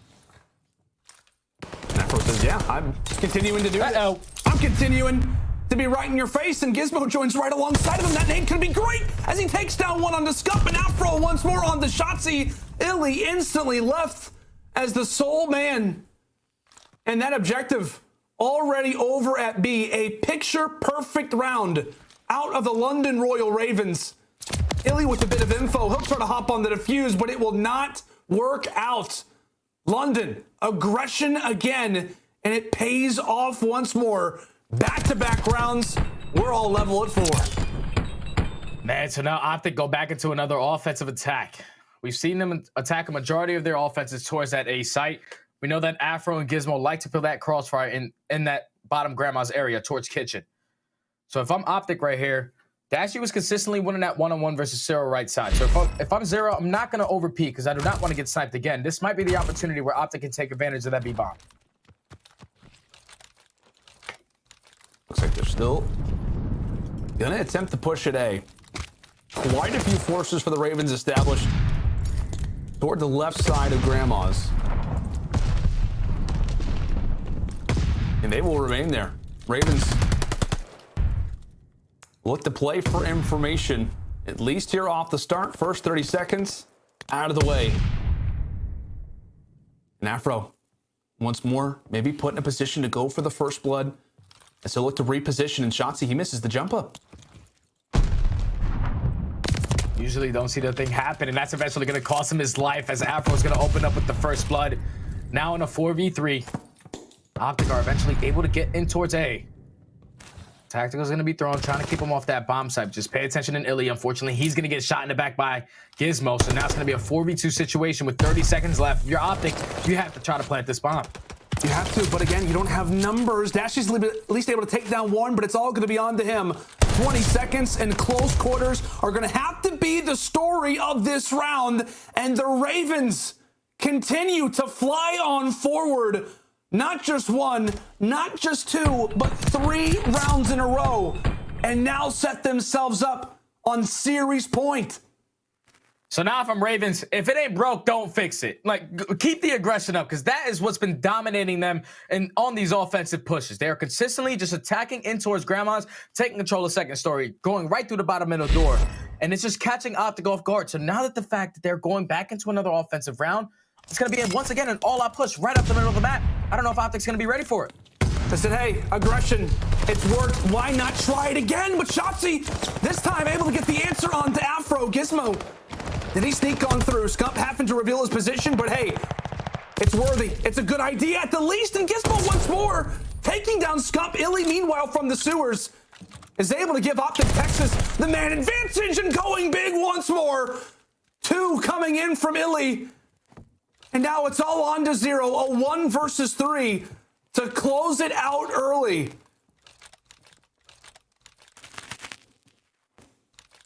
45 seconds. Bomb is going to be down towards that backside of A. So if you're 0, just want to try to play or pick. This is going to give it his positioning there. Shots is going to be there for the trade. And we are going to a round 11. Right there, it looked like Optic were not prepared for that all-out middle push. But Shotzi set up with a beautiful crossfire, able to get that first blood and then eventually get out with his life, which allowed his teammates to play the trades properly and close out that round. Now we're going to a round 11, man. Insane performance from both of these teams. What a wild series this has been. Optic were up 2-0, but the Ravens have fought back time and time again. Down 4-2, now at round 11. London looking to go 2-0. Optic Texas looking for their very first win here of this season in Vanguard. Already into it, into the swing we go. Optic on the attack. And it appears they may be going for the offside hit. Nasty watching over his comrades. And Jotzi, he's found the angle. He takes down Nasty for the first. It appears that it could be a site rotation. Zero's going to be here already off the rip. So as he... This is beautiful plays. As he checks this, he's going to have the comms already established, letting the rest of the players know that, hey, they're not here yet. Now with 45 seconds left, Optic, they do have the man advantage, but they do not want to allow one of these players to be a playmaker. So it's all about just playing to your advantages, play for the trades. As Gizmo is able to spot dashing towards the bottom middle with 30 seconds left, all out attack is coming in at A. And Gizmo gets the angle. Gizmo gets the angle. He takes down Illy, but the bomb will go down regardless. Scump lays down the objective, and Afro still alive, trying to make the play. He's got a nade prepared. He tosses it out, but no information is going to be gained. 33 seconds. The Ravens still looking for the retake. It's up to Dashy, but he gets picked apart as well. It's all on to the SMG duo. Scump and Shotzi. Can they go big? Nearly back to back. The Scump gets dropped as well. It's all on to Shotzi and the 1 versus 2, but the fuse, it's going down, and Gizmo watches over for his teammate. Down 4-2, but the Ravens will make the reverse sweep. An unbelievable game. A series that had it all. Optic thought that they had it. We thought it'd be the king coming out on top, but it's the Queen's Day. God save her, the Ravens. How about a comeback? Clutch is London. I can't believe that series. I cannot believe that series from start to finish. Every single map was close. Like, game 2 was all the way to a 6-5. We get to the control, Ravens able to walk away with it in a 3-1. And then we get to the game 4. Ravens once again stepping up to force it to get to that game 5. But Optic, they were in control of this entire game 5 right here. They were in control. They were up 4-2, winning a majority of those rounds, winning a majority of those trades. But once London decided to switch the flip, or flip the switch on the aggression, that is what completely changed the pace. You see Gizmo 12-7, followed up by Afro 11-6. Every single time they were trying to wrap that bomb back towards A, they were able to shut it down. Optic opens up with the first blood right there onto Nasty, but it's still not enough. They waste so much time to go towards that rotation, towards that A bomb site, that which eventually allows these players to even up the numbers, force it to a 3v3, and then with Dashy with the pistol in his hand, not able to open up with that first kill versus Gizmo, it's pretty difficult task to get done. But wow, I can't believe the first 2 series we had today, Paris leads into a game 5, and now London beating Optic? Man, this season is going to be insane. It's going to be wild. It's going to be wild. Let's go ahead and bring back in the desk. I mean, guys, what a match. I mean, like we thought this was going to be guaranteed wins for Atlanta and Optic. Paris making FaZe sweat it, and then London, the reverse sweep. Vanguard is wild. That's all I know, Veli. It's absolutely crazy, man. Like my man Kim Garnett once said, anything is possible. London Royal Ravens with the reverse sweep. It's crazy. So, I mean, you guys have, by the way, have commentated 2 best-of-5s in a row. Back-to-back games have been incredible. And watching the highlights right now, we all thought Optic Texas was going to run away with a 3-0, but nameless. What did we see on that screen? There's a lot to like if you're a London Royal Ravens fan. These guys on Berlin Hardpoint, I want to zone in on that map here for a second because that was beautiful textbook hardpoint on every single rotation. The second rotation, they had every single spawn off the rip. They picked up 30, 35 seconds. Optic would come in to be scrappy for a second. They'd give it up, rotate, set up at new. And it wasn't one specific player rotating and getting those spawns. Everybody was doing it. We saw Afro all the way back trains making plays. We saw Zero holding back trains when it got to that hill. On the next rotation, they set it up with a gizmo streak. They break on in. It was beautifully played out of Royal Ravens. They're so prepared, and Optic clearly wasn't ready for a team like this. And you know what? The fact that it looked like Optic possibly was going to go up 3-0, the map, that doesn't say the whole story. On the bow cage, we went down to time. On Berlin, it went all the way to round 11 again. And then we head into control all across the board. London Ravens, they were getting outslayed, okay? And then we head into that control. You see Gizmo completely take over the map. He has a complete turnover. You head into the next hard point. Then it's Nasty and Afro starting to wake up. And then the search and destroy. Once again, they push Optic to the limit. And for me, London looks fantastic. Everybody's power rankings, they're just going whoop. I mean, they just beat a top 16. Yo, Afro's been just absolutely insane. But Steady, this one's for you, man. London, they're a high motor team that thrives off of momentum, right? It's obvious. I see it, and you saw it definitely, especially with that 3-0 yesterday with the early first bloods. Optic won 2 maps, and the moment they won that third map on the side of Ravens when it came to that control, they never looked back. In your eyes, what does it look like when a team like that just never backs down from a challenge? It's beautiful.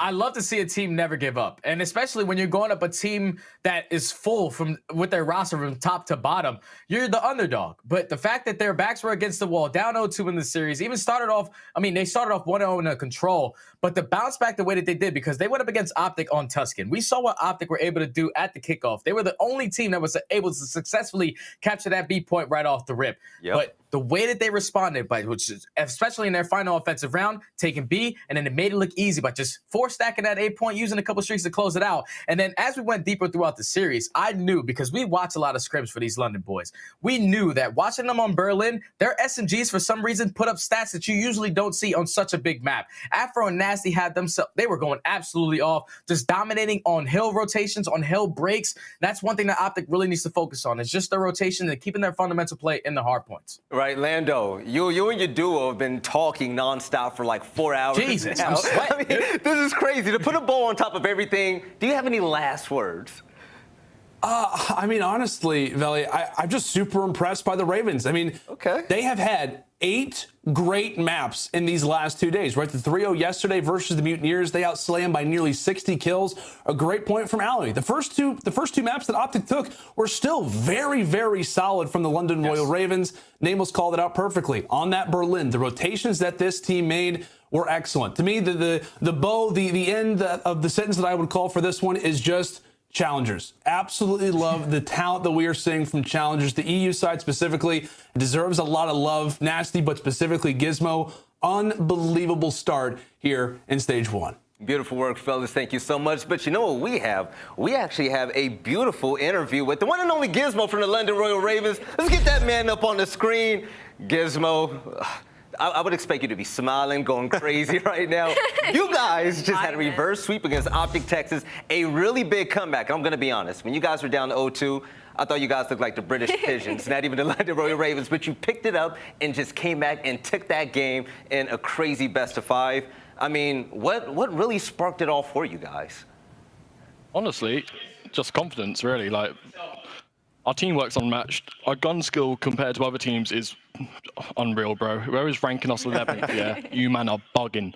And, bro, like, we're going to get better as the year goes on. It's bro, EU slept on, bro. Like, majorly slept on. Like, Toronto, they're one of the better teams, just one of the event, probably the best team in the game right now. We're not bad ourselves, you know what I mean? We play against them guys for years coming up. Bro, our team's good, bro. Give us a bit more time, bro. And 11th, bro, like, behave. I got you, baby. Absolutely. I mean, what was comms like when you went down 0-2 heading to that control? I mean, was confidence on an all-time high and you were like, you know what, let's just reverse sweep? Or what was that going like? Honestly, fucking, we should have won Berlin 5-5. So that was a bit of a short game mode for us. Going into control is like one of our better game modes, but it's so iffy. Like, we've only been playing it for like 2-3 weeks. So honestly, if we win that map like we did, fucking, it's a confidence boost to go into map 4. map 5. Like it's just natural. You speed roll from there, and yeah, and also my bad for swearing. I'm English. You're good. No, it's all good, Gizmo. I can tell that you're a proper lad. Man and them are looking nice, but I gotta ask you, what makes the composition of this roster such a black horse team? Do you guys think you can take down anybody at any moment? Hey, bro, me, Marcus, and Byron have been unreal in challenges for years, bro. And under 18, we were unreal. S&D, we've all played S&D, so S&D is always going to be good. Our gun skills very good. It's up there with the best in the league. And it's just about learning the game. Like, and you have a cool head in Trey, who's an unreal sniper, unreal leader in and out of the game. He's a role model, like to me and Marcus for youngsters. And we have a very friendship-orientated team, and I think that's like massive for us. Absolutely. And, yeah. Yeah, Gizmo, thank you so much for this interview, man. And just to make it perfectly crystal clear, you're saying that we're seeing the EU boys take over, right? Oh, yeah. I mean, we're not 11th, let me tell you. Hey, you just proved that. Hey, you proved it. Keep killing it out there, man. I can't wait to see you dominate on the stage again next time. I appreciate that. Take it easy. Thank you. Bye. No problem. Wow. Okay.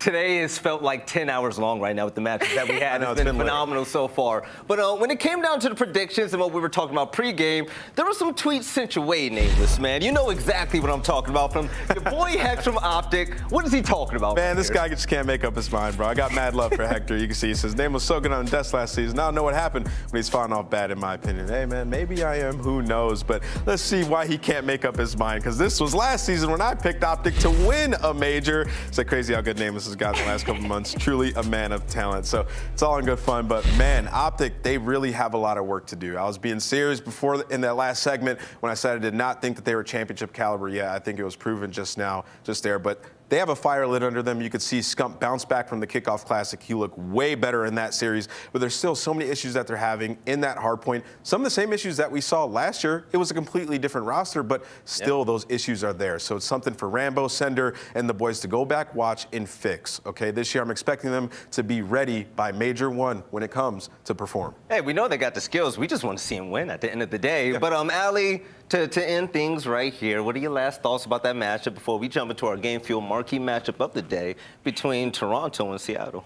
I mean, obviously, London played to a par, right? Definitely momentum-based team, as we heard Gizmo say, and definitely super slept on. Everyone's power rankings are destroyed, especially mine. But I do want to say, for Optic, it was just little mistakes. We saw it in their before series at kickoff. They have been struggling to win rotations. They do not rotate early. And in the first hard point against the London Royal Ravens, they were breaking fairly easily, but London started to heat up and winning those gunfights, and suddenly those breaks weren't so easy. So hopefully we see them polish that up coming into our next weekend. All right, ladies and gentlemen, if you thought that matchup was hot, the one that's coming up next is about to be just sexy. We're going to have a rematch of the finals that we saw during the Kickoff Classic. It's going to be between the champs from that event, which are the Toronto Ultra, facing off against the New Bloods, the Young Gunners, the Seattle Surge. And those guys right there are looking to make a statement this season. You don't want to miss it, and we'll see you guys on the other side of this break for some more CDL action.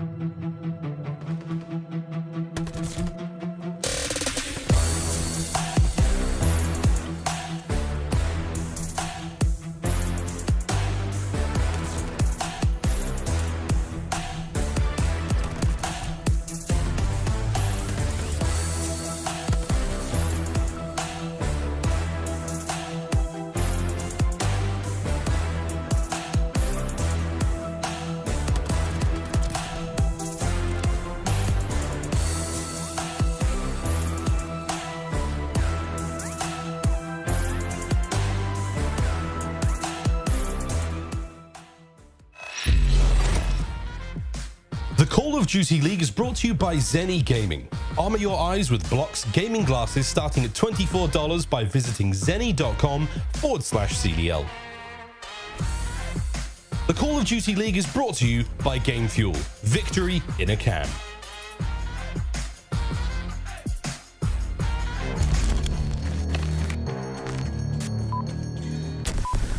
Haters talking to me, tell them pipe down. Or it's lights out, zeros on the debit, baby, all I do is swipe now. Gucci sweater 5,000, stunning, buzzing. I be going up, no ceiling. Wow, ballin', running, getting to the paper, I'm peeling out. They gon' know me as legendary. You in the stands, I ain't need no commentary. They gon' know me as legendary. You in the stands, I ain't need no commentary. Ain't no option, ain't no secondary. I just throw it up like a Hail Mary.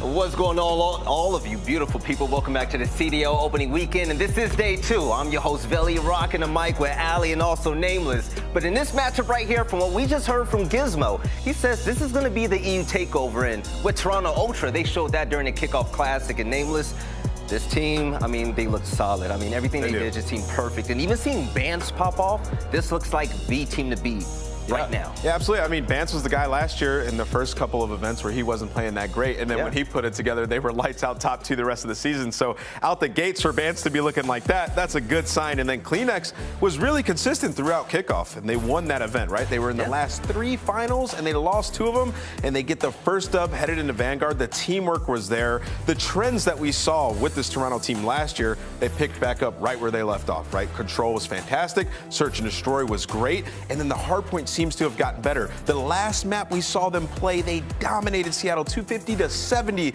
in the most textbook win we've seen in hardpoint so far in the Vanguard season. This team is disgusting, and this Game Fuel featured player, Kleenex, he was the MVP for me at kickoff. Right, when it comes to Kleenex, I mean, Ali, you talk about this team just being great just as a unit, but all of them, they step up in a big way. And when it comes to the Game Fuel keys of victory, Nameless, what does Toronto got to do to stay on top? Continue to showcase elite teamwork. They traded 31% of team deaths in Respawn at Kickoff Classic, first overall. The teamwork was on point, and that's a great illustration of what they're doing on the map. And then you can't win hardpoint without locking down hills. 90% hold rate at Kickoff Classic. That is an improvement for Toronto, a team that wasn't the best hardpoint team last year. When they got it done, it was control and search and destroy. And then last but not least, prevent Seattle from quick planning in search and destroy. Seattle's planning the bomb 89% of the time, 24 out of 27 rounds. That's very impressive on the side of Seattle. So if Kleenex can get up close and personal and stop that first plant, it could be huge. Yeah, and looking at the team as a whole, there's no weak spot. They all roll as a group and they dominate as a team. I'm loving what I see from them, and the statement that they made out there in Texas was just phenomenal. But they're gonna have to bring that type of teamwork again, because they're gonna have to go against a bunch of individual stars who are looking to break that all apart. Ali, I'm talking about Seattle Surge. This team is young, they're hungry, and they're ready to win. Absolutely. I mean, across the board, we've seen what they did yesterday against New York Subliners, a hot 3-0. I mean, this team is set up for success going into this season. We saw in a Kickoff Classic where they shocked everybody on main stage. Pred had his huge debut, Sid being as consistent as ever, and I feel like even accuracy managed to surprise some people. And Mac, again, being a consistent sub player, taking those odd routes, being the objective man, he seriously turned up for me specifically. But when it comes to their Mountain Dew Game Fuel keys to victory, they need to continue to showcase what they showed. They traded 31% of team deaths and Respawn to Kickoff Classic first overall, and they can't win hardpoint without locking down hills. Now, excuse me, that is actually Toronto Ultra's keys to victory. I'm gonna actually read Seattle's now. They can't rely on just winning rotation versus Toronto. They need to break as well, and I completely agree with that. Toronto, again, their teamwork is on par, so Seattle Surge need to make the break in. And at home on map 3, winning 74% of rounds. Only map loss was to Toronto, 3-2 in finals on Tuscan. So again, they are on a bit of a revenge tour when it comes to this squad. And again, overwhelmed Toronto with slaying power, 1.06 overall KD team. That definitely comes in when it comes to Sip and Pred, those two dominant young players. Yeah, and another thing is Pred got kind of shut down in that last series. I mean, he's been going off every single series they've had other than versus Toronto. He was sitting at a .91, and his engagements were definitely not all the way there. So going to need to see Pred step up when it comes to the matchup versus Toronto. Excited to see if he can bounce back. All right, well, I'm excited to see this game go down right now. Ladies and gentlemen, it's about that time for the Game Fuel marquee matchup of the day. Miles and Chance, how excited are you guys right now to break this all down? Very, very excited, Valley. I mean, it's been a ridiculous day of Call of Duty so far, and you know, we talked about this enough in the break, and I have a sort of a sneaky suspicion, my spider senses are tingling, that this could be one of the great rivalries that we see throughout this season, because both these teams are looking fantastic, and if Kickoff Classic was anything to go by, this should be about. All right, Chance. All right, if you had to make a prediction right now, say it with your chest, big fella. Who's walking away with the dub? Toronto 3-1 or 3-2, but absolutely I'm going Ultra. There we go. Let's get it, Chance. You're calling it a 3-1. I actually got the Pick'ems in a 3-2, but I'll let you find out who exactly we have in the win there. Over to our first map we go, and it's Tuscan. Maps and O's will be coming away in just a moment. Kick things off with an absolute blast. It is going to be Ultra. Opening kills going their way, and as you can see on Tuscan, there's a bit of a pinch happening here, and already the boys of Seattle trying to get back into this one. And Charles, we saw these two teams go at each other. It was incredible to watch the Kickoff Classic, of course, on LAN. Now we move things over to the online realm. We're trying to set ourselves up for the next major. This should be a treat. And Kleenex, our game-fueled feature player, now on the approach to the point.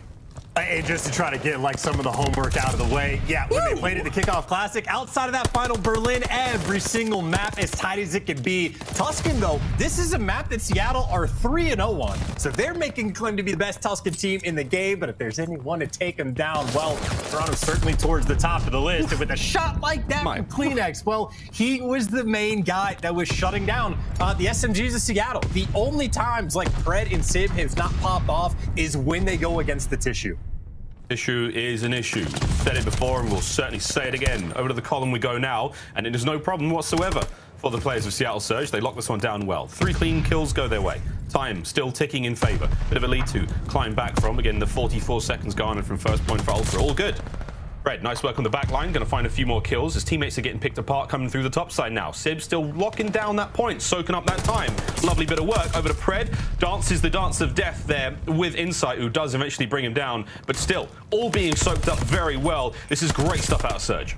Oh, bro, did you see that from Benjamin Vance, though? He goes on a flank, picks up one, and buys his teammates time. So that is that Toronto teamwork coming out at full display. But at the same time, a bit of an exchange. You make that break by your team, maybe like 15 seconds that Seattle's not able to get, but it makes that rotation that much more difficult. Cammy found himself in between two. And it looks like more gunfights are coming down. Like number 4, Pred, he's running towards the hill. Cammy just spawns in the back. That can't find one. And Toronto able to lock down those spawns. So that's a nice little break at old and a great rotation to do. Yep, good fights here. Third hard point is always a bit of a war. Beautiful shots out of Sib. Nice 2-piece. And look out for lots of grenades like that throughout the entire season, friends. Again, the way Vanguard plays, your lethals and tacticals will be extraordinarily valuable. Back over to Kleenex, Game Fuel featured player. Now flying forward. Lovely crosswork there from accuracy. Good shots. But Insight, once again, in the hard point. 20-odd seconds now separating both teams with the final 25 here to be had on Fountain. And Benjamin Band still flying around the map, finding those cut-offs. A chance with about 20 seconds to go. He's got eyes on the next hard point already. He's thinking slowly about the rotation as well. You can see a couple Seattle players just lingering towards the middle of the map. So Vance happy to take his time. Ooh. They are able to get those final few seconds to scrap, and now they got the pinch basically across the map. ARs on both sides. Vance is going to be side tricked. Look at this squad spawns. He gets his teammate to spawn right on top of him. Toronto are going to win the rotation again. The patience of Vance has been perfect this game. Benny Vance doing what he does best. Fred and Mac, though, finding a couple of kills going forward. Mac wins a big one upstairs. Top side of the church now is all belonging to Seattle. Mac does win another one. So the Mac attack finding a few more kills, and that's beautiful work. Can Kleenex now try to find the entry through the backside? Good teamwork there. Does sadly bring down his teammate, but hey, we'll hold on to it for now. Last player up for his squad, buying time. Finally takes care of Mac. And now you've got a little bit of space to work with. Here comes Ultra. Almost every door covered here. They've flooded in. They've found the kills. It's not quite a clean break yet. Turn around, lads. They're right behind you as Seattle Surge flood on through. 20 seconds are going to be theirs. And chance, it's 20 seconds of scrap time that Ultra look like they're going to be giving up. Well, they're going to be giving it up on that rotation, though, and Seattle's going to be there first. So this might be one of the key moments of the game, right? 20-point lead right now for Ultra. Mac, though, the first person for Seattle towards this new hill. And they're setting up waiting for the kills. Pred gets caught on the flank. And now for Toronto, they know the pressure is just inside the hill. Kleenex leading that charge. Here comes the charge right through, and it's going to be Mac once again. Gets himself a couple more kills. Mac's on an absolute run this map so far. 12 and 8 overall. He's doing a fantastic job. And now pushing the spawners out, trying to make sure that Ultra can't get close, but a little bit of bad timing. CleanX now in from behind, insight through the front, and here comes the wind-up punch. Ultra trying to make their way forward. Shots exchanged in a B5. We go. Cammy on the cuts now. Mac gets brought down as well. Cameron McGilligan finds 3. That's the break. That's Ultra's hard point. The battle of the hard point we have in our hands, right? Seattle nearly tie up the lead, and as soon as that happens, Toronto, well, they start running the score up just a little bit more. There's another one for Never mind. I was thinking about kill streaks, and maybe so was he. He got a bit ahead of himself, but nice little bounce back just to fight for that scrap time. And funnily enough, on that rotation, while Seattle's winning the scrap, they got the rotation over towards New as well. They got all their bases covered. Mid-map cut off, Sib, able to find 2. And you just see in the kills column, right? Sib and Pred, they have bounced back. They are ready for this match today. Yeah, they're looking good so far. It's 14-9 now for Sib on a 4 spree. Again, streaks are certainly on the menu. Mac is just disgusting so far. He's playing with real purpose. Bit of a team kill. Sib, though, wow, this is aggressive. Vance will get the read. A nice bit of a stop there of the pace of Sib. He's been absolutely running so far. Fred cut down. Unfortunate timing there on the push. Accuracy can't get much more. The trades are on point. Last player left standing is going to be Cammy. Nice shots, but not enough. As the spawn's close from Sib, we'll get that kill. Back at it we go, though, Chance. It is literally non-stop here. And this is just the way Vanguard plays. It is an absolute onslaught at almost all times on every single point. Yeah, but you see Seattle maybe slowing down the pressure on the point just a little bit. Accuracy, maybe a last-ditch effort. They're causing problems, but you see number 3, Mac. He rotated over towards P5. Seattle, they're making sure that they are very secure for P2. We saw this from Seattle yesterday when they were playing against New York. Their P2 to P3 rotations have been on point. And if not for Toronto, again, we saw Vance making big plays earlier. If they didn't secure that rotation, Seattle would have a much bigger lead. Well, it's deja vu all over again. Similar situation. Ultra, the pressure is on. Yep, here we go. CleanX in. Shots exchanged. Accuracy, fancy footwork, but not enough to stop the Great Dane as CleanX does manage to find another Cammy. The bodyguard keeping him safe and sound as well. Gets another one. Cammy, beautiful work as well. That was 3 in the feed, but that also keeps CleanX alive at the back for a few seconds. It comes Seattle, though. Through the front, over the top, the pair of them. Another 4 down. Back and forth we go. 2 absolute titans exchanging blows here, Chance. It is a delight watching these 2 teams go at it. And Seattle are just playing so absurdly fast, right? Pred is rotated over to P1 just to be the cutoff man, but I think now that Accura's spawned up, they should know that Toronto is actually going to be here on the rotation. Toronto, they will take that gift of making sure they get the spawns for New because they're down by 30 points, and they will take a free rotation for sure. Looks like no scores or kill streaks, excuse me, coming through just yet. Seattle, they're grouping up for the break. Here comes the slow hit.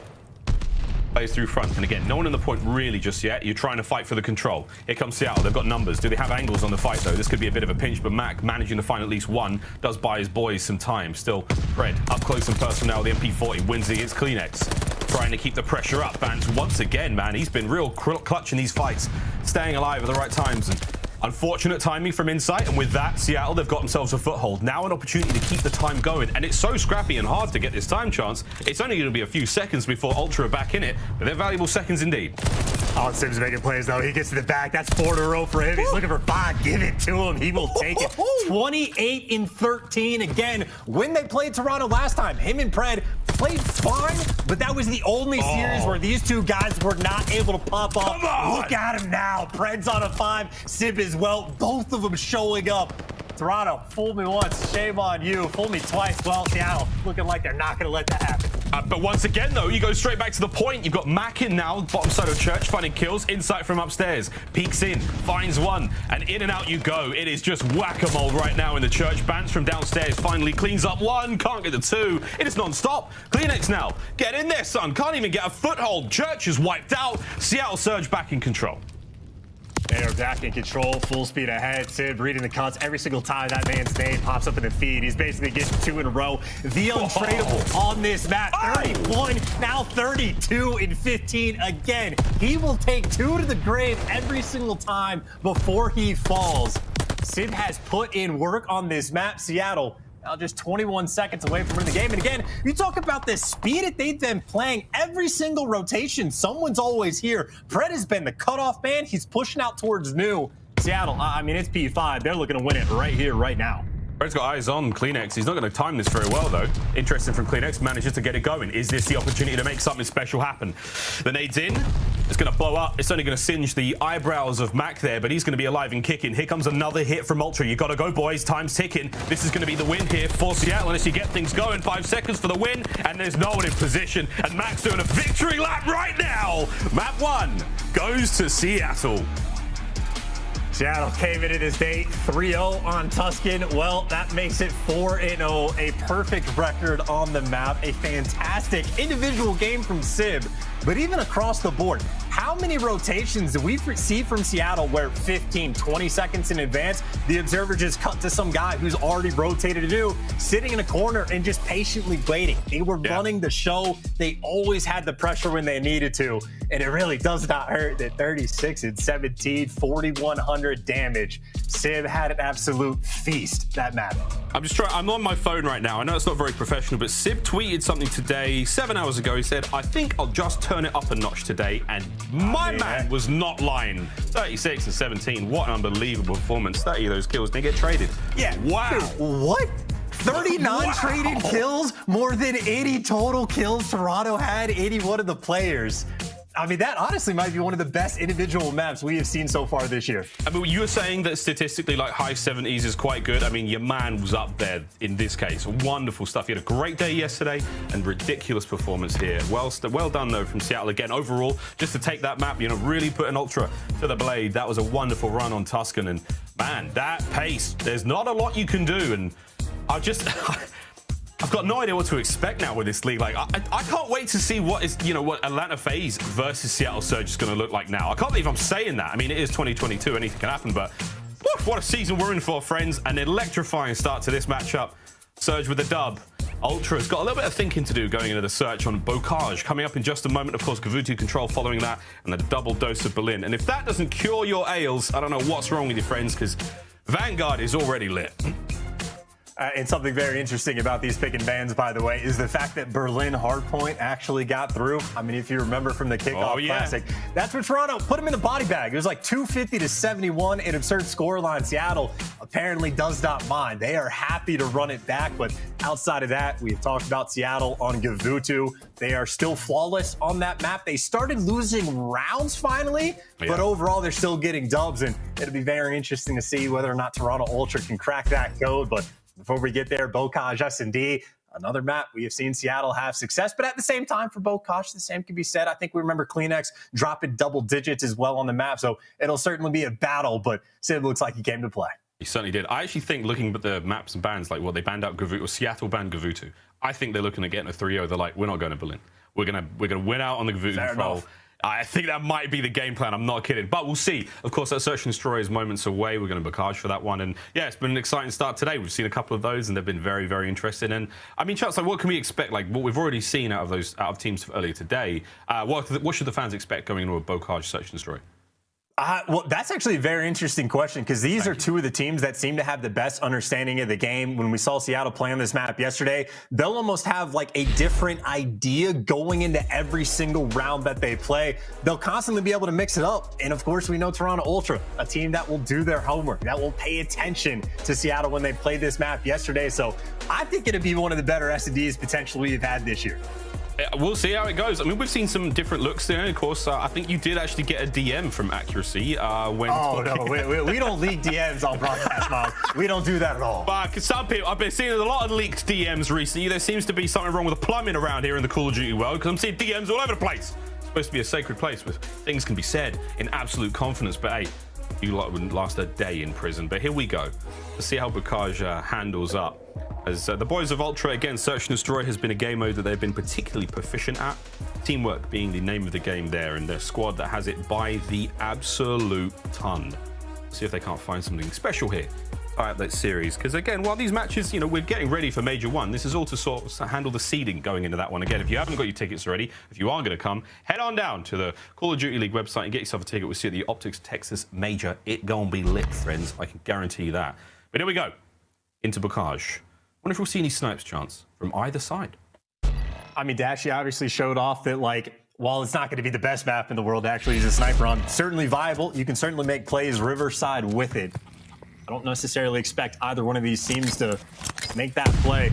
Also, it's worth pointing out, both of these teams have been hyper effective at getting the bomb down. They'll both play the objective. Kleenex gets that first blood, and they catch Pred hunting for that next kill. Toronto, a massive advantage in the round. Just watching those 4 arrows across the minimap, they have gone from one side of the map to the other incredibly fast. Bocage helping there, but the teamwork and the synergy incredibly proficient. Fast plant, Insight finds another one, almost getting the last as well. Mac now 1v4 technically. Can he take care of the remaining 3 players and defuse the bomb? A question that he will soon answer for us, because here comes the fight. The jig is up, he's in mid-map, they've surrounded him, and they have squeezed the life out of Mac Ultra round 1. And just a very strong setup from the start of the round, right? Kleenex gets that first blood. Pred, who was just hunting down for that trade. Well, someone for Toronto was there to watch their teammates back. So teamwork on point. And again, both of these teams, even on this map, again, incredibly effective at actually getting that bomb down. So they are very objective-minded, even on Bocage. You see Toronto is the same thing, right? Get a couple kills. Don't waste any bit of time. Don't let them readjust on defense. Get the bomb down as quickly as possible. Seattle will look to do something similar. Almost hit a pigeon with that stun. I wonder what happens if you actually do land it. Here we go. Kleenex got eyes on. Stun check on top of the bomb's going to definitely tag those players' ears up. Trying to reach out. Manages to get around the corner. Oh, spots an Insight out and about. Does take his head off. And the rest of his teammates get gunned as well. So now 1v4 for Kleenex. Our game field featured player. On a 2 spree right now. Accuracy. Oh my God. Kleenex don't care. Tagged up, fly straight at him. Good coverage from the rest of Surge, but oh my word, if Accuracy had stayed a top gate there chance, he would now be dead. That is very true. I mean, Kleenex definitely has the beamer. There's no doubts about that. And I think Accuracy had that fear in mind to make sure to not give anything away. But that is how Seattle likes to play. Again, hyper aggressive, going to get the bombs down. Mac had a very nice read of, I think once he got near the site, just making sure he doesn't get killed off bomb. But as soon as he finds that first blood, then again, boom, 0 time wasted. Seattle as aggressive as can be. Toronto back in the attack. Once again, leaning towards this A site. I think Ultra mixed the pace up a fair bit more. You see Kleenex is already up in this corner. He's got the teammates working with him, but Toronto a little bit more happy to take their time. So they've got eyes on at least a few. Pred now is going to back them up with the nades. Slides out. Pred does get it. That's Kleenex out of the round. 4v3, Pred with the immediate readjusting this. Covering the iron. Sib, big win up close and personal there with the automaton. Cammy waiting for the push, but both players very patient. Cammy cut down by Accuracy. It's a beautiful round from Surge. Early information gained in the middle of the map chance, and they are going to have their way with Benjamin Vance. Every single round we've had so far has left somebody in a 1 versus 4. It really Vance gifted for the first one, but this is, nearly impossible. Seattle has to throw this away, and you can see they got somewhat of a triangle set up across the map. As soon as they get any sort of information, Vance should be dead to rights. He gets spotted, taken down in another nearly flawless round out of Seattle. Gonna go up 2-1, and again, it's just good plays, right? You had Toronto. They were trying to push up the pace. Sid and Pred delivering where they slightly struggled last time they played Toronto Ultra. They have so far turned up on the day. It's not looking bad. And Ultra certainly been slowed there. It's not an easy thing to do on Bocage, like a 1v3, 1v4 situation, but I thought Seattle was worried for a moment that they were quite isolated in those fights, so Ben could pick them off 1 by 1, you never know, but for now, a single round advantage goes the way of Surge. Over towards A once again. Here come the lethals and tacticals over the top of these roofs. And already chance Accuracy first blood. Yeah, he finds a nice pick over towards B, and it looks like the call from Seattle is to, well, try to wrap the bomb back that direction. Accuracy gets caught, though, so we're basically back to a standard 3v3 over towards this A site, so business as usual. Nate's coming out. Bance has the information. Someone's near the bomb. Mac looks like he's going for the plant. It's a dead nade in there. Can't kill Mac. Kleenex, what can you do? You're going to get the bomb at least, but now it's a 1v2. Sib and Pred versus Insight. Insight managed to make it a 1v1, and this is going to be a spicy one indeed. Dead Silence does get refreshed from that kill. Sib on the hunt. Oh my word, it's a slow and steady angle. Oh, what a shot from Sib. Oh, baby. And that reaction will tell you everything you need to know about how he felt about that fight. Well, he was pretty cool about that one, but damn, I thought Insight had it. Feeling good after that 1v1 win. Great read. And a fantastic round again from Seattle. I mean, that's just the Beaver right there. All right, Sib, we got to get his settings. I mean, Insight had first shot, had the good read as well, but Sib, taking it to him. And keep in mind, last year at the start, when we started seeing Insight play, S&D was his wheelhouse. He was the clutch machine. And he's certainly been great this year as well, but that new blood certainly ready to go toe-to-toe. Serrano mixing things up once again. Insight maybe working his way over towards Gate, but Ultra back to that sort of S&D style they like to have, feeling out the round. It's incredible to see our rookie of the year, essentially last year, now going up against a definite candidate for this season and choosing the other foot now. Less than a minute to play with in this round. Sib looking for something.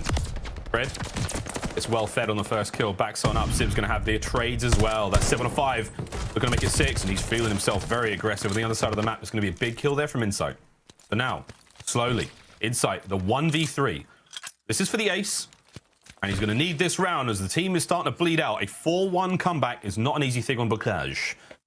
Ultra just needs some sort of life, right? I mean, they've got just bullied out every single round outside of, like, what, round number 1. Been picked apart, left in bad situations. Someone's got to make a play, and I think he slid a little bit too loud, but Beam's the first and maybe had some information, but Seattle are there. They have everything covered. The setup's too clean. And this has been a dominant game of Bocage S&D thus far. Seattle has certainly came to play. Just like how Seattle, when you watch that minimap, as soon as it was like, cool, 3v1, all the positions they got to had a line of sight covered, and they were in a spot to trade each other's kills. I mean, that is just, that synergy there so fast. Immediately knew how to handle the situation, even with a rough idea of where Insight was in that 1v3. These boys have done their homework, I'll tell you that. Here we go, 4-1 here on Bocage. Just starting to get a little bit dangerous here. And this is an interesting opener now from Cammy, mixing things up in a big way. That stun's not going to help the case, as he's still on the donut. We'll see if the sniper can come through, but it's the fight over towards A is still going to be more important. A lot of pressure on A, absolutely. I will say accuracy just took a nice off angle. I don't know if Cammy's going to make the read. And it looks like you have to go back for a reset. But you have 2 players for Seattle, including the bomb, that are sitting in like bat grandmas. Oh my. This is a very interesting map spread Seattle has. It's very interesting timing. Here comes the timing from Cammy as well. Oh, beautiful shots from accuracy. Takes care of the sniper. Pred now the inside. Kleenex last player left up. What can he do? The answer is starting to present itself to us. Not a win in sight. Wow, Surge. A little bit of good timing. Bad luck from Cammy on the peaks with the snipers, but Seattle, an unwavering nerves.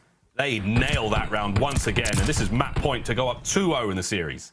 And look, I really like the way accuracy is playing around the sniper, right? He's taking off angles like deep in river. He ends up getting that kill. But more importantly, it is Pred shooting people in the back. You could have a montage of this guy finding the routes to get behind enemy lines and just setting himself up for easy kills. I mean, it's so consistent. He has been able to pull this off. And now Cammy, the guy that was a menace in the S&D on Tuscan last time they played Seattle, has yet to find a single kill, and accuracy gets the first blood. Here comes the absolute war over by Tanks and Mac. What a beautiful flank this could be. The second. Oh, God, damn. The round's gone. That's game. Wow. And the elation on the Surge faces tells you need to know there. Pred's like, yeah, that worked out great. Mac is a couple of fist bumps, and that is stunned the Ultra boys. Mac hit the wrap through mid so fast, cuts them out, no questions asked whatsoever. An easy round indeed, and Toronto Ultra will be scratching their chinny chin chins after that one. The Surge go up 2-0. And look, man, after the kickoff classic, I think Mac had like the 3rd highest overall like kills per round in S&D. He's been the pop-off guy, but that is everyone across the board. Accuracy 8-2. He was finding first blood. Sib 5-1. I mean, the man still has basically never been killed in the past 2 maps, but everybody for Seattle delivering. I mean, the question we had for them yesterday when they were playing against New York was, have the teams that were beneath them at kickoff caught up? Well, they 3-0'd New York, so the answer was no, the teams beneath them have not caught up. Today, the question for Seattle is, well, have they caught up to the only team that performed better at the kickoff? And the answer apparently is a resounding yes. 2 dominant maps back to back. And frankly, they're making it look easy. They are indeed. And again, for those following at home, yes, this is a very fast series indeed. Gavutu control. Now we go to a favorite for Seattle Surge, it has to be said. And Oh, baby, this is a fast one chance to shoot and bias. And Cammy, again, not a good look from him. 0-6. Again, not 007. That's Alec Trevelyan, which is 006. If you've seen GoldenEye, you know exactly what I'm talking about. We're going to throw in a quick commercial break so you can Google that fact and make sure that I'm correct. When we come back, Gavutu Control, more Call of Duty League action coming your way.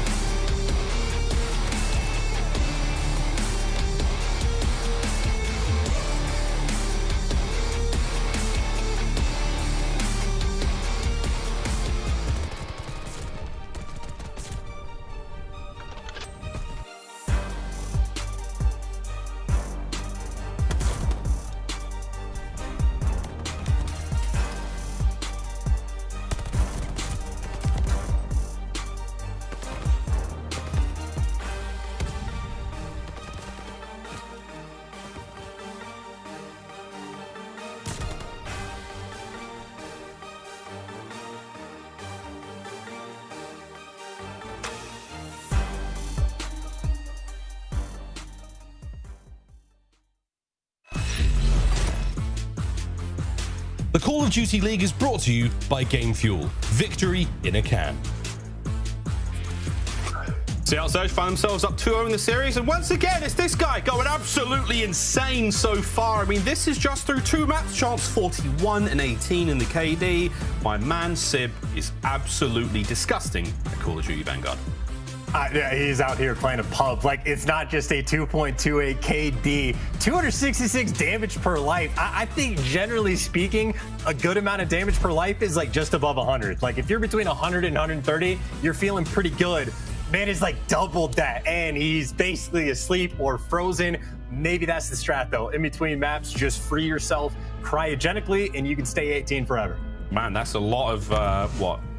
Nitrogen. I don't even know how you freeze yourself in that sort of moment. The guy's staying cool, ice cold. He's got the man next to him to help out, I suppose. But here we go into our Gavutu control.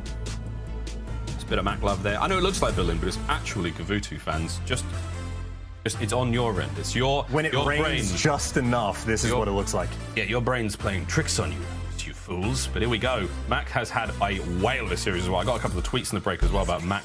You know, we've been sleeping on Mac. I'm like, mate, no one's been sleeping on Mac. He's unbelievable. But he's certainly found his footing there. It's not easy to shine when you're dealing with, you know, Pred and Sib on your team also picking up all those kills. But Mac's been having a good time. Indeed. Here we go, Gavutu control. And for the betting friends among us, this is going to be a very favorable map for the Seattle Surge. Let's get it, Chance. I mean, oh God! Hey, no, that's not a. That is a team, or not a team kill. Excuse me. That is, by the way, the nades from Surge, just connecting on a barrel. So good nades out of Surge for those first 2 kills that they are not granted. But they are 9-2 in round count on this map. New York is the only team that has pushed them at all, and even still, they were able to clutch up. So Toronto, I'm very curious as whether or not they can solve this puzzle, but Sib takes 3 to the grave before he falls again. The man is a walking 2-piece at minimum. Towards the ship we go. Slow capture on A. Stop the clock. Insight now on the slow rotate, looking for a couple of kills either side, and his teammates are doing a great job. They have managed to win the battle of the boat, and now with the numbers going their way, they're going to hold on for the time being. 23 lives, Seattle Surge, make it 22 even side. Over towards A again. Trying to make sure that that ship stays as watertight as it literally can. And no, that's impossible, given all the holes in it. But I'll tell you what, those Toronto boys are going to try. Well, they've certainly got the map coverage. Maybe P1's going to be open just a little bit. You see Sib actually making somewhat of an approach over towards B. But meanwhile, Ben, he's thinking about spawn kills. He's able to find Pred, and now he's the guy that can just roam around, find all the kills, but the comms are there. Seattle ready for it. It just trades back and forth, and Toronto just doing a very solid job on defense, right? Taking care of business, making sure no one's slipping through, making sure Cammy maybe can heat up just a little bit off the game 2 performance. This has been a fairly dominant, but also fairly standard round of control so far. Toronto taking care of business on defense. Back from the dead. Cammy is, as he's managed to bounce himself wonderfully into this game, and the round is done. Ultra will win the first defense. Now, defense on Gavutu is very favorable. You know, you've got that perfect trap set where you can keep him pinned to the backside of the tower. But for now, we're going to see Seattle Surge have their crack at it. And we saw what they did to the New York subliners, and it was hideous. Will they be able to do the same to their Canadian rivals? And it'd be fun to see, by the way, what Toronto can actually cook up together on offense, right? I think Toronto, obviously one of the more creative teams that we have. This is the first time we've seen them on Gavutu, so I think that mini-map from their perspective might turn out to be very interesting, but for the moment, it is 4 players stacked up in and around this ship. The ladder gunfight, Insight's able to win, and accuracy. He does this constantly, where he pushes through P1 to be the cutoff man, but unfortunately for him, his teammates are busy getting spawn killed. His teammates are going through it. Let's see what that sounds like. Let's go for a quick listen in with Seattle Surge. He went for ring stairs. He's going to bring on you. Never mind, I got him. Let's clip one on time. I'm killing these kids. I'm trying mid-side point. What's P5? Tetris, let's get P4. Spawn P4 side. Kill him P5, P5. Good job. I have clip, guys. Benson point. He's outside hole. One more front. They're mid-tank. I need a point. They're mid-tank, Credex. I'm going ring. Yeah. I don't see a mid. I'm trying to aim top left. You have ring, yeah? Yeah, I have ring. I give it up. I'm going to be top right. I'm aiming top right. Are we fighting this right now? Yeah, we are. I'm hitting mid. One's on me, hold B. Wait, flick it off. I kill them. One's hole. On me, hold B inside. I'm coming. He's on B, on the boat. It's top right boat. Or Clipper's head, I don't know. On the boat. One's on B, he's on B. Top out. I'm pushing it. I'm nading him. I hit him, Mac. I hit him. I didn't hit him. I'm pushing him, bro. I'm sorry. Let me be cliff. One more close shot. I didn't hit him. He's just sliding. I spent it. Rock one shot. Yeah, listen, I'm running this spawn. I don't have cliff right now. I'm trying to help you be red. Nice, I'm going in. They're going in, guys, for sure. Okay. I'm coming in. I'm behind one cliff, okay? One's on me, okay? Can you kill that kid or no? I'm trying. I'll see him. On B on me. Oh, one B on B. On A. Top clean next. I'm pushing on right. I'm pushing up on the top. One's mid bow and one's gonna go. No way, he wrapped deep. Okay, Bance is just got the top rank. One's in that spawn. Clean next. Low right boat tank. Toronto Ultra here on offense. 17 lives to the 10 of Surge, and they've only got B to worry about. The onslaught continues, Chance. It is worth pointing out, by the way, I thought those were great comms. I love like the conversational aspect of it. That being said, obviously the round Ultra have just been piecing. They have 1 minute and 25 seconds either to get 9 kills or to actually capture that point. They have plenty of map pressure. Oh no, Sim though, what gun does he have? He gets 2. How does he do it? I don't even understand what happened there. Did his gun jam? Did he? What? It's World War II. It is. Raining outside and everything. That adds to the mystery. As 1 minute now remains, and Insight takes care of accuracy. Gets himself a little bit closer towards that B zone. Does have his teammates to back him up. Bance is going to be the player up close. Finds it with a pistol. And here we go, flying forward. Automaton in hand. 51 seconds remaining on the clock, and they're going to get themselves right on top of that point. Bance with a covering fire. His teammates finding kills all over the map. Cammy's got the middle covered, and here comes the push. Over to Benjamin Bance. First segment gone. His defending teammates have fallen. It now comes down to just he and Insight, and they are doing a wonderful job. Pred, last up for his team. They've managed to secure it, and it is an offensive round win. It's 2 back-to-back for Ultra. And that is as dominant as you could possibly ask for on offense, right? Like we were hearing the comms from Seattle. Again, I thought they were doing a pretty good job, but Ultra just pouring on the pace. They are like stopping the clock, getting one body on A, setting up for some spawn kills, having those constant engagements. And that really is the key. Like if you capture A and you have 1 minute and 25 seconds on the clock, and you've already taken care of, what was it, like 20 lives from the opponent, you are feeling you've put yourself in a very good spot. All 4 players across the board positive for Ultra. They're already queued up for a potential round 5 as well. If it even gets there, they should get defense. So this is as good as it gets for the Ultra if they're thinking about that reverse sweep. We'll start things off quite well. Slow and steady defense. Sib, nice moves. Not enough to get any more out of that though, but he does give Fred now an opportunity to get onto that point. Trying to get the cap in early. Trying to stop that time. And he's out. He's right into Kleenex, and so far, so good. Seattle Surge, they are still maintaining pressure here. Ultra still keeping that top side of ship safe and sound. Mac now dealing the damage, the dent there in the armor. Bance is up, somehow stays alive. Pred's here as well. And Bance still dancing on top ship side. Insight's got mid-map covered now. And oh my, what an interesting turn this is as Ultra. A big defensive look from them. Bance is now turned from defense to pure offense. Whoa, nearly got Sim as well. I think maybe number 2, the only guy right now for Seattle to make a play. That is very much a moment for Ultra, by the way, where it's just good communication. Pred actually slipped through, but they hunted him down and make sure no craziness is going to happen. Ultra, obviously a team that makes very few mistakes. There's pressure over towards B. They're looking for the kills. Accuracy, though, is here. Insight the next man up. Shout out to FMJ. He does get that kill. And I think Seattle might just go back towards A, leave one man on this point, try to find as many kills as possible. Trying to put something together on this offensive round. But even if they capture it, they will not have quite as much time as what Ultra had the last go around. So Ultra's still not in a terrible spot. Yeah, not bad at all. Surge with a slight life lead as well for now. Starting to make that look even better. Nice 3 kills going their way. Cammy caught out. Not a chance in hell. Nor for Pred there. Beautiful stuff. Oh, here we go. This is big. This is it. The trap's potentially set now. And this is the offensive spawn trap they've got going here. Pred, it's on him to find at least one here. Can't get it done. Bad timing, unfortunate for him. Mac on the pinch. There you go. Kills come through. Oh my. 7 lives left for Ultra. And Surge, they should be able to capture B here. Oh no, Macness's movement up though. He still wins the first gunfight, and Accura's still on the point, so you got the coverage. By the way, you have a 6-life lead, so it is the exact same thing we saw last round. Anything Toronto can do, Seattle says we can do better. No respawns remaining. You got 1.5 minutes. Seattle, they have just done the work in the kills column. Finish off the final 3, and you're good to go. By the way, that is a very nice dent to have in the kills deficit to try to catch back up. Again, just thinking about that potential round 5. Beautiful nade from Mac there to finish the kill, and Sib has managed to take care of 2 of the final members of Toronto Ultra, help with the 3rd. But Cammy, fighting tooth and nail, not able to get it done. And Seattle Surge, they get on the board. It is 2-1. May very well have a game on our hands. I mean, obviously we do. I suppose would be the better way to say it. I'll show you the math. I think right now it's +4 for Toronto. And it'd be interesting as well because this is the most offensive rounds we've really seen on a Gavutu. So Toronto might be able to set up the exact same thing. Like, that is the system. That is how you win offenses on this map. It is that very slow capture. You almost never want to stack the point unless you have the opportunity to stack B a little bit later on. But you were just trying to drag those lives down as much as possible.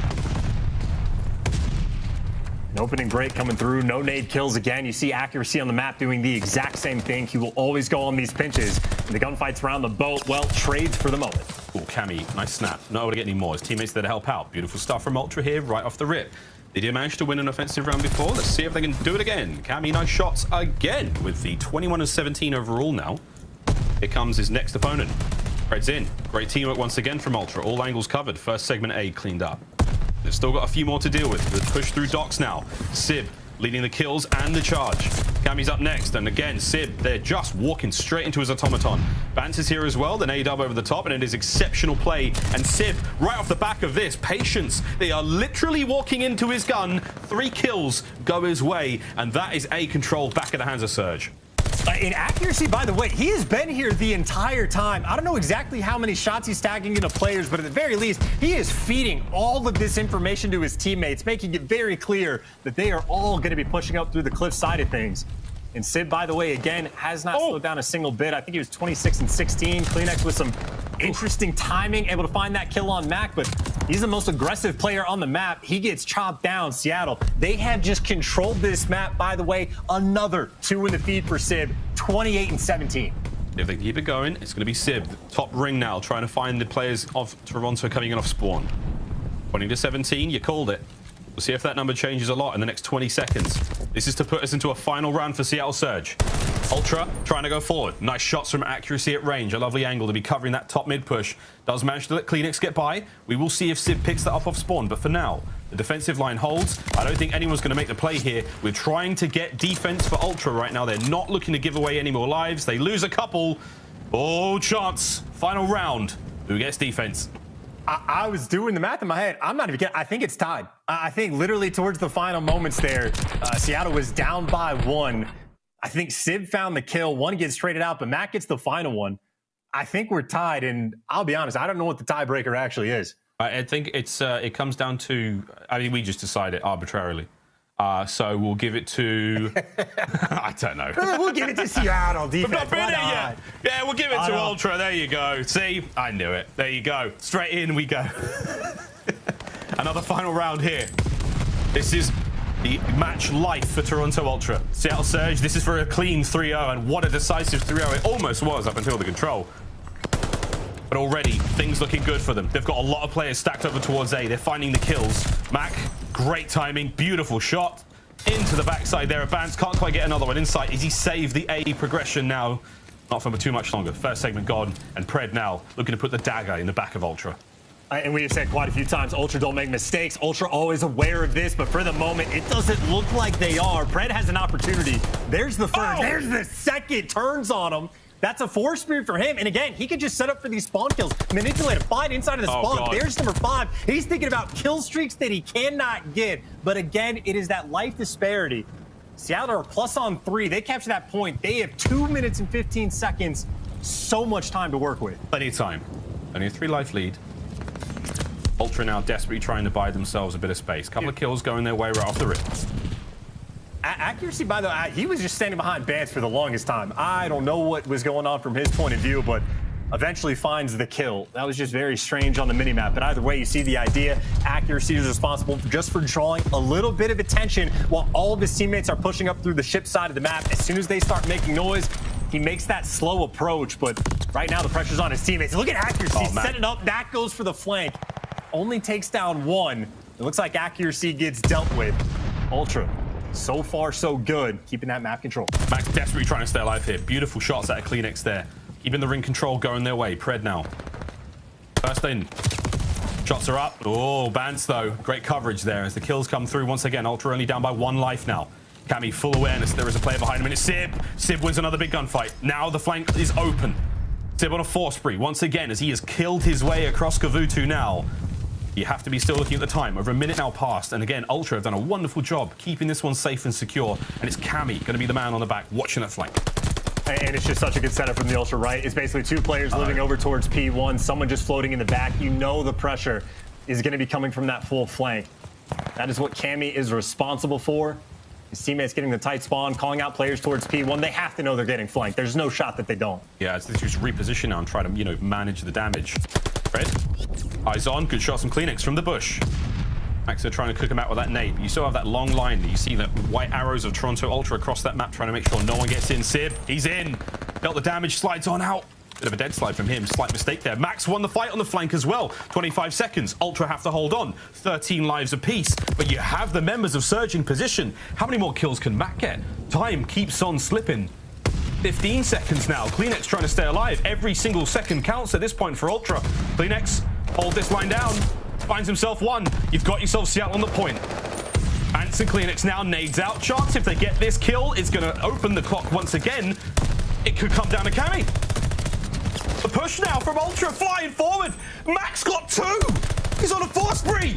Mac keeps getting the kills. Accuracy. He does get dropped. Clock ticks once again. 10 seconds now. Cammy on the push, and that could be it. We could be going to a game 4, and surely now Ultra have managed to survive. Seattle, no lives left, no time left, and Ultra 2 defensive rounds seal the deal. But that one offense, man, that made the difference. We're going to another hard point. And just an absurd game. It's worth pointing out, by the way, that defense from the round 5. I don't know exactly how it works, but if you remember off the opening break, the double nade kill that Seattle got on the barrels, that they don't get credit for those kills. Oh, I think I did the math right, and I think it was tied going into the round 5. So just a wild set of circumstances that set up Toronto for that final round where they just had the ice. They just had a setup that was too strong. I mean, the amount of pressure that they were able to keep on P1 just constantly making sure Seattle not able to open things up. And that's off the back, by the way. Sib had another blinder of a map, 27 non-traded kills, 34 leading the lobby again. But in spite of that, Ultra hold on and remain to be the only team that is able to take Seattle down on control.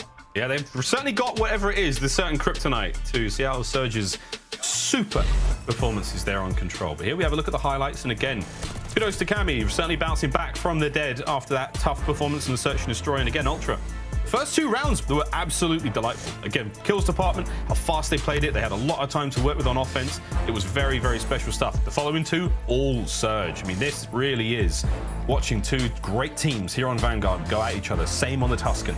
4 down a piece, 4 down the other side. Great bit of time, 4 down. It wasn't until Seattle Surge managed to finally find that pace that the lead actually changed.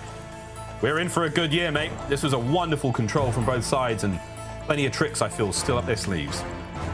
I mean, well, some of the tricks that were on display, right? Like a lot of times when Seattle have success on this map, it's especially when Pred is able to get in the backspawn on offense. But any single time someone from Seattle was trying to make the play, Toronto Ultra, even if it took an extra couple lives to make sure it happened, they were just flooding their own spawn, making sure to clear out all those like late flankers out and making sure nothing gets away from them. And really just Ultra, again, doing their homework. Their comms are always clean and taking care of business. What started out as just a lightning fast series, I think that control was probably longer than the first 2 maps combined, but that is just a long delayed setup for Ultra. Slowly working to the better part of the series. We go to Berlin, a map where they beat Seattle 250-71 to finalize the kickoff classic. So, Ultra feeling confident in a happy spot, but at the same time, Seattle, they look like they've improved. I'm not expecting another 100-point club at all. No, I wouldn't either. And again, like you think back to the success that they had back at Kickoff Classic, I mean, Kleenex was playing quite literally out of his skin. So I do wonder, again, like how much preparation has Surge put into that game mode that was clearly a weaker of their very impressive pool anyway.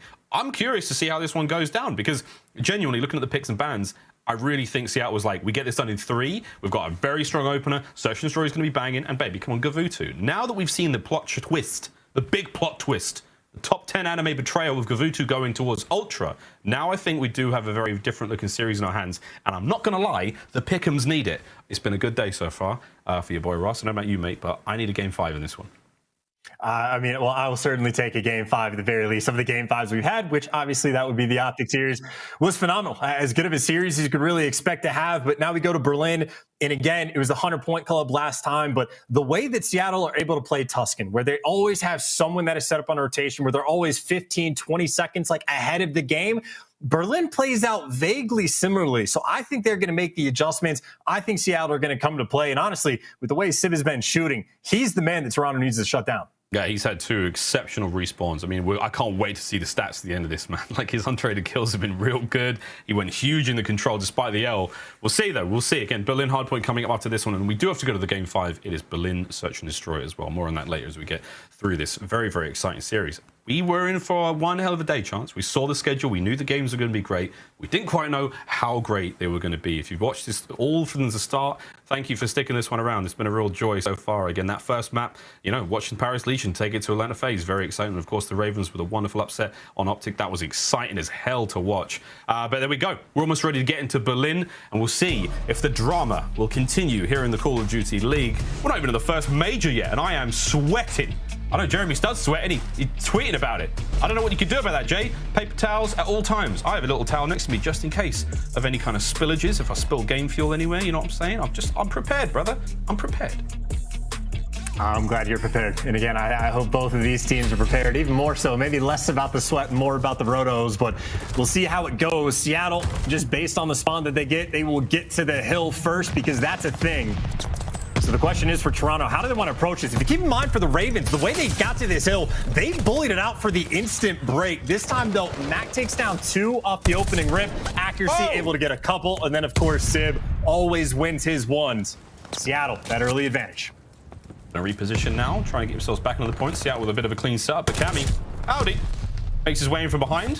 They get a couple of kills across the board. Mac, though, a little too hot on the trigger. Back over towards Kleenex, our Game Fuel featured player here in the respawns.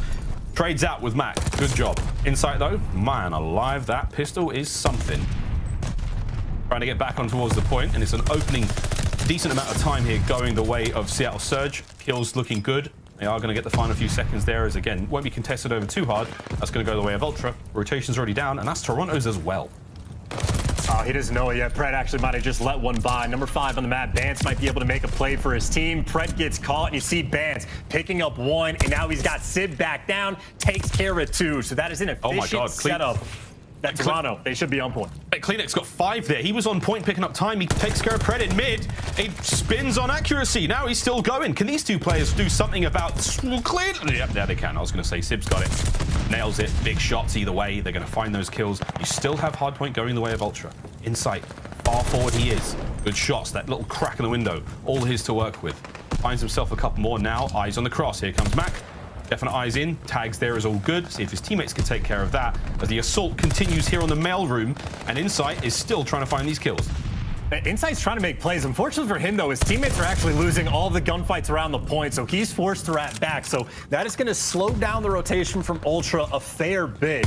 Vance is the most aggressive one on the map, but for Ultra, I mean, they basically have nobody here. He's trying to make the solo play, can't quite take care of it, and they're not going to be able to block those spawns either. Seattle, they are down by 20, but they are set up on the money hill, ready to try to tie this game up. We'll see if they can find it.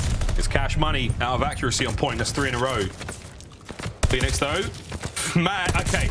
It's Berlin. Oh, it's Pred. He's eaten 2 of them. The teammates are going to clean him up as well. And what a spot to be in, though. Couldn't catch Bance. Very slippery. Bance catches another one.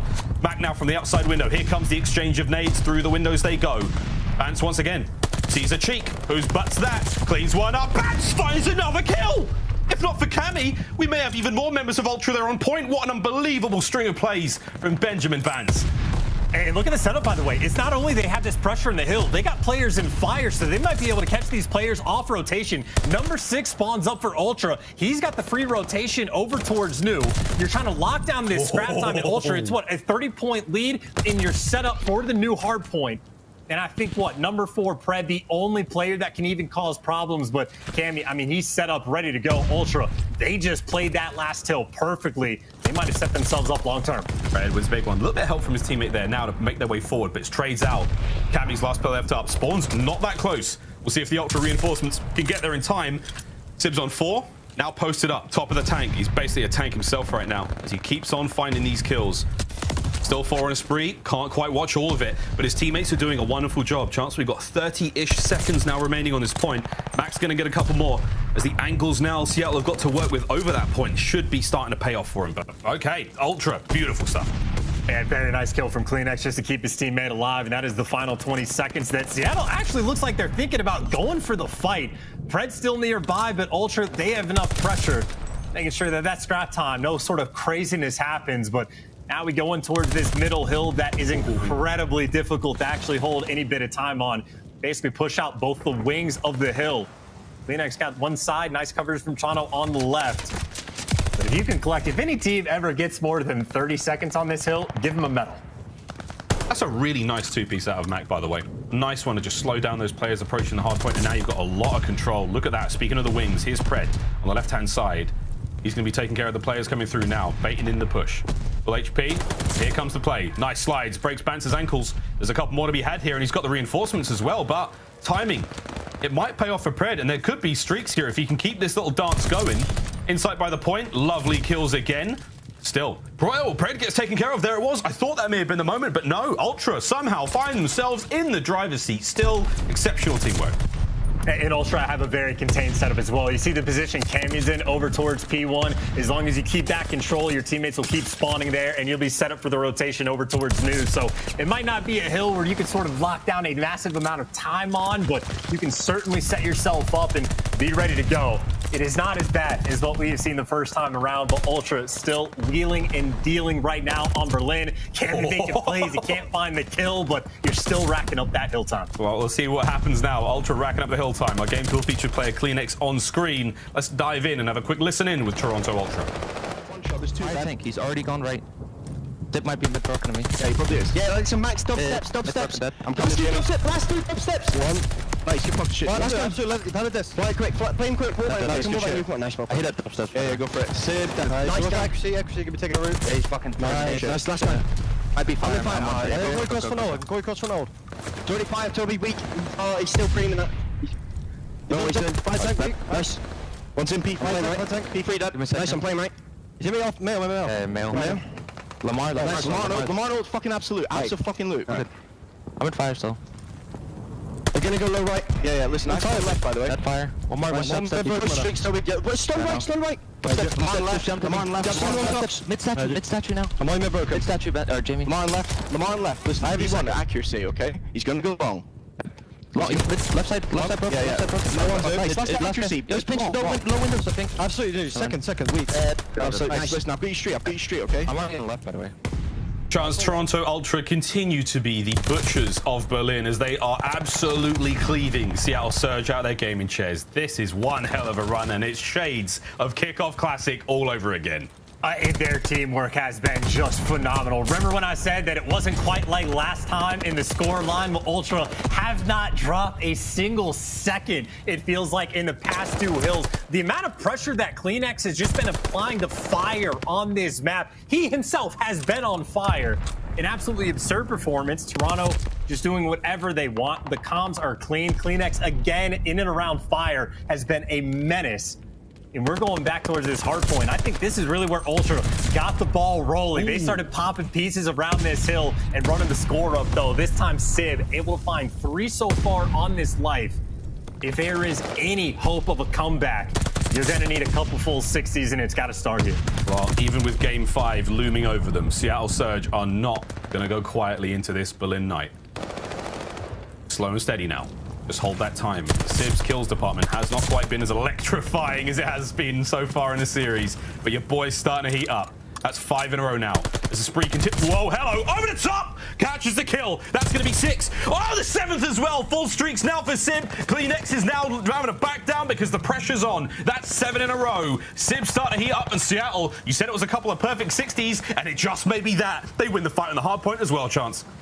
Oh, that's such a deep angle, though. Someone's going to play. He's just going to walk straight past. Now he's going to be forced to call in those streaks right off spawn. Unfortunately for him, though, look at the minimap. There is no one from Seattle anywhere near this hill. It's only going to be 15 seconds before Ultra win this game. And the streaks, I mean, sure, you'd be able to get a kill, but your teammates are just so far away. They push him inside the train station for now. Pred's now here to pick up the pieces. Those players shell-shocked indeed. He gets himself two. Pred can't get any more. Kleenex cuts him down. But the defenders have got a lot of work to do. Kleenex again.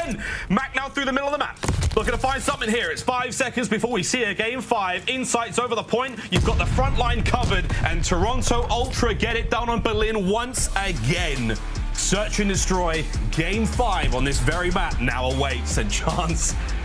Oh, it's not as fun as it looked in the Surge camp. And Ultra is strictly business right now. I mean, again, one of the best things about the Ultra comms is how calm they always are. Their heads are always in it. They never get down on themselves. And, well, after the first 2 maps in the series, it looked like Seattle had completely leveled up, and it was looking real dire. But Ultra, again, even if they're down, they are never out. Have fought back in the series, have forced the game 5. And, honestly, for the first time, they have started to deal with Civ. The only game where Civ has basically not been double positive. And even still, he had a solid performance, had a couple nice moments, but I think right there, that was just the teamwork from Toronto Ultra reigning supreme. Into map 5 we go, and going back to Berlin. Going back to Berlin for Search and Destroy. It has been non-stop game 5s today. It's a long one, pals. We hope you're all comfortable. Look at that score so far. Very, very exciting stuff. Who knows? Will this be the Toronto's chance to topple the taller terrors? Shout out to Reddit. I'm not reading the username. You know who you are. Thank you very much, though. Guys, it's time for a quick commercial break. When we come back, it's time for that game 5. You do not want to miss this one. Berlin to take the series. We'll see what happens next.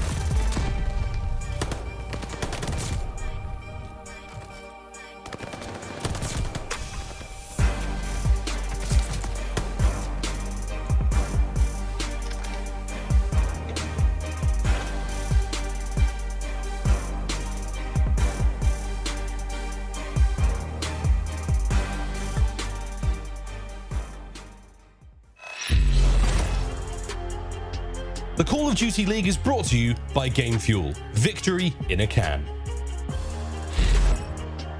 Game 5 now looms. It is a Berlin showdown between Toronto Ultra and their soon-to-be fantastic rivals, Seattle Surge, here in this Vanguard season. 2022 season's only 2 days in, and it is already lit AF. Chance, how you feeling, mate?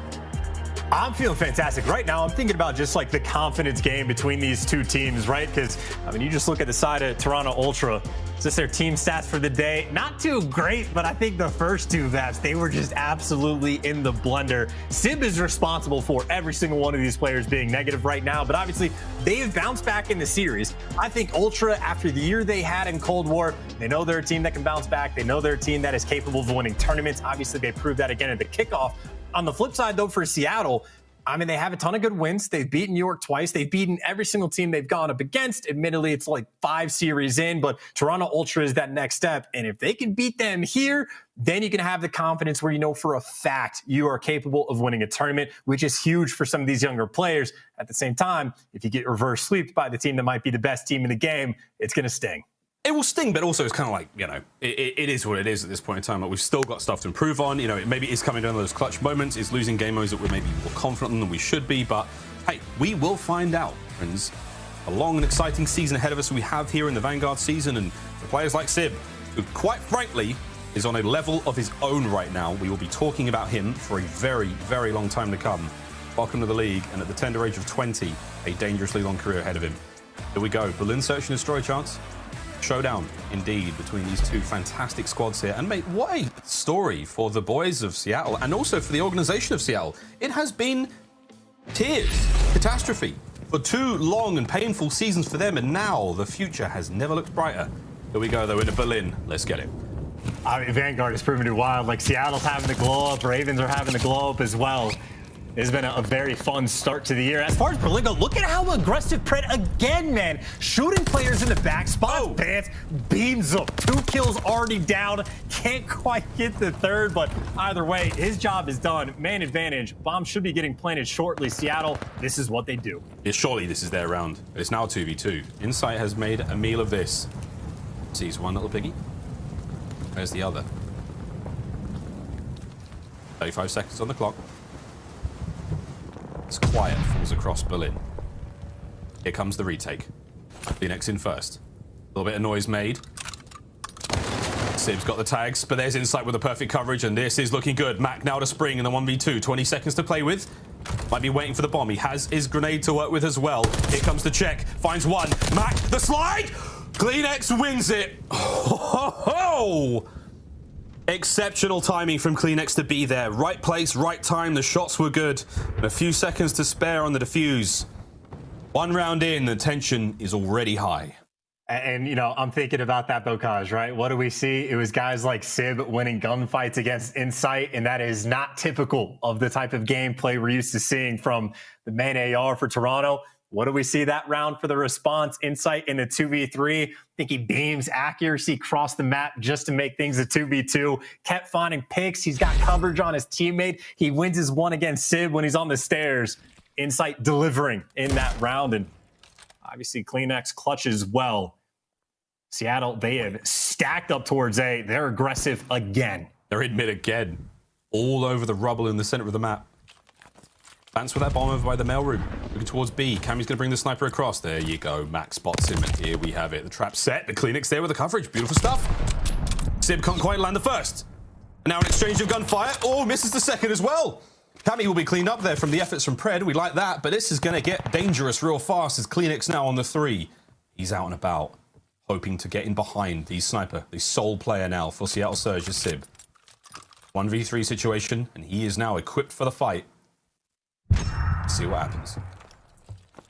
A true look to see whether or not he can clutch, and well, never mind. Too many things to do on Berlin, too many things to watch. Just get shot in the back immediately, but I will say, I think Sib is definitely towards the top of my list of players that I'm excited to watch in clutch situations. Obviously, though, against Ultra, maybe it's a little bit hopeless as CleanX 4-0. Trying to respond 2 rounds in. He's feeling himself. And obviously, just a very clean round from Ultra. Shifting that bomb around the map, baiting players out. Setting CleanX up to get those free picks of kills. And Insight not far behind either. Seattle, though, again, hyper aggressive. They love planting the bombs as quickly as they possibly can. And so far, leaning towards this B site. Spots one. Back to cross. Aiming for the barrel once again. Can Sib find anything with the snipe this round? Here we go. Oh, many shadows now moving throughout the night, and he can't get a single one. Cammy with the read. And Sib's got nothing there. It's now a 2v3. Accuracy does manage to get the bomb down at B, but that's going to be a 3v2 situation now on the retake. And here come Toronto. Accuracy up close. Sorry, no, not Accuracy. It was going to be Mac up close. Does manage to find one on the bomb site. You've got Accuracy at range. He's the insurance policy, and there it is. The setup is perfect. The numbers, it doesn't matter if they're not on their side.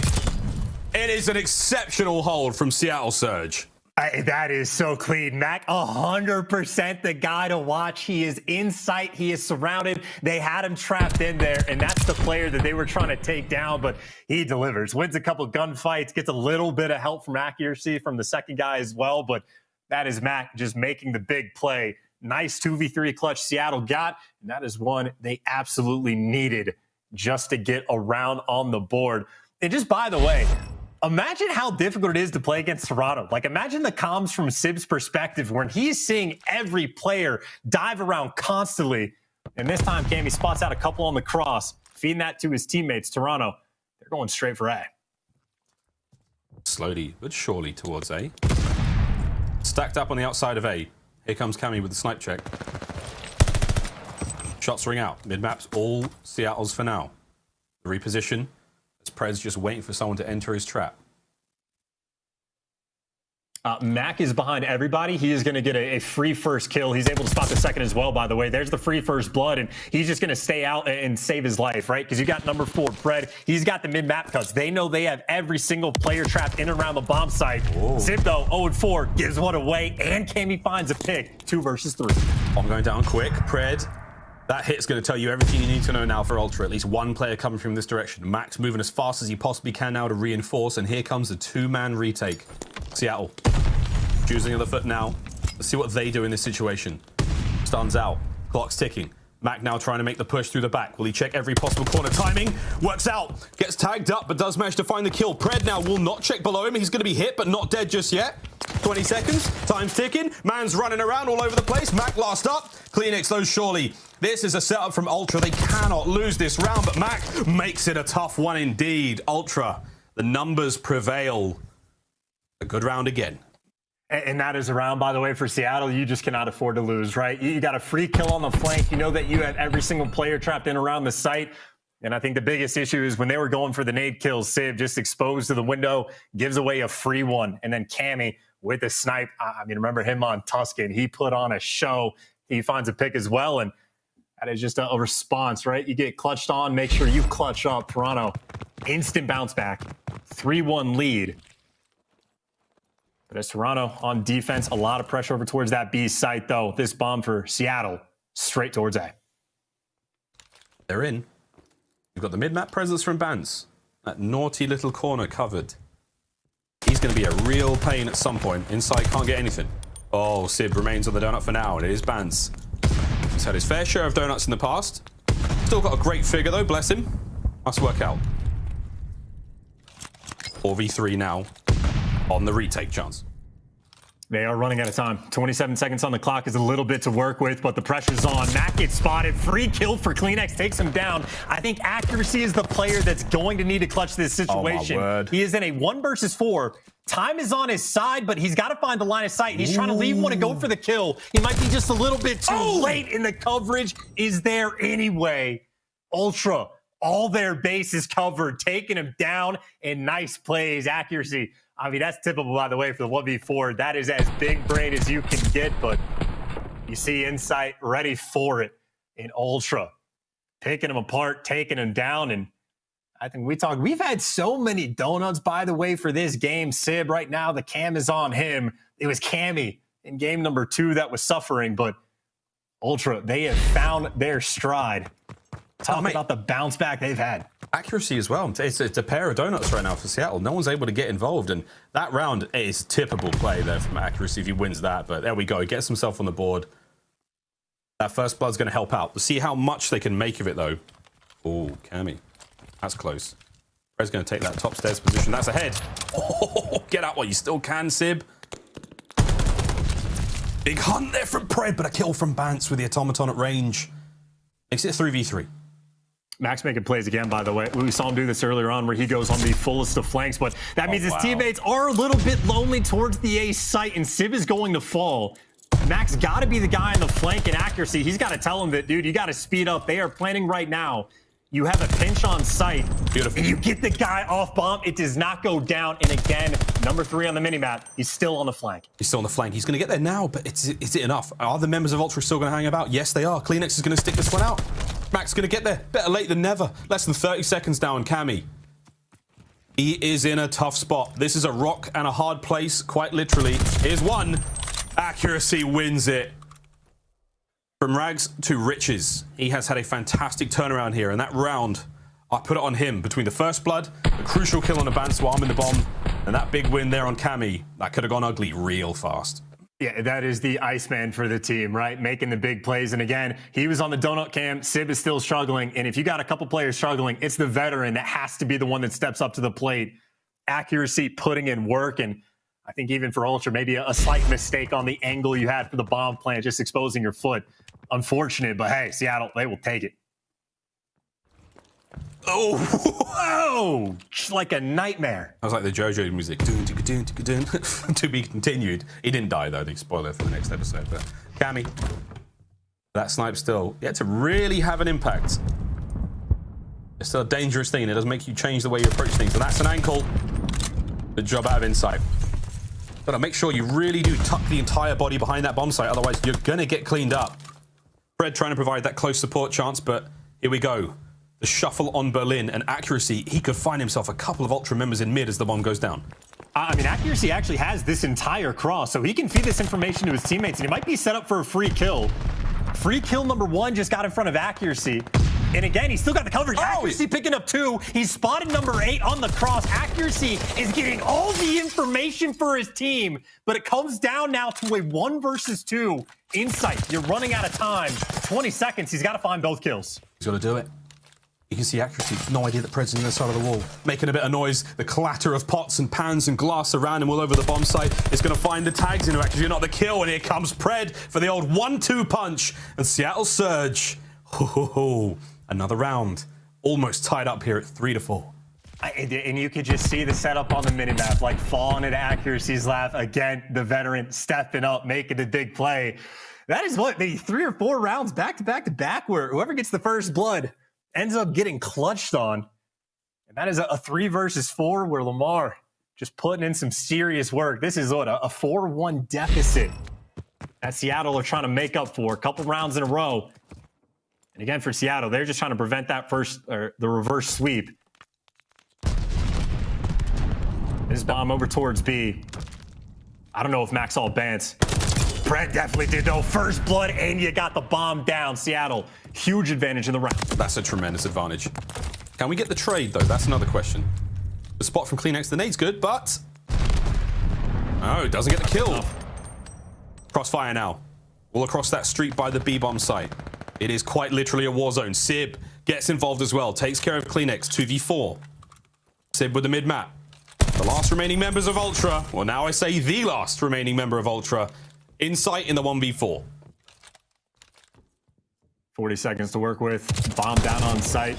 As far as hopeless situations go, this is at the very top of the list. Inside, I think he's just hoping to get any kills. And keep in mind for these future rounds, I think we saw at least 1 kill streak on Mac. And this is one of the very few maps where actually in S&D, they can be quite effective even with the strafing run. So Insight finally falls, and that's the setup. That is 3 rounds in a row off the back of a couple clutches for Seattle. Back into this game. You got a kill streak in the back pocket. You got Sib starting to heat up and get a couple kills as well.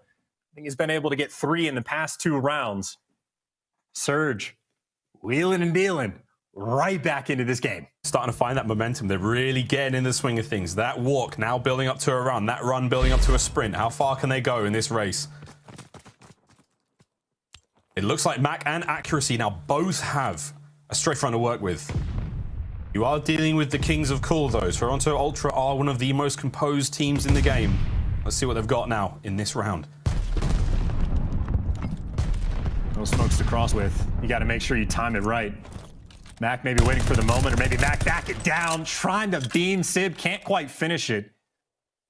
In Seattle, they are thinking about this rotation, but honestly, for both teams, Toronto, I mean, they got all their bases covered. They should be able to spot out the rotation. Kleenex barely able to get out with his life. A very delicate round number 9. And Inside will be the one to call out, hey, the bomb getting planted on A. Can't see his foot this time. Yeah, he can't. Mac is suitably tucked there. Will be able to plant it, get out with his life. 4v4 retake. Oh, what a beautiful exchange of kills, though. Mac with the first. Cammy manages to take care of Pred, and here comes the onslaught over towards the A-bomb site. Sib. 2 angles to watch, on the inside and the bottom stairs. He has a teammate at the very end of the corridor. That's going to be huge. Nice wallbang there on the Bance. Here comes a slide from behind. Cammy getting involved in the fight in a big way. 20 seconds to work with now. Mac wins the gunfight towards the backside, but the shots are still in. It's a 2v1 now for Insight. This is to take the lead. The kill, he has to find it faster. Insight's running out of time, and that could be it. We will be looking at match point for Seattle Surge. And they have pulled this one back 1 round at a time. Chance, holy dooly. 1 more is all they need. And that is just another feather in the cap for Seattle. This is what they do in Search and Destroy, man. It seems like it doesn't matter what map they're playing. They will find a way to get a bomb down. And if you let them plan, I mean, they clutch up what seems like 9 times out of 10. And again, especially on a map like Berlin, you have clutch spots for days. Accuracy lives for it. 4 in a row. Now the advantage to shut down the reverse sweep, to beat the best team in the game after the kickoff classic, and just to build the redemption arc for the organization. And he's got the glide bomb. He needs to stay alive.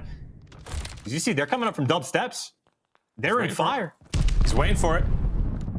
Accuracy, if you see someone, he may call it. If you kill Accuracy in this round, oh, that's it. First blood. Oh, the second goes as well. Insight now battling tooth and nail to try and stay alive, and he does. Sib on the inside of the map. Down low by Tank, trying to watch the cross. No one going towards B, but you've managed to isolate the Ultra players. Can they find a pick and stay alive? That's Sib versus Insight now. And it is starting to get dangerous. This is also bombed down to the worst spot possible. Cammy able to find one, but still, when he picks up that bomb, that is going to be a loud indication to Seattle. We know exactly where he is. They have to know the plan is to go to A, the gunfight potentially for the round. Both players back down. Cammy finds the pick. The patience from Ultra to even wait for that kill to come through is absurd. Accuracy. Now the bomb. Accuracy, though. Accuracy. Iceman, this is it. Oh, the Iceman? No. Oh, he had the ankle. He saw it, man. It was there. The opportunity to get it. Round 11 now between these two teams. Bear in mind, streak still in play. The fighter pilot, the strafing run for Mac and the glide bomb for Accuracy are still available. That could be tremendous. The B-bomb site is now off limits for Ultra. Who's going to get defense? I've got no idea. I haven't been counting. I've been too engrossed in the game. Both of these teams, by the way, just ice cold. Oh, right? my. Cammy for the patience towards the final moments, but I don't even know. You can't go to B if you're dealing with the glide bomb. Cammy, dude, this is the problem. You just see everyone go towards A, but yeah, you have to go through mid. I love this call from Ultra. Dan's making a play. He gets the first blood. They have fire control. Oh, Benjamin, that's a massive tag as well in the Sib. And here comes the play. Glide bomb's out. He's going to see Cammy. It might kill him through the open roof of fire. No, doesn't land a single thing. Everyone from Ultra still fighting fit. Bomb still in hand. Forward they go, but it's Accuracy with the automaton. Got Old Faithful, finds the kill. Bance on the rat back. Sib finds another one. 2v3. Seattle Surge maintain advantage for now as the bomb goes down on B. It's got to be Kleenex. Kleenex has to make this play. Vance has to win the one-on-one on site because number 2 has gotten through, so someone needs to make the big play. Kleenex an opportunity. If that bomb is down, Seattle, I don't know if they know where either of these players are. But the Bance just saw Sib. They've got no idea that Accuracy's close by. Kleenex finds one. 2v2. Accuracy's on the defuse. Bance. Oh my God. He's not. Is he going to check it? Here comes Kleenex. Will he get it? The Iceman. The Iceman jumps on the bomb. And it was a fraction of a second. Oh my God.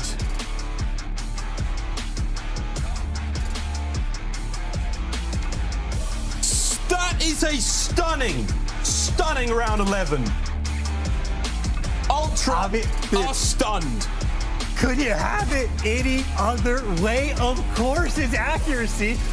Dude, the amount of like wild play calls, because that is 200 IQ plays from both teams nonstop, right? You're Toronto, you're on offense. You can't go to B at all. You spot this stack over towards A, so what do? Cut through the middle of the map and go to fire. You deal with the glide bomb. You make that play in again. Incredible call. Then you have Vance getting the bomb down over towards B. Kleenex making like the late flank plays over towards fire. Like everybody doing everything right. But instead of Vance checking the bomb, it was Kleenex, and just a split second too late. His accuracy doing what he does best. Oh, Seattle. I mean, it's only day 2 of stage 1, but I mean, they're on top of the world. This is insane. All right, I need a breather. Where's my desk at? Save us. Save us. Yo, I don't know what's going on right now. Miles and Chance, that was incredible. Seattle Surge were able to bring it back. This went the entire distance, by the way. And Toronto Ultra, it slipped through their fingertips. Miles, Chance, what were your emotions watching all of that go down? Because, like, Allie was shaking, me and Nameless was going nuts. I got a little bit towards the end there. I was like, oh my God, Ultra have done it. Like, you called it chance. Like, they dodged the bomb. They dodged the strafe run. Like, they've done everything right. And then it's like, oh, we better check bomb. Like, if that decision had been made a fraction of a second sooner, oh my God, man. But like, I got them chills. You know what I'm saying? That's what the CDL is all about, baby. Timing is everything. Chance, how you feeling after that series right there, baby? Honestly, I'm just feeling like happy, I think would be the word. Like, that is just fantastic Call of Duty. I mean, this is what, arguably at this point, or almost certainly the 2 best teams in the game going at it, going to the round 11. And one of the things I hate the most, is a pet peeve, is when there's like breakdowns in the rounds. They're just like silly mistakes that have been getting made all day today from a ton of teams, but not these 2 men. It is the high IQ plays. It is guys that have a fantastic game plan, just getting after it. And I mean, what more could you ask for, right? Accuracy with all the clutches. He was on a donut, by the way. He was like 0-5, 0-6. It just completely turns up. The same thing could be said for Sib, who had a phenomenal series through and through. Even when he was on the donut cam starting to suffer, he had a bounce back as well. I mean, Seattle, you shut down the reverse sweep. You beat arguably the best team in the game. You get the confidence that, honestly, they probably didn't need that they already have. But, I mean, again, those guys on top of the world right now. I was sweating like steady during this commentary this morning. That game was a banger. Yo, Nameless? Yeah. I mean, Seattle Surge, they're for real. Absolutely. I mean, these guys are nasty, man. Like, Toronto Ultra is one of the toughest teams to go up against, and they almost got reverse swept, and they go into that last map, they go down 0-4, they win 5 rounds in a row. It gets down to that last round, and you got to think Toronto, they made a crazy play going right up the middle, getting control of fire, and then Seattle, the comms that moment, it had to just be absolute pandemonium, but they react to it, they trap them, they get the kill that they need, and then accuracy, the leader of this team, when you need him to step up the most, he did it throughout this entire map. If it wasn't for him, there was no chance they were going to win this one. Every single round when they needed a clutch kill, he was there. He almost would have got that 1v3 clutch it was too when he came up the stairs. If he would have got both of them off the bomb, I mean, this guy was on fire, man. Seattle just looks like a force to be reckoned with. Sib and Accuracy heading into round 8 both had 0 kills under their belt. Sib found his first kill in round 8. I believe Accuracy found his in round 7. And if Accuracy doesn't have the glide bomb there, that play from Toronto to make that 4 push through mid, me and Nameless were talking about it. They just made the freaking play. They got the opening kill. Seattle was totally caught off guard, but because Accuracy had that bomb, was able to get the information and kind of trap all of them in fire building, and just they watched all the entrances and they perfectly waited for their prey to come out, and then actually clutching up with the defuse. Silent defuse, baby! Yo, this team looks like absolute veterans. You know what? This team makes me sick. Like, what is their potential actually? They go to the Kickoff Classic. Okay, they go to the finals. They beat a few legends, and then now they're beating Toronto Ultra, and they're still moving on. They're phenomenal. But speaking of which, listen, Miles, Chance, you guys are phenomenal. I'll see you all next series. But for the Game Field Victory Spotlight interview, let's go ahead and bring in the dog, the absolute beast, and we saw tearing it up all day. Sib, I have a serious question. I have 2 of them for you. First things first, why don't you smile after going crazy like that, man? Do you have any emotions at all? Unfortunately, no. Every time I do something, you know, the vet right next to me, in-game leader, he gassers me up. So, you know, I got to smile a couple times. You know, he's like, smile, man, you know. But, you know, I'm getting there. All right. All right. I mean, I respect it. You know, you're in the game, you're in the zone, and you've been popping off all series. But I gotta ask, man, you all seem pretty down when you're heading into that final search and destroy. But there was seriously a momentum change, I feel like, after we actually saw your player cams and we saw Lamar talking to all of you. I gotta know, what did he say? How did y'all kind of regame, group up, and end up taking the dub? I think what really helped us a lot at the kickoff, you guys know that we lost to Toronto. Yeah. And we never lost like that as a team before, so it was just a learning experience. It was a free learning experience, so I'm glad that we lost like that in that moment, because when it comes to times like this, we can hit a reset button and know what to do when we are facing an uphill battle. So question for you, Sib. What adjustments were made from Kickoff Classic till now? Because you guys look great there, right? But it seems like every goal that you guys set, you accomplish it right away. You come in and you beat the team that just beat you. You look way different in this series. So what adjustment was there? I really think the adjustments we made were really, it's all about the little things. It's the simple fundamentals, the little moments of communication, doing things the first time. When you mess up, you fix it the first time instead of the second or the third time. Absolutely. Because by that time, it's already too late. All right, Sib, we actually saw a tweet from you the other day. Production, if you got it, please throw it up on the screen, Sib. You was feeling yourself, baby. You put it out there. This You was said, today, bro. 7 hours ago. I think I'll just turn it up a notch today. You were killing it, man. The final question that we have for you is, this team is new. You, Mac, Pretty Boy Pred, you guys are popping off. You have the vet with accuracy, a.k.a. Lamar, but also Sam Phoenix being behind you. What do you think really contributed to the success to happen just so fast with you guys? This isn't normal. You don't see this every day.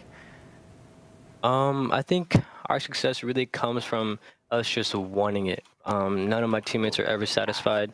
My teammates right now, Lamar, accuracy, he was benched last year. We have a player coming from Australia, and we have Mac coming off of an underperforming season. So we're all here wanting to prove something and just to be where we want to be, and that's to be the best. All right, Sib, thank you so much, man. You guys have been phenomenal. By the way, you went, what, positive 30 today? That's absolutely just, it's stupid. Congrats. Can't wait to see you on the stage again, man. And thank you. You have a good night. See you next time. Thank you. No problem. Nameless, man. Put a bow on top of all this. Like, round 11s, yeah, these map guys, 5s, like anything that can be thrown at you as a roster, it's been thrown at them already. I mean, they made it to a final, they face defeat. They get absolutely smoked on the Game 4 in the Kickoff Classic. They come back today, they beat the team that beat them. It's only been like a week and a half. These guys continuously improve. Absolutely a top 2 team in the game, if not the best team in the game. And Sib, what we've learned from that guy that we just interviewed is he has potential to be the best in the world. So I'm excited for the future of this team, what they can continue to do, and I can't wait to watch them face off against some of the other teams that we have in our league. And take a look at the maps and modes. You see Tuscan, Hardpoint, Bacage, Seattle Surge came out strong, but Toronto Ultra didn't want to lay down just yet. They came back, tried to make the reverse sweep happen, but Seattle Surge, they took the distance, and they took the win that they felt like they deserved over them outright. But ladies and gentlemen, I mean, things are finally starting to wrap up, and we're entering the last series of the day. The Young Guns on Seattle Surge topping Toronto Ultra is just the beginning, because coming up next, the Los Angeles Guerrillas will face off against NYSL, and it's going to be a banger. See you guys soon.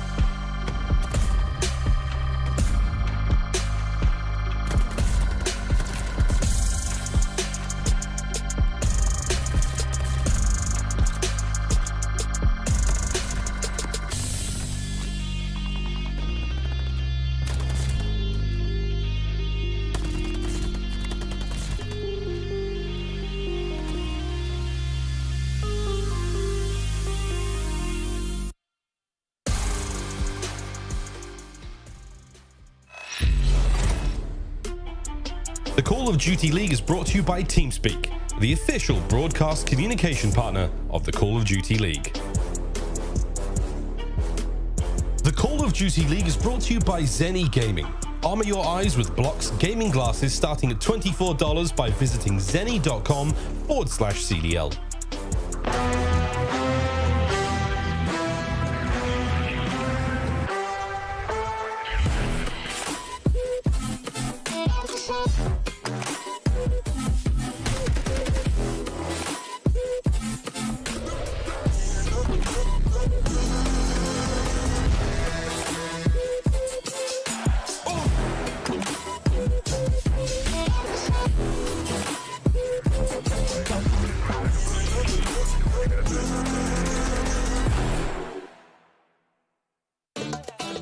Y'all think too small, I got big dreams. You just starting, I'm way ahead at the end scenes. Started reading and dodging all of the quick schemes. Money like your Spotify, boy, I got 10 streams.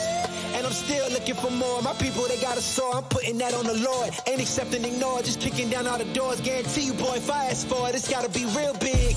I gotta make it just for my kids and for their kids' kids. That's wealth years and years. Promise my brother soon as he out and finish this bid, we finna do it bigger than anybody ever did. The odds is real big, job that's real big. Satan trying a little, my God is real big. Stayed up on the grind on the cards is real big. I gotta do it big, the only way that I can live.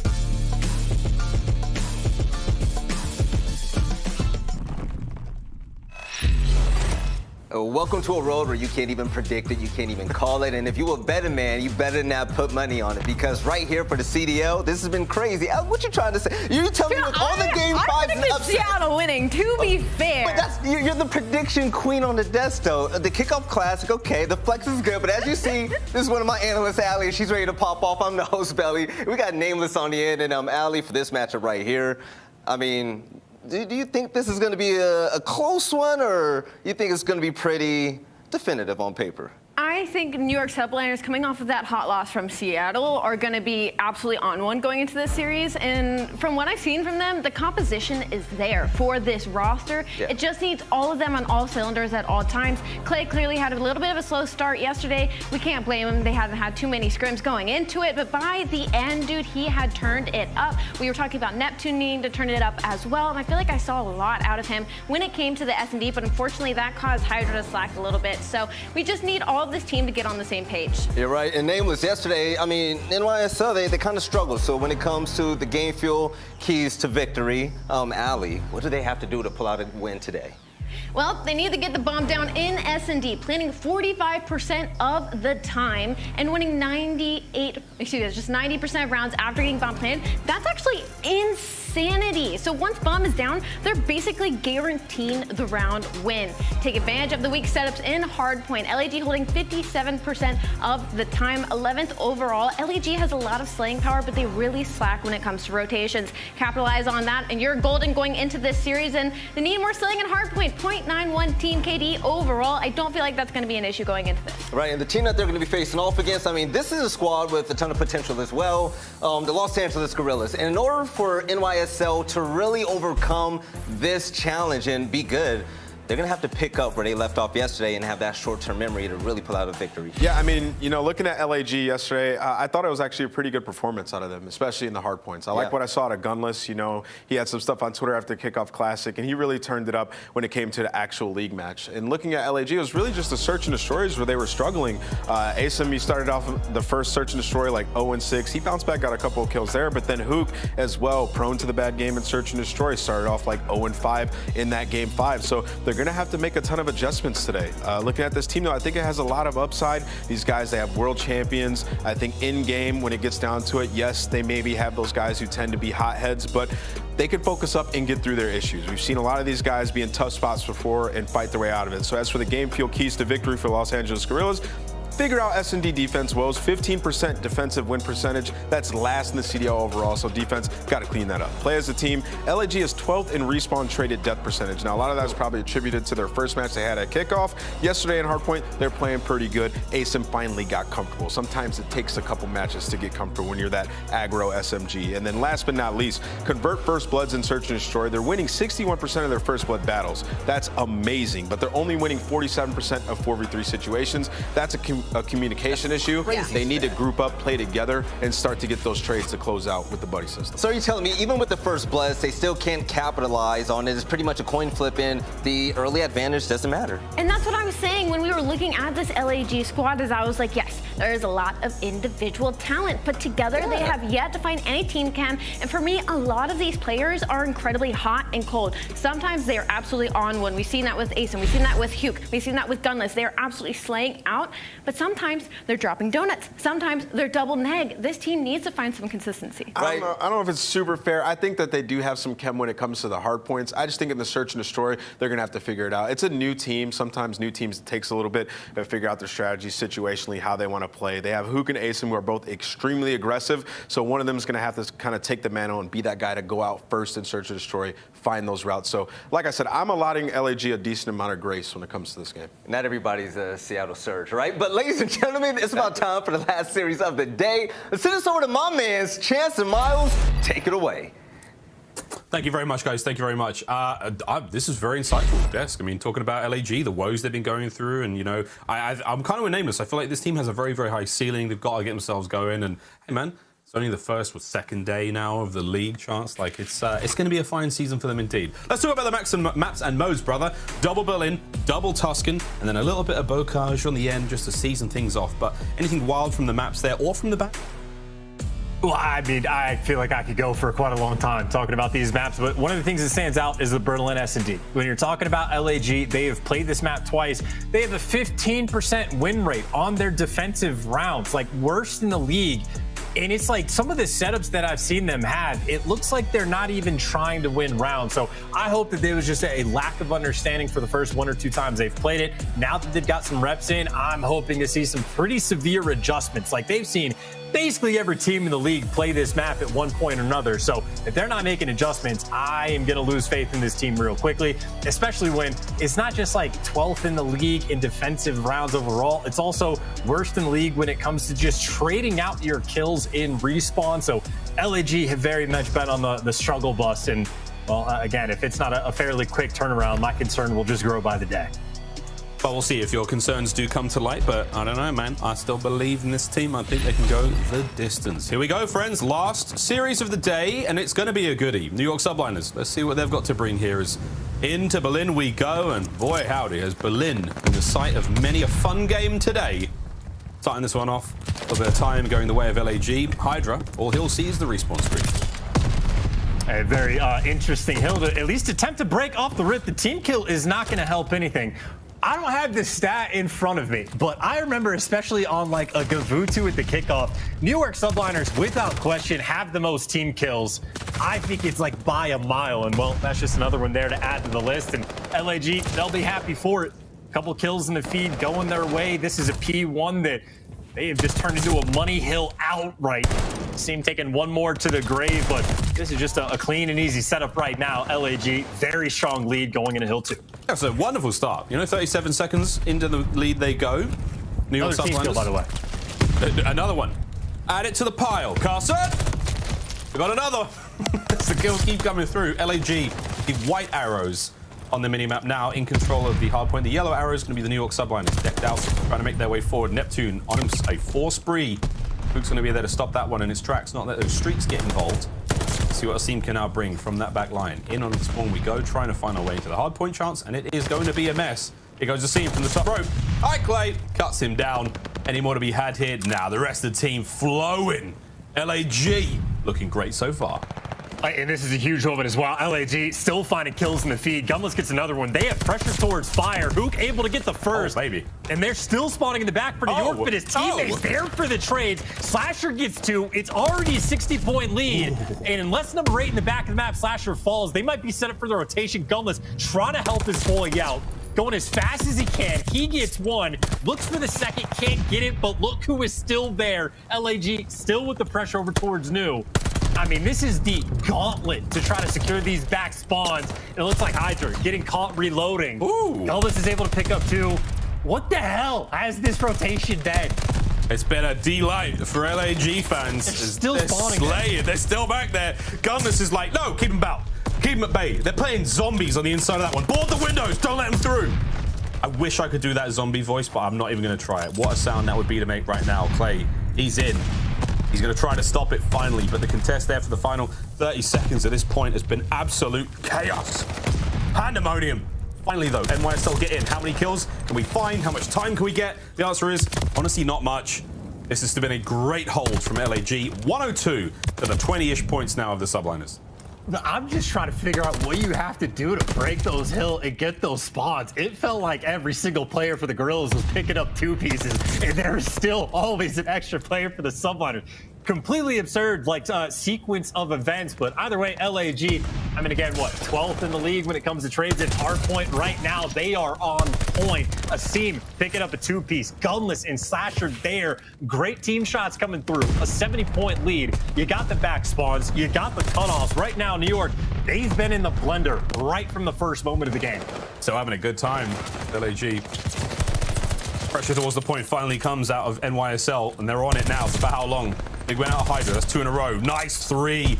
The turn and burn. Asim's up next, but the timing is going to pay off for him. Great stuff out of the New York Subliners. And Chance, they've still got themselves a foothold in this hill. Hook's trying to find kills left, right, and center, and he can only do so much alone. Good stuff. NYSL slowly but surely climbing back into this.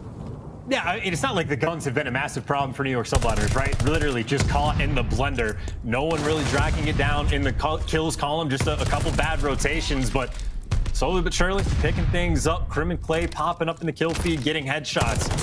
But as we go into this P5, I think LAG, honestly, has probably been one of the better teams we have seen actually on this hill. But for the moment, they did not read those spawns very well at all. They get shot in the back in New York. They'll be happy that LAG had that misread, able to get a little bit of time. Well, they are happy, and I hope they are, and now we can hear and see if they will be happy indeed. Time to go for a quick listen in with the New York Subliners. One out, I'm pitching. On the heading of hill, guys. Fierce on hill. And top third. Top third on hill. We got Kyler's on a 4. Nice, dead. Right side post. Yeah, right side, laying down. He's still there, still left. He's touching down now. Dead. Nice, good shit. Let's go. You're gonna be trained. I'm looking long. Okay. Oh shit, they naded. Wait, I hit me. I got push. No, there's more though. Upstairs. P2. I'm pitching goal. P1. Yeah, no, did not. Ah, fuck. Alright, all good. Try to get that time now. Huge P1 here, guys. Huge P1. Come on. Going one. Nice, good shit. I got 2. Let's go. Nice. Yeah, I'm pinching. They're all gonna spawn back gold right now. I'm pinching. Oh shit, top. Second certified. Watch the okay. Nice, good job. Oh. Yeah. Work time. I stunned us. Oh my god. Watch the desk. I think he's rugs. I'm pretty sure he's rugs or close up. Close up, watch out, close up. I got it. One shot, glass. He made his teammate. No, he's close right. Still there, where you put Two. Take your time. 2 in there, man. 2 in there. We're good. He's in desk. One on desk, one back dark. Weak rugs. He might be dark. Yeah, it's one on desk, glass. Huge kills here, guys. Good flank us. Yo, back alley. Close up in. Rugs. Nice, everyone. Shit. Flip. One long. 20 seconds. Rotate, Paco. Watch out long. Go, Paco. Go. You guys go. Yeah. I'm on. Doing mid with you? Okay. Mid broken. Watch out mid broken. Nice. Mid broken dead. One mid broken. Flash off. Dead attack. He's holding right there. Weak. Brain, one shot dead. Kill that shit. No, there's 2. Kill me. Okay, we're coming. One's docks. One's train stairs. Kyler train stairs weak. On docks, tank. Kyler gonna be broken weak and one in hill. Yeah, splash on you. And that sounds a lot better, Charles. I don't know about you, mate, but I'm a happy bunny listening to the New York Subliners comms after, what we heard yesterday. I mean, look, I'm not tilted this time after hearing the comms. It's certainly an improvement, but at the same time, like, it can be tough, especially in a game fast-paced like this, but those comms were very reactive. I think some of the best, listen-ins we've had, it's when the teams are communicating well in advance about what the game plan was going to be, and New York just right now sort of fighting off the back foot, but into this hill we go. Neptune looking for the kills that just finesse all over the place. Asim is taking it to him, and LAG again get the wipe on the hill. Still with that 60-point lead, and this is back to where we were in that first set of rotations. New York spawning on the left side of the map. This time the Subliners need to be much better about holding this next hill. Straight front secure. Here comes the glide. Hook, I'm not sure if you can hear me. Here comes the... All right, fine. He's not going to get the glide bomb just yet, but so far the streaks are all good for Hook. 20 and 15 for him on a 6. The comms may be working out a little bit now if they're in YSL, but they have a bit of a mountain to climb. And here comes the pressure. Asim leading the charge, and look at him, up and about. The man has a newfound sense of purpose here. Will Hook be able to find these streaks? We will find out. As the pressure now mounting. NYSL with a slow hold here. LAG chance, they're really taking their sweet time getting to this point. Yeah, I was going to say, if you remember last time, they applied the absolute, like, as much pressure as possible to break through. This time, I mean, 30 seconds had gone by before anyone tried to get near the point. The good news is you actually secure the glide, so you do have the kill streaks, but, oh, never mind. They spawned in the back. So there you go. That's how you get scrapped. That's how you break that hill. Never mind. You lose a couple gunfights, spawn in the back, and then break it immediately. There it is. Still about up close and personal. Hydra cleans him out. Very different look from the first set we saw where this was all LAG, and now New York subliners holding them back. Check your shots out of Hydra. Not able to clean it up truly, but don't worry about that. On the other side of the map, you've got NYSL set up for next, but they did not account for the sneaky gunless. As Big P shrunk himself right down to a much more manageable size, he's snuck through. See if that play works out in just a moment. The train yard's up. Here comes the glide from Hook. Investment should be able to at least get Neptune off the point, but we will see. It doesn't actually land much shots. He had no idea who to go for as well, but you see what Gunless does, right? Goes to that back right, gets the squad spawns on point. Hook able to find at least one kill in LAG. Well, there's the break. You might not get the kill with the glide, but at least off the back of the play that Gunless was making, able to put those spawns, maintain that lead, and I mean, frankly, in that moment, maybe just run away with the game. This is a good play here from LAG. Here comes the hold from Gunless. That's 3 in a row. He's going to peek up in a moment. A little bit of help there from Slasher to get the kills. He's managed to get a few more. That is tremendous. Asim on the front. Peekaboo. Up he comes. Finds the kills. Clock still ticking. Can't win it here for LAG, but you're going to get closer than you think. Good stuff again as they have turned these frowns upside down. LAG were looking a bit shaky to start the season off, but 2 days in, everything's looking up. Chance Clay can't get a kill to save his life at this point. And my word, we're almost done. Back over towards P5, smack bang in the middle of the map. Let's see if LAG can do it here. This is the setup, by the way. This is what they were able to set up just a few moments ago, where Asim, well, gets that top back tower. He gets chopped down, so it's not as perfect. New York have dealt with that. That could have been a dire situation just to end the game on this hill, but now New York still have more fight in them. No one collecting any sort of time. You're waiting for that next set of gunfights to come through. Hook able to strike. He finds 2, he finds 3 in the point, looking for the nexter. Maybe just letting his teammates collect that time. LAG have ran away with this game. That's the nuke right there, baby. Calls in the strafing run and a skrrr across the map right there. Kills all over the place. LAG open the series up with a big old win, and they've got to feel good about that one. NYSL, it was a little slow to begin things, and Charles, I don't think it got a whole lot better throughout the game. We saw a couple of decent holds, a few nice hills, but ultimately, beautiful stuff out of LAG. I mean, it really was a game almost won from what, like the first 3 hills. I think it was a dominant P1 where you had maybe a 35-point or gap going into the rotation. LAG win that rotation at P2 and then just bully out New York in the next hill as well. So you're 3 hills in, you got an 80-point lead, and they still win that rotation at P4. That is just a clinical effort there out of Gorillas. And again, a big issue for them was the trades that they're getting for their own teammates. Well, how about the non-traded kills? Who 24 times he was able to take somebody down, and no one from New York was there to respond. Not an absolute blinder of a game, but honestly, just across the board, everybody for the Gorillas put in some work. Yeah, nice stuff. All around, 30 and 19 for Hook. Those final numbers, wonderful stuff out of them. Highlights now from that opening hard point. There really was LAG from start to finish. Man, they set the pace early on. Again, this was the opening hard point, and when we got in a second, there was almost a 60-point-ish lead, and right now, I mean, that scoreline, it stays about that far apart almost the entire way through. LAG finally finding the success they have so sought after since we saw them at Kickoff Classic, where they frankly looked a little lost.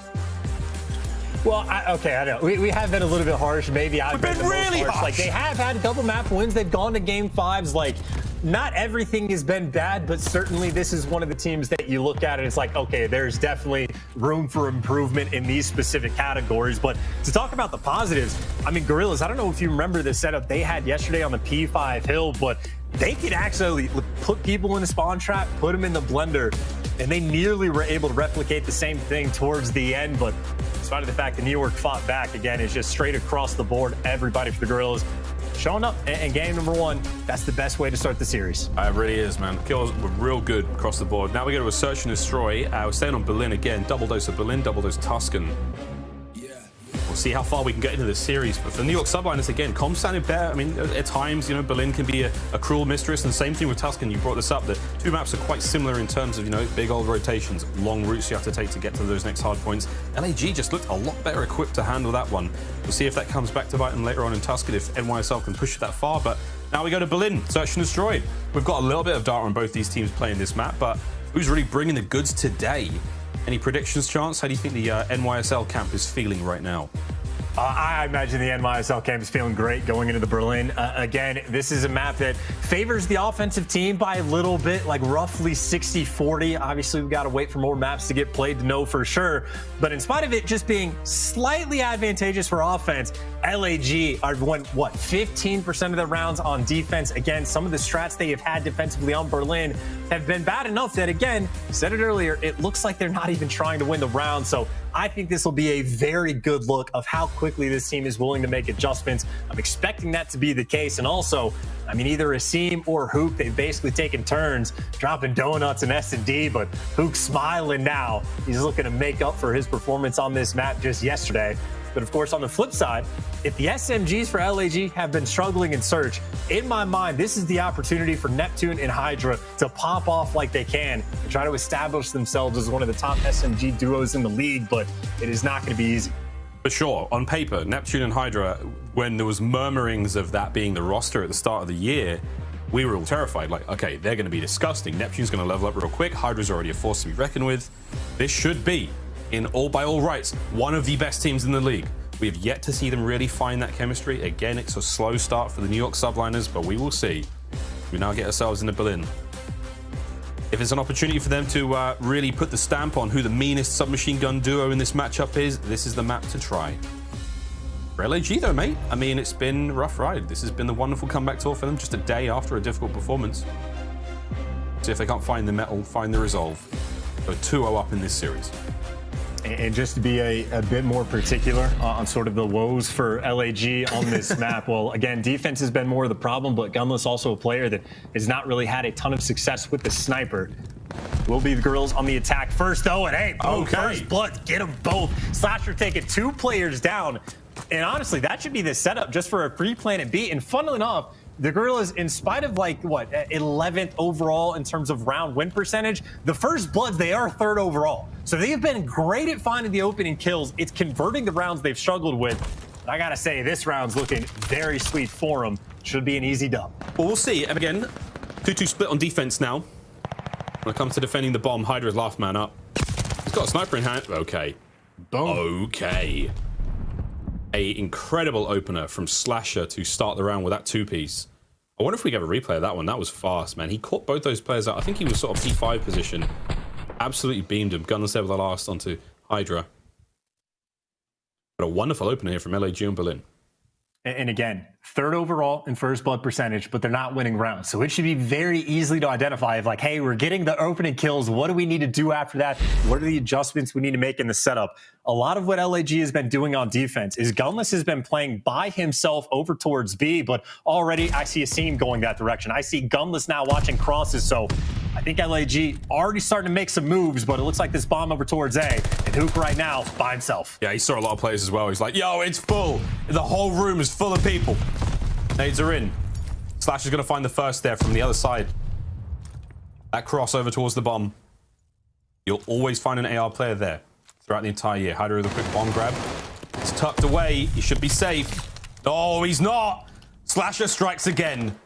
It's 2 this round from the same position. Krim has got to clear him out from that spot before you can even think about grabbing the bomb. And he's already made the move. The adaptation is here.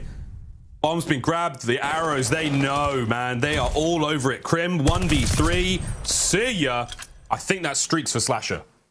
Perfect round. Slasher just, again, snaps his fingers, says, fine, I'll do it myself. I'll get it done. 2 for 2 on first bloods, getting all the kills. Hype from Asim as well.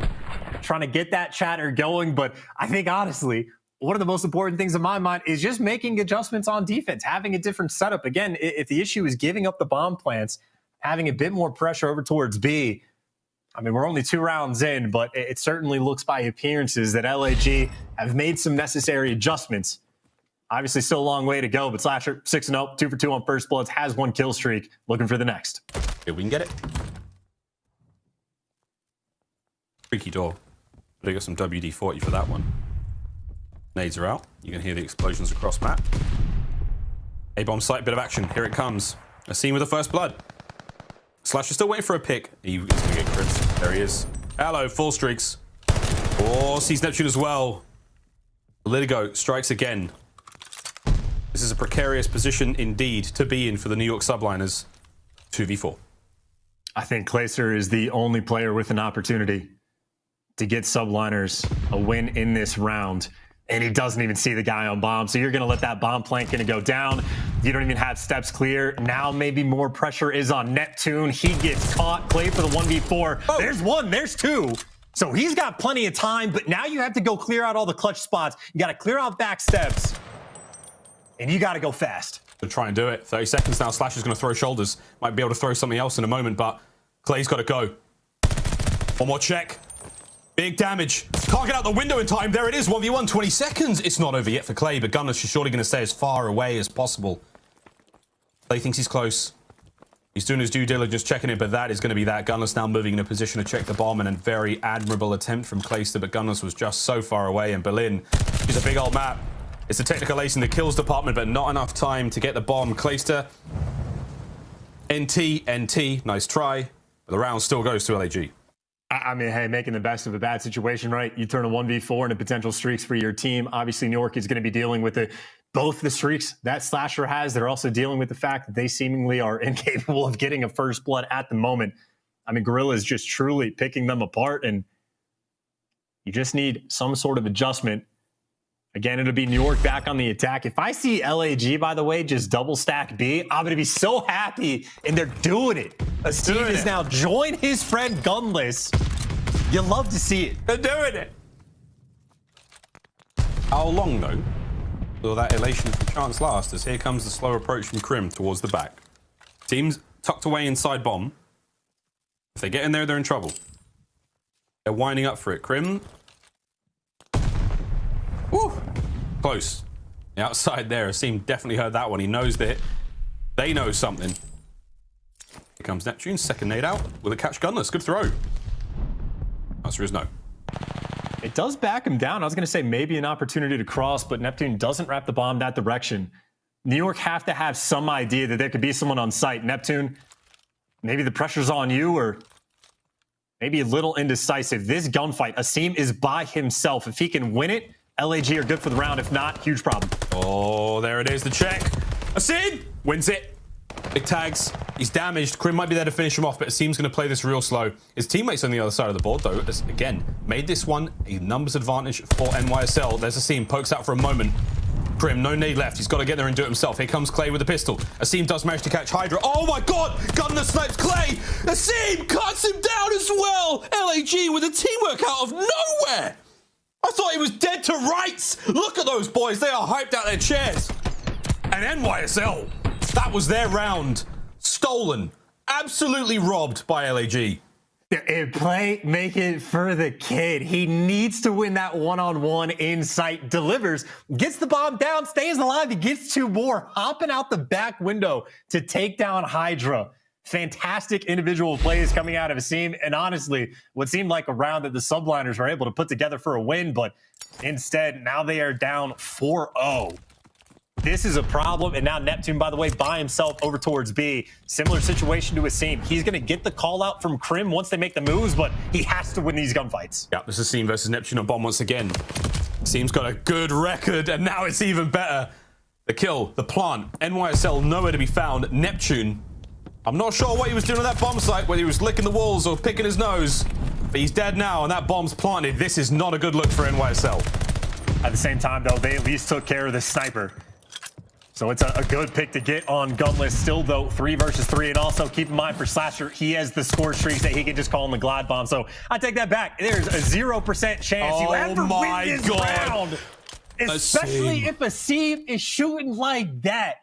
Good God. Oh, what man. a round and what a game. Oh, man. From the Los Angeles Gorillas, man. 5 in a row. Oh, man. Yesterday, they didn't look like much. Today, LAG are some kind of beast. And this is getting very frustrating for NYSL. If I have to quote Hook, I'm feeling good. That is the only way you can sum up LAG's performance. It's all serious now, but LAG gotta be feeling good. And this is actually kind of wild because from the subliners camp, I don't know how, like, what your view of how good they've looked is, but like they've only lost to Seattle. Obviously, it looked fantastic, but this just might be a dagger as they can't find a kill, can't get a first blood, can't stop a seam, or maybe Clay can, but 2 versus 3, and you still got to deal with the streaks of Slasher. I mean, New York, they've just been getting picked apart. Yeah, this is real tough. It's not over yet. The streaks are going to make this very tough to Clay on the slow approach. Bit of go-on-go action there. Slasher, you'll come out on top. A little bit of help, but oh no, this is it. It's a matter of time. It's a matter of time. It's Hook on the other side of the wall, and that is the round. And it is an absolute catastrophe from the New York subliners. LAG have picked them apart in every single round. An unbelievable 6-0. Not a single kill from Neptune in that, and a brutal display from LAG. I am speechless. I mean, look, we've had quite a few game 5s today. I'm not going to get too far ahead of myself, but at the very least, when it comes to Berlin S&D, the girls have absolutely made some necessary adjustments, especially towards their defensive setups, and that's as good as it gets. I mean, if you were the 3rd overall, like, first blood percentage in Search and Destroy, and now you're actually converting those rounds, that's as big of a turnaround as you're going to need. More donuts this year, I mean, potentially already, and we're at day 2, stage 1, than we had all of last year. Some players have just been struggling as Neptune and Hydra, who I think a lot of New York fans were hoping would be able to deal with Hook and Asim, who have been struggling in Search. Instead, that is 1-12 combined. It's a tough one. Again, I think there's a meme going around right now. Someone on Twitter is putting players' faces in a little like donut box. Well, there's another one to add to it. It's been a busy day for whoever that person is. But GG's all round for LAG. They're looking magnificent here. The Search and Destroy, it was all theirs. And at times, it just felt like NYSL could not do a single thing right, no matter what they tried. Clay and Krim, obviously the ones really finding the kills here. This round from Clay was a great one. Again, time was not on his side. Beautiful stuff from Gunners, just being as far away from that bomb as possible. Last minute check towards the stairs is all he needed. But it was tough, man. I mean, this is heartbreak, really, for NYSL fans. Asim was the boogeyman, by the way. Like, all game long against Neptune on that B-bomb site, straight up Baba Yaga vibes. Like, no one was getting in there and killing him. That round, I would love to see that round from Gunner's POV as well, man. He saved the day with the snipes. It was a cacophony of chaos from LAG. You could not get a word in. I mean, just an absurd performance, like top to bottom, right? I mean, if one of the closest rounds you actually have in the game is Clay almost clutching a 1v4, that's not good. No, it's not good in the slightest. I mean, a brutal map 2, a very solid map 1 as well, 250 to 158. As far as Vanguard goes, that is a very strong win in hardpoint. So Guerrilla's full speed ahead, but obviously 3 maps to win. This series is not over yet. You gotta make sure you don't let anything get away from you. Yeah, and it's far to it. You know, we've still got a little bit to go. We've got ourselves a Tuscan control after this one, and I mean,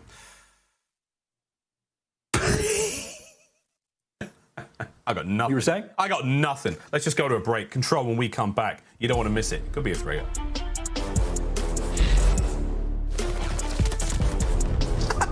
You caught me.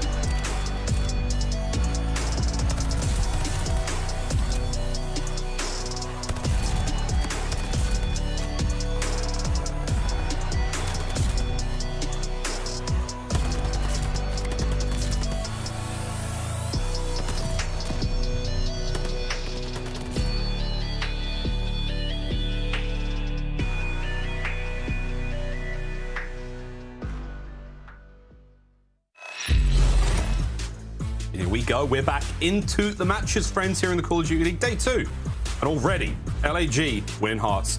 Or than this guy on screen, though, Hook, has just been a wonder to watch. He's feeling great right now, 76% non-traded kills chance. It's the Hook of old. It's the Hook that people wanted. It is the nuke, and he is back, and he is looking fantastic.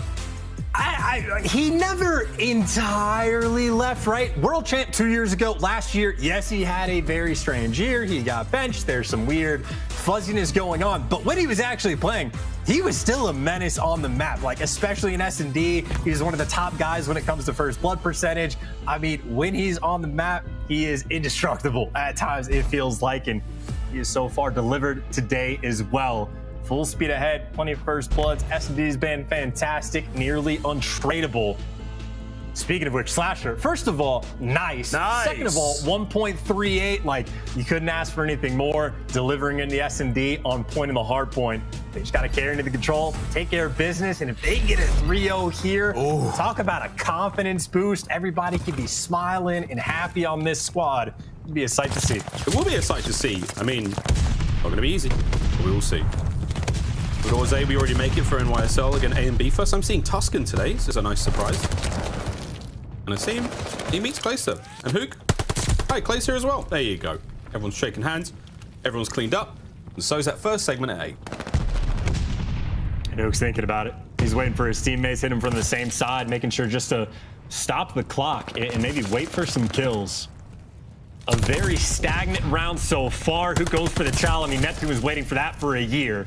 He does get caught out, and I mean, it's got to be said, this is a decent amount of time off the clock. New York has basically made no progress on the map. This is solid stuff from Gorillas once again. Yeah, doing all right. Clay with a nice soupy set before being brought down. Again, just trying to keep that space for NYSL right now. Neptune's up next. Keeping the capture going. One angle covered, but no. Gunless is on the flank. Nice shots. Neptune's going to bring him down in the end, and that's good enough for now. Whoa, LAG on the defense. And tenacious defense it is as they keep flying forward. Clay. Oh, man, that was almost a one hell of a win. But with that, map presence really goes towards LAG. They've still got defense covered there over towards A. NYSL starting to think about other plans. I mean, look, I think we've only seen like 2 rounds of Tuscan control where the team on offense doesn't capture A at all. So it's rare to be put in the blender. And maybe there's the opening that they need. And keep in mind, Neptune actually working his way over to top church. So he can basically lock down the middle of the map and make New York's life a little bit easier. This is where you need to set up and just start slaying if you are on the subliners. You need to start getting some kills. They have a 1 life lead. They need to start to run it up. Slowly but surely. Time's on this side now. Live still even. Hydra trying to clean out the back. Crosses the street alive. That's good. Making a bit of noise. Waiting for his teammates to show up. His teammates are getting absolutely dropped around him, though. Look out for a seam now on the flank. Trying to hit those players and spawn. The dead silence. Hydra still wins the fight against Hook. 1v1 up front now. Buying space. Buying time. Man's got deep pockets right now. He's going to buy another kill. Here we go. 14-14 in the live count. However, you still have to worry about a seam. He's still in from behind. Crim? Something's tingling. Will Asim finally be caught? And I think Crim's in the perfect position to do it. Oh no, he will not be caught. Oh my god, he's still on a rampage. That's a little bit lucky as well, because Crim definitely knew what was going on. He knew the flank was coming through. New York doing a very good job of just keeping track of all 4 players, but at the same time, you lost your life lead. Granted, it's close. That's not the best start. You got 1 body on point, but the coverage is there. I mean, that is what? A solo challenge from Nep. Clayster just forced to fly in after that to hope he can find a kill. Nothing's there. And you just need a good coordinated team push. Subliners right now struggling to set something up. Yeah, it's hard to get in towards that B zone. Again, you've got players from LAG all over the place. Oh, Crim. Good job on the trades. Not enough HP to keep going, though. Slasher, right place, right time, easy kill. Hydra from behind. No. Hook reads it. The defense holds. Less than 20 seconds to go. 4 lives remaining. Which will come first, the clock or the grave? Yeah, we'll go with that. Looks to be needs to be the clock. Yeah, it's the clock, isn't it? I mean, look, he's speedrunning. I mean, you just don't want to throw away lives. I mean, they kind of threw away an extra 2 towards the end, but even from that round, it was a slow start, and they just kind of looked disconnected. I mean, how many times do we see Neptune just sort of like sprinting into a gunfight, just getting caught, even when he was like in a decent spot up top church, just gets caught in a power position. And I think 3 and 8, he's certainly struggling, but I just want to see more teamwork out of the subliners. Again, just a little bit tough for these guys to set anything up right now. It's the ceiling is there, but they're not quite climbing yet. Here we go, though. Another round for NYSL on defense this time. We'll see if they can hold it together.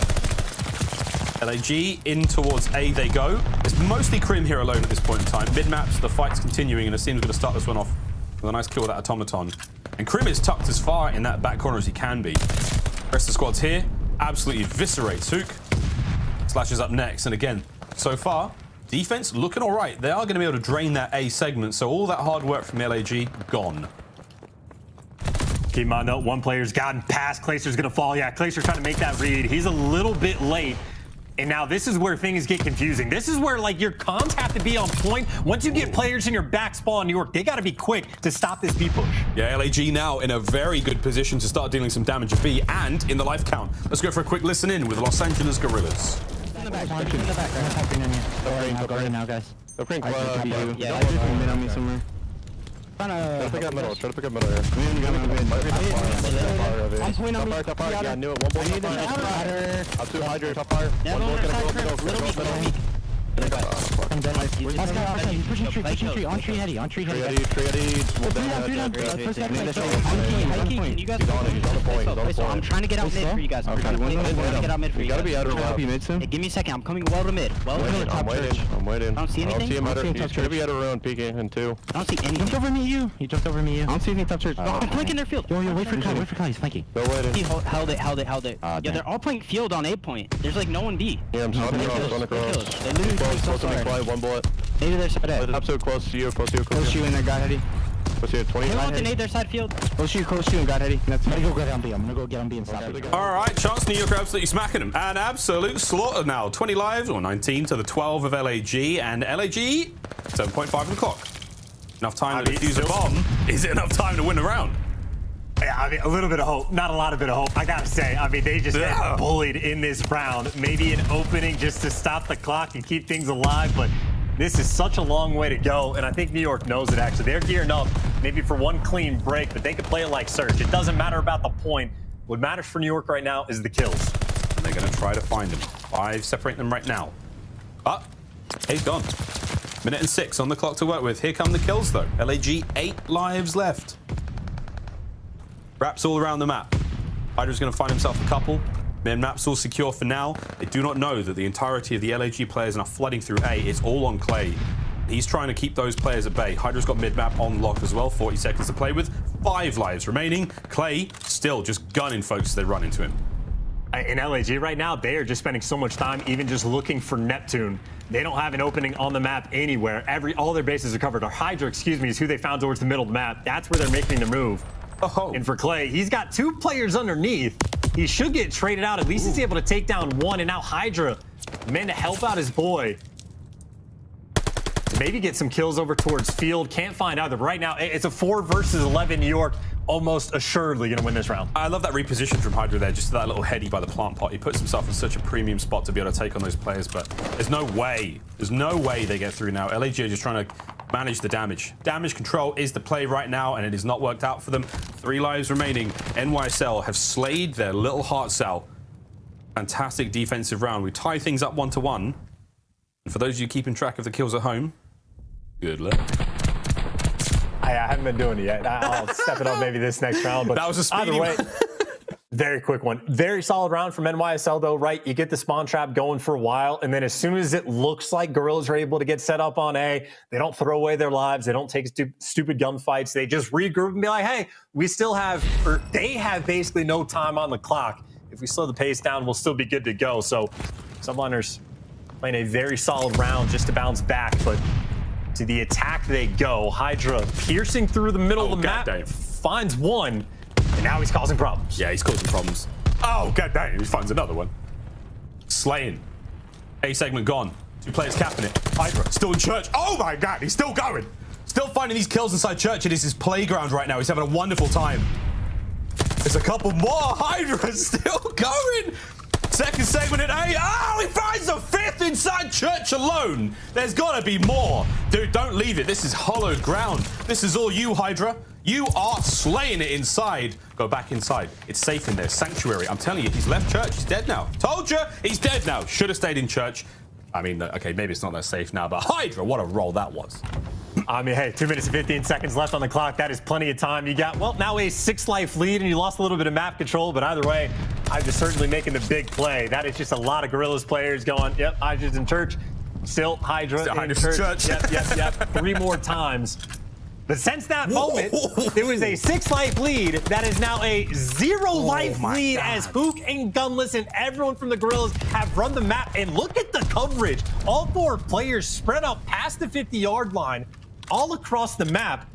And that life lead, that only took 30 seconds for it to disappear. Gorillas with a very strong bounce back.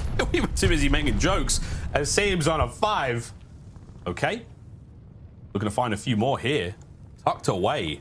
Here in mid-map. Heavy B hit now. Still got Clay trying to look through top broken and find something. Hook behind that desk, about to put in the work. Neptune, he's going to be the first out. Asim takes care of Clay in mid, and here comes the peak, and Hook won. Hydra with the trade. Forward they go. Asim now the reinforcements coming through. Cuts down Hydra before his feet even touch the ground.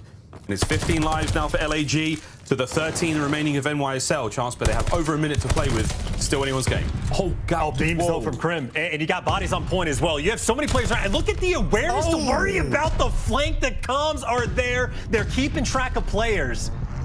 Still, though, number 2 is going to hop off the point. It's because the streak is coming in. But still, look at the spread from New York. You got to worry about the flank, though, one more time. Number 3 is turning. Subliners are covering everything. Perfection right now around this B site. It's going to be a big hit now coming out of spawn from LAG. 3 players through the back. Crim, timing's good. He saw a forehead and he's dead already. 3 down now. Hydra's the last one up.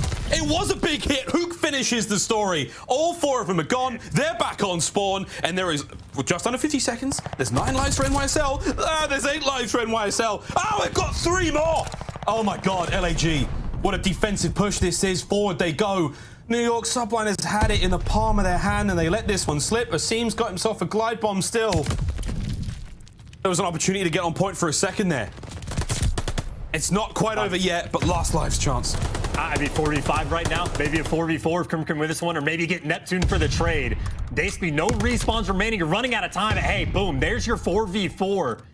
15 seconds. If they can stop the clock, this is huge. They need 1 tick of progression. They win the next gunfight. Now a 4 versus 3. Trades are coming through. New York are there. LAG in their spawn. These are the final gunfights. Pressure's on. It's a 1v3. 10 seconds to play it. Clay, if you can find a kill, sweet. If you can get on the point, you've got to do something fast though, man, because the time's ticking out. Can he get the kill? 1.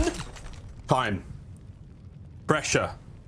Certainly got to NYSL towards the end there. That first hit from LAG with a final set of lives.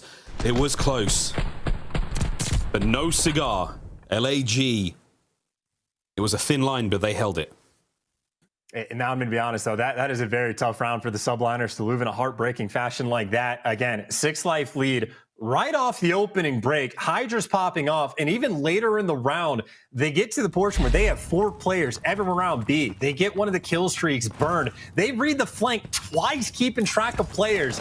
I mean, that was like Subliners at their best, and then it just collapsed. And that is not an opening break the Subliners want to see. I mean, this is going to be the 8-point gone. Gorillas, very strong start to open things up on this round. Insane opener, and again, this is match point for LAG. Asim still keeping the kills flowing. Crim backs up. No one able to make the flank. A's gone. 2:20 on the clock. And a lot of lives to play with. There's the first death for LAG in this round. Oh my God. Asim, he's having a whale of a time. 23 and 17. Guns, Neptune. Who's next? Does anyone dare test him right now? He is frying. There are 2 players in Church. There's 1 player in Church. Asim! He's still going! Oh my God, Asim! What is this? He was king of the donuts yesterday, and now he's king of all! Get on B. It's your point, boys. Asim has just opened up the league. Wow! Number 9, drop Asim, they said. Get rid of this guy. He can't clutch, they said. 10. He can kill everything in the moment. 10 spree for him. turning things around, and he's smiling because he knows it. He is God on the map. He cannot be killed. And honestly, New York, look at the minimap. They're ignoring him. They don't want to deal with him at all. They have left him behind. And at this point, maybe just go stand on B because you got a 10-life lead. Asim, please go capture the point. He can do whatever he wants right now, man. But again, 20-11. Adds another to the pile. 30. Krim fighting brilliant kills. Krim can't get the third. Teamwork is there, though. But guess who it is? 12 for Asim now. Has to get his teammates up into the fight, though. Finally dies. Finally dies. But it's 16 lives to LAG to 8. 1 minute on the clock. New York subliners. Prove to us what makes this roster so special. Net with the big tags. Big kill. Top rope finds a second. Good work on the defense. They do manage to clear all those players out. So the defense holds. 45 on the clock still.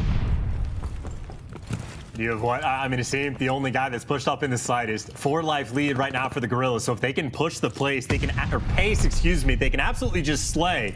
The problem is they're going to be having to deal with the flanks as well. Number 2, Neptune, he's still roaming. You fly to the point. Asim leading the charge. He gets taken down, and the trades aren't in. Krim finds 2. Krim finds 3. The savior for the subliners in this round. And I'll be honest, Asim, he's going to be the most confused person in the world if they don't find a way to put this together in this 7 versus 4. 10 seconds.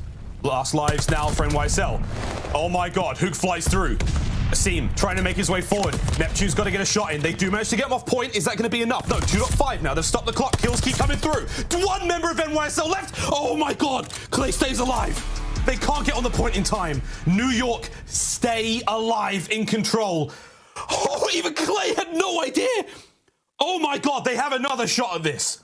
Yeah, I want to see that back, by the way, if that's possible for the highlights at the end. I could have sworn a body was in the point. He might have been off by just a split second, but I mean, that's as close as it could be for subliners to somehow get that round of control. The clock apparently not their friend, but whatever just happened in those final few seconds, well, we got to go again for the round 5. It'll be subliners on the attack. It'll be Clay only, well, him and Krim able to take down 2 apiece.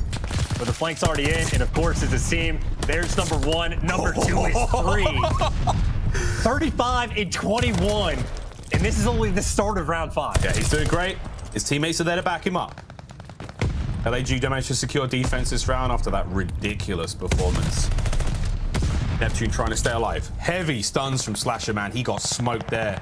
Now you got yourselves on the A zone. Gunless is the lone defender now. Close spawns there because, again, Hydra's trying to push up. Hydra, though. Hydra from behind. Hydra 2. Nice spree out of Hydra. 2 more defenders in position. But the damage was done by Gunless. It's all on a Krim trying to break A alone. He's just trying to stay alive, maybe find a couple kills. Of course, Asim is picking up 2 pieces. I mean, him and Hydra have basically going toe-to-toe. He's used to shredding, so he's stopping the gunfights, and finally he gets taken down, but Gorilla's constantly there with the pressure. Slasher wins a nice one-on-one, and while this has been going on, Hydra's actually trying to solo cap over towards B, so he's dragging 2 players from the Gorillas just to deal with him. Damn. He does get taken care of. And Slasher at least takes one of the graves, so finally A's opened up just a little bit, but there's only 35 seconds of the clock, and there's been almost no progression made by the subliners. This has been a bloodbath of a round. Asim does manage to find at least 1 through mid. Woo, that body went flying. First segment gone. Life count relatively even, you know? A little bit of a difference. That's going to change real soon. Clay is absolutely twisted. He almost locked on Hydra there and blew him away. Second segment gone. Subliners stack up. Hook's on the flank. So is Neptune as he goes forward as well. Now this could be huge. Points secured, 14 lives for subliners, 15 for LAG. It is still anyone's game. And for what is a 40 bomb right now for Asim, Hydra may be able to follow up. He's at 37. Neptune playing inside a radio. He's actually in between quite a few players for the Gorillas, and his teams are picking up kills. There's the third one. This is the moment. Get on the point. This is one of the only times you can stack it. Him and Hydra are here. Stack it quickly. Stack it quickly. Get as many bodies on there as you can. Fast progress. The first gone. Here come 2 spawners now from LAG up. Asim, though, guess who on the flank finds 1. Nep cuts him down, though. You still have presence. Slasher can't get off spawn. Hook loses the battle on the flank. Nep now, forward he goes, trying to find kills all over the place. But again, Clay holding it down. 5 in a row now, keeping the New York subliners in this. It is 11 lives to the 9 of LAG. playing for kills. Now 11 versus 8. Clay's still on a 5. If he can get streaks, honestly, that might be the thing that seals the deal. Pushing over towards Blatt. There's the bait for the kills. You can't get either. The setup is there. And now it's Prim, the lone man on the point. He can find one. Asim's trying to make a play. The subliners do have 2 players over towards B, and they have been fantastic at keeping track of these flanks. Oh, Krim was doing so good. Hydra now, though. The young phenom slides in and just completely destroys Hook. His teammates are there to back him up. Here comes Depp on the flank. He sprung to life. The teamwork flowing. And now you've got LAG 3 lives remaining. There is 30 seconds remaining, and they are playing TDM right now. 2 of them are left. You've got yourselves gunless now. Last player alive as the New York Subliners when all hope was lost and Asim was absolutely spanking the squad. They keep it together. Gunless, it's a heroic attempt, but we are going to another hard point. Holy I mean, that has to be one of the most chaotic, crazy, tough to keep track of control games, I mean, ever in Call of Duty. It feels like, especially so in this game, it's so tough to keep track of. I gotta see the end of that round 4, by the way, because if you don't remember the situation, it turned into like a 5 versus 1. There was only 1 life left for the Gorillas, or for New York, excuse me. Had 1 player left alive, and then just no one was able to get on point, or maybe just a split second too late. So yeah, I'm trying to figure out what the hell just happened, and maybe the subliners are too, but they will take it. They got that final round. They converted on offense, and as crazy of a map that Asim has, Hydra right there with them. A 40 bomb achieved for Paco as well. We just got to see the 12 spree from Asim. That's what made it so amazing. Highlights, here we go. Get the popcorn out. This map was insane. I think it was the round 3 win. Clay was the last player left alive. It was a 1v3. He gets 1 kill, and then it must have been a half a foot away. That player just could not get on point in time, because if they do stop the clock there and start the cap, Clay's lost. It's done. Like, NYSL, it's chalk then. Oh, no, it was 4th round. It was the 4th to round 5, I think. Anyway, it was that moment. Absolutely absurdly close. That's what makes Control so exciting as a game mode. Manage your kills, manage the objective. The perfect hybrid of 2. And that was it. God. They couldn't get close enough. No one was there. It would have been a fight on point anyway, but man, that was insane. That is one of the most exciting Control games we may ever see. And it's only day, I mean, it's day 2. It's bound to be better than that, but my God. We have a 10 spree. Well, it was the full was 12. We have the 10 kills here from Asim. Bottom church. I mean, Chance, there's not a lot to break down here aside from a man possessed, just truly smoking players. Oh my God. I mean, after you get a kill like that, you just know. You go for the ego child, because what cracks me up, by the way, is after this next little sequence, New York, again, we've seen him the entire game. This is what like veterans like Krim and Clay bring to the table. They are hyper aware. They know Asim's in the back, and they said, screw it. We don't want to deal with him. He has killed too many of us. Let's just move on. Leave him in our spawn. We'll go about our day and just kill someone else. And Subliners won this round. Asim goes on to 12. He is frying. He is calling in glide bombs, and Subliners still win this round. Asim has to be one of the most confused people in the world in that moment, but either way, you can see what kind of like force when he is at his best that he can bring to the table. I mean, some next level stuff in spite of the loss. Yeah, I mean, that's flow state achieved. He was barely in his body at that moment. He was in the game. That was incredible stuff. Very, very exciting to watch. But again, plays like that happens in Vanguard. It happens in Control. That's not the objective. Those kills are great, but Subliners play the OBJ. They win the round and eventually win the map. There we go. So that is Tuscan Control. Finally finished. Now, Tuscan Hardpoint. If we have to go to Game 5, Bocage, Search and Destroy. Ah, mate. How are you doing?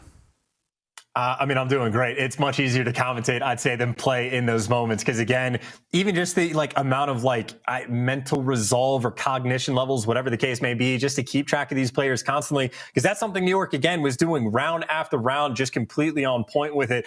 And it seemed like, especially in the second time they had an attack on offense, that they hit their flow state. They started to put together the type of plays that you expect from a team that is designed like this, where Hydra is the one popping off and making big solo plays, where Krim and Clay, again, bringing that leadership role to the table and just making sure the comms are on point. So We saw one reverse sweep, or almost a reverse sweep, I should say, earlier on. Actually, I take that back. Yeah, we saw. Optic got reverse swept. Yeah. Seattle nearly got reverse swept. Yeah. And here's maybe try number 3. Whoa.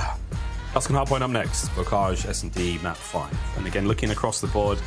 But more than anything, I mean, this is a really good sign for New York Subliners. Getting 6-0'd, absolutely dinged, and I mean dinged, on Berlin Search to rebound and have that kind of control game.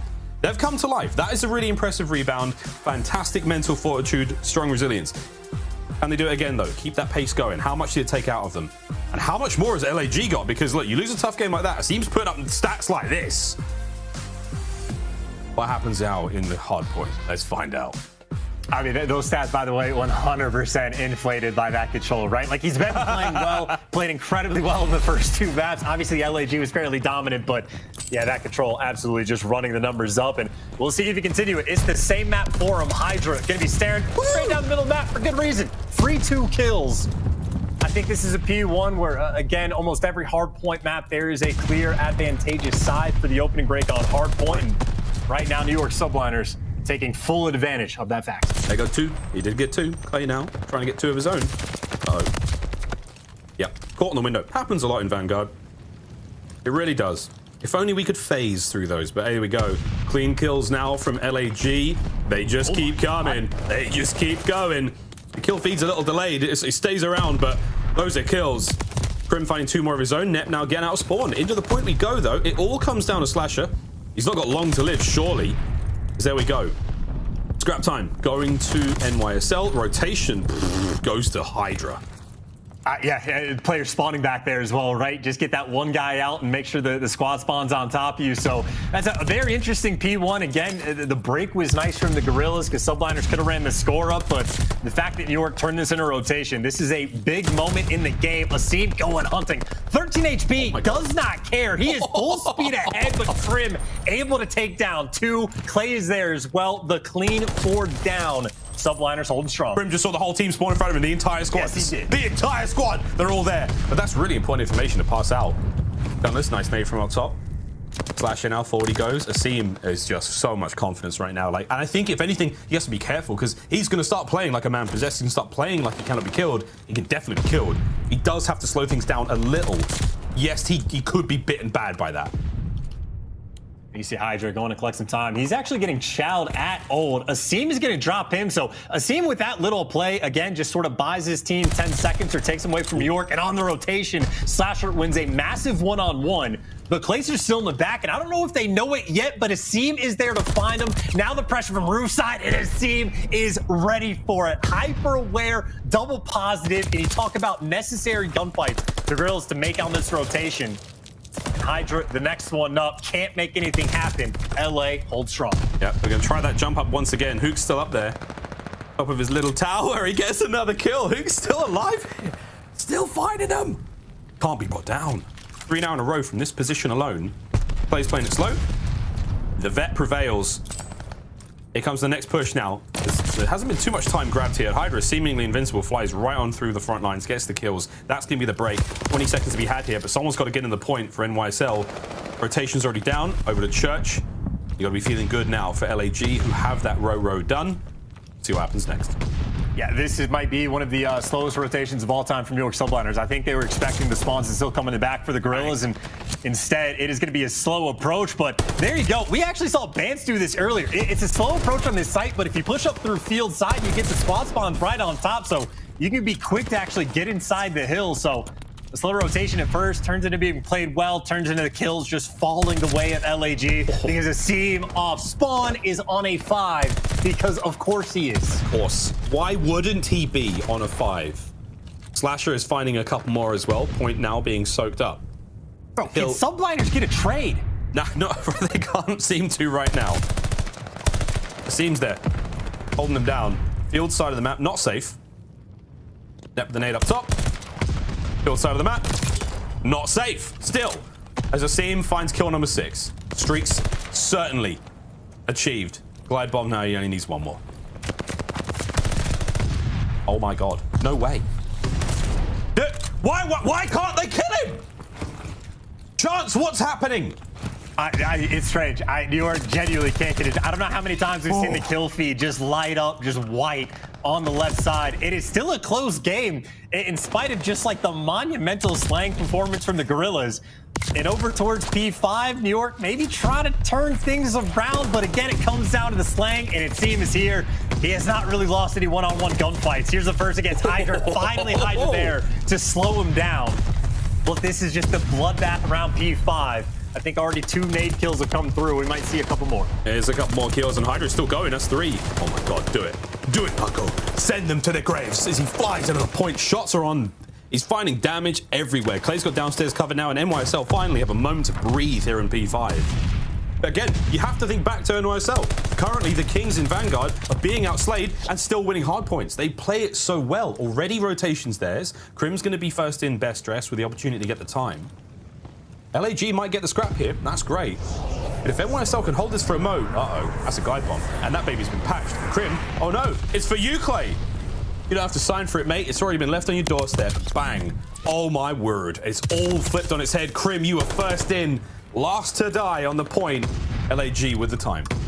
Yeah, New York was expecting that pressure to come in from the right side of the map for quite some time, so that flank coming through, and on top of the glide bomb, I would say gives you the opening. Hydra just comes back, takes down 2, and that's a 4-man wipe, so New York responded that incredibly well.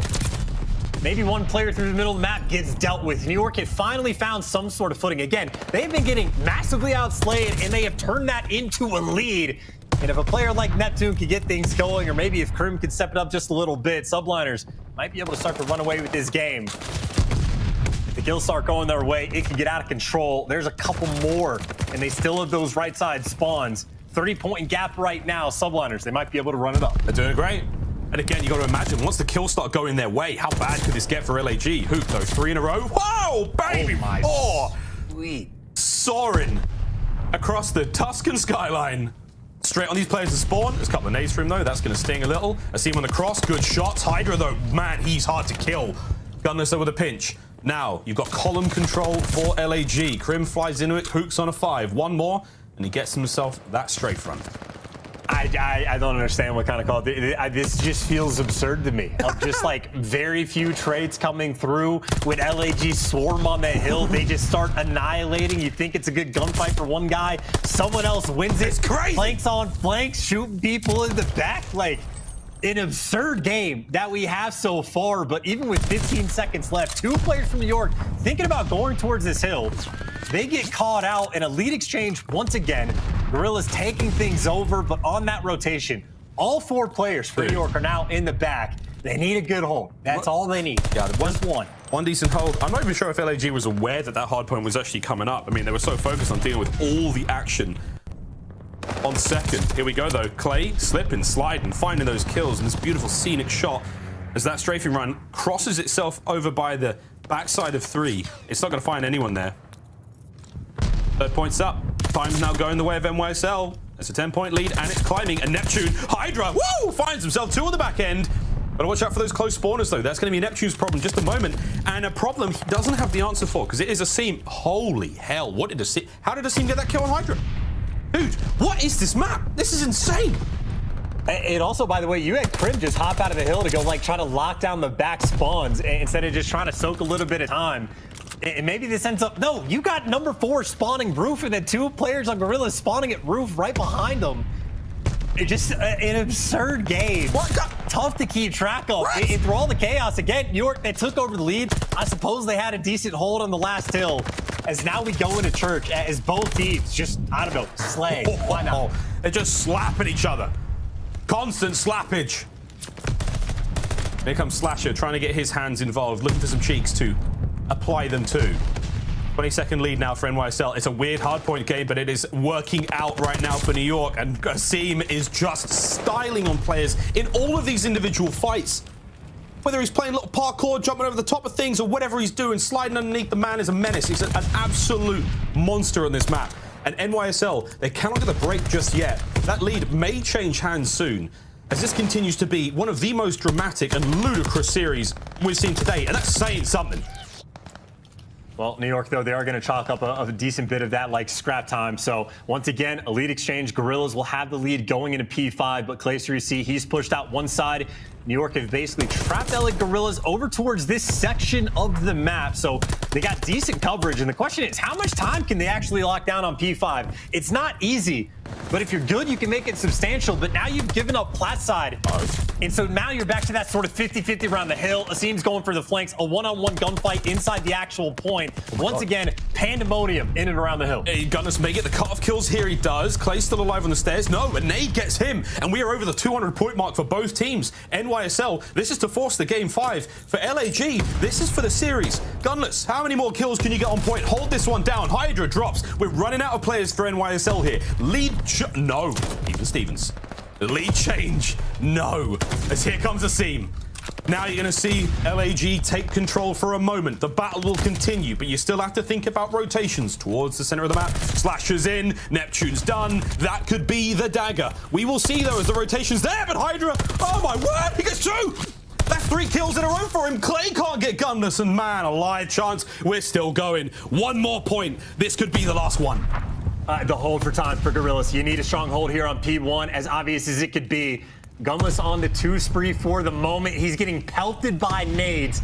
And he's only got one teammate here for the help. In New York, you got the pinch as well. Prim can take down one. That's enough to set up his teammates. Asim gets traded. Finally, the trades are coming through. And Slasher gets the 2-piece for the opening towards the hill. And Gorillas, it is their turn. Lead exchange. They have it right now. 14 seconds away. The game is theirs. No one can really get much time out of this one. 10 seconds now for the win. This is it for LAG. One decent push is all you need. NYSL, get in there and get off the point. 5 now to go. Can anyone stop it? No! They've all gone! They've been wiped out! It is a perfect 4, and oh man, we came so close to the game 5, and that is heartbreak for the New York Subliners. LAG, they have come to play today, and my God, Asim with one hell of a series. That 3-1 scoreline, I think it may have shaved years off of all our lives, but that was one hell of a show. I mean, that map alone, I mean, I have to imagine the players feel roughly the same way. Just absurd, seemingly exhausting. What a wild game. Maybe it's just been a long day for us, Miles. I'm not sure, but either way, we've got the claps, Gorillas on board. And just to think about the scope of the full series that they just had. Again, they came into it worst in the league when it comes to actually trading out each other's kills. Well, in that Tuscan, it seemed like there was nothing to trade. They were just eviscerating them. 2 pieces on 2 pieces. The slang was there. The S&D as clean as it could be on Berlin. Gorillas, I mean, have to be just over the moon with that win. That was a really nice turnaround for them. That was wonderful. What a turnaround. NYSL, still a bit of work to be done, but what a series. Desk, how you guys doing? You guys all right? I mean, that was crazy. Asim went absolutely nuts. Okay, the simple fact that matchup was literally Hydra versus Asim at a point in time, and both of them were popping off going crazy. I believe that they both actually had a 40 bomb in control as well. It was just Dude, that was one of the craziest controls I've ever seen in my life. I cannot believe that LAG didn't walk away with that win. Asim was literally on like a 15 spree at one point. But anyways, LAG, they have an incredible series. They put it together. The respawn looked good yesterday, and today they even got better since then. I think it was the small adjustment of having, in Search and Destroy, having Asim play inside of that B bomb site. It got him some confidence because he wasn't starting off with a donut, and you could see once he became confident, the guy was a demon on the map, like hitting every route. He couldn't lose a gunfight. He could do no wrong. Right, and taking a look at LAG, I mean, let's be completely honest. When we saw them at the Kickoff Classic, I mean, since then, they've been pretty much struggling trying to find their identity. But Ali, I mean, they're looking so much better now with this big victory against the Subliners. I mean, it definitely looks like a complete turnaround. I said that Asim was hot and cold for me. Well, he came out hot this entire series. The amount of sprees this man went on was just a total turnaround. And it was definitely the confidence, like Nameless said, and the fact that he was just running at them. Like, he wasn't thinking, he was just sprinting straight into head fire, and he was winning every gunfight. And I mean, when you have a man like that getting 2-3 people up every single life, obviously LAG needed to capitalize on that. They struggled in control, but they cleaned out the hard point to get the 3-1 win over New New York Subliners. Yeah, I want to hear it from both of you guys, the casters. Start with you, Chance, man. Show me that big brain of yours right now. I mean, NYSL, looking at the stats right now, this team has so much promise, man, but they just can't seem to get it together. What do you want to see more from this team? I mean, it's got to come down to the slaying power, right? I don't know how many maps they've had where all 4 players are actually like popping off, but this is just another example of they are getting massively outslayed and still somehow keeping the games close. But if your main AR is double negative, that's not a good sign. I mean, Neptune 20 and 29, he had a couple slow maps in this series. I think it literally does come down to slang. I think New York right now, especially in hardpoint, have like a 0.91 overall KD, number 12 in the league. Like, it's sort of nice that they can keep the maps close. Like, they have a good understanding of the game, but they just have to, on an individual level, pick things up. And Miles, take a look at LAG, man. The potential is there. We see it. I know you see it as well, man. This team is looking good, man. I see it. The thing is, like, on paper, and you see this roster come through, and I know the management made a really big decision to build around Hook, and there's been so much discussion around this one. Like, this team has tremendous potential, like huge potential. The biggest issue we all had coming in this one, we were like, oh my god, you put Slasher and Gunners in the same team, like they're gonna fight each other, they're gonna be arguing and stuff. Like, I had a conversation with Slasher about that, and he was like, honestly, man, we are all really good friends. We just want to win. Kyler is nothing but like positive vibes, and when a team gets going, it is literally impossible not to feel great on the map. Like, in and out of game, I think that team has now got themselves going. Are they going to struggle against more difficult opponents? Maybe, but I still feel like the potential is there. The ceiling is high. Chance, we talked about this in one of the breaks earlier. We're at a situation right now where, like, we might have 5 or 6 teams, maybe 7 now, who are legit good enough to actually win a major this season. That's crazy. I mean, Paris went to a Game 5 against Atlanta FaZe, so it might not be 5 or 6 or 7. It could very well be almost all 12. It could. We're going far now. It is going up every single year. This is no exception. I'm not making any more predictions. I'm done. All right, now let me hear from you guys on the desk. Nameless, looking at that match overall, it looked like NYSL was going to take it the distance as well, but they couldn't. LAG looked too good, and you actually said in the green room, Nameless looked at Ali now. He said, you guys know this team is going to be filthy, right? Yeah, so I mean, like, I thought this team was going to be pretty solid when the season started, and then obviously Kickoff Classic doesn't go too well for them. But, you know, I'm sitting there watching them play. I'm seeing everybody start to hit their stride. And I look across the names on this team, like Hook, Slasher, Gunless, Asim. I'm like, wait a second, this team is going to be nasty. Why is anybody doubting them? Like, they're going to improve. They have such good players, and the way that this game plays, I mean, Gunless with the Automaton, he's going to be dirty flex player. Slasher, he looks comfortable on the map, and especially as the in-game leader, you could see the progression they made in Search and Destroy from yesterday to today. They lost both Search and Destroys, and they came out today, played the same map that they lost, and won 6-0. Like, the adjustments are there. That's very impressive to see, especially if you're an LAG fan. Right, and Ali, we saw a video this morning about how SMG players are taking over and who to watch out for, right? But Hydra just seems to be on like another level right now. It has. He started off a little bit slow in the series, I felt like, and then started picking it up when NYSL started winning in that control. But for me, New York, they just need to get more practice, and they need to get more on pace with each other. Like Chance said, they're keeping it incredibly close, even though they're getting outslayed. So maybe once they tweak a little bit, they'll be good to go. But LAG hasn't convinced me yet. Still. Right. They have not convinced me. I still think they're middle of the pack team. They'll beat everybody below them, but I don't think they'll beat teams yet like Atlanta FaZe and Seattle Surge, but they can surprise. They can surprise like they did today. They have the potential. Look at the names on that team. Let's go ahead and take a look at the stats. And I'm Nameless, man. I mean, feel free. Take it. Yeah, one thing that we should note with New York Subliners is they haven't got the most practice. I talked to Clay a little bit. He had COVID after the last event, and he's been trying to recover. So they didn't get too much practice. So I think we give them a couple more weeks to see where they really end up, because the potential of this team is huge. But you could see right here, Asim, after having tough performances in their first couple of games, this guy turned up to a whole new level today. And then Gunless, he's been Mr. Consistent for this squad, keeping the engagements really high as well. If you go look at the stats with an AR, I mean, that's very impressive. So I'm excited for the future of LAG. Right. Miles, Chance has been phenomenal. You guys have casted to him. Every series today has been phenomenal, by the way. It's been incredible. Both of you guys, it's been fun, but we actually have our Game Fuel post-match interview, and let's go ahead and throw them on the screen. You guys know it's going to be the one and only. Yo, it's C, man. It's good to see you again. My first ever Call of Duty event was actually with you when you were with FC Black, and it's good to see you ripping people apart still. What were you feeling when you were just going on your spree? You had like an 11th spree, and you looked unstoppable, dude. Yeah, I mean, honestly, I just had a rhythm today. Like, I just came in today with kind of a mindset where, like, that loss yesterday was unacceptable out of me personally. I feel like a lot of the mistakes that we were making was on me. So coming into today, I showed up really early, made sure I was prepared fully, and I just came in and did what I had to do. Love that out of you, team. And now you got to tell me, what is it like being on a roster of this caliber with Hook, the up-and-coming that everybody's been building these rosters around? You got a chip on Gunless and Slasher. I mean, what does that mean for you as a player?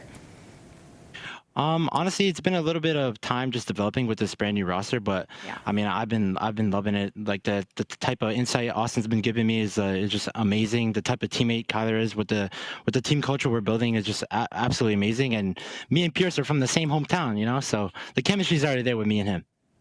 Asim, I want to talk to you a little bit about Search and Destroy, because it seems like you made an adjustment where you're sort of playing alone by that beam bomb site on Berlin, and that's when you really started to fry. People come to you, you win those gunfights.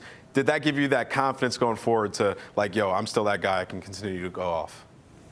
Yeah, I will say that 6-0 on SMD definitely helped with the control, just that kind of confidence boost and that momentum. But yeah, going into today, I made sure that our SMD, like, I was making sure I was getting the bomb downs, and I felt like yesterday I was getting picked a lot, so I was making sure that I wasn't throwing my life away today, and it really worked out. Yeah. You fried, man.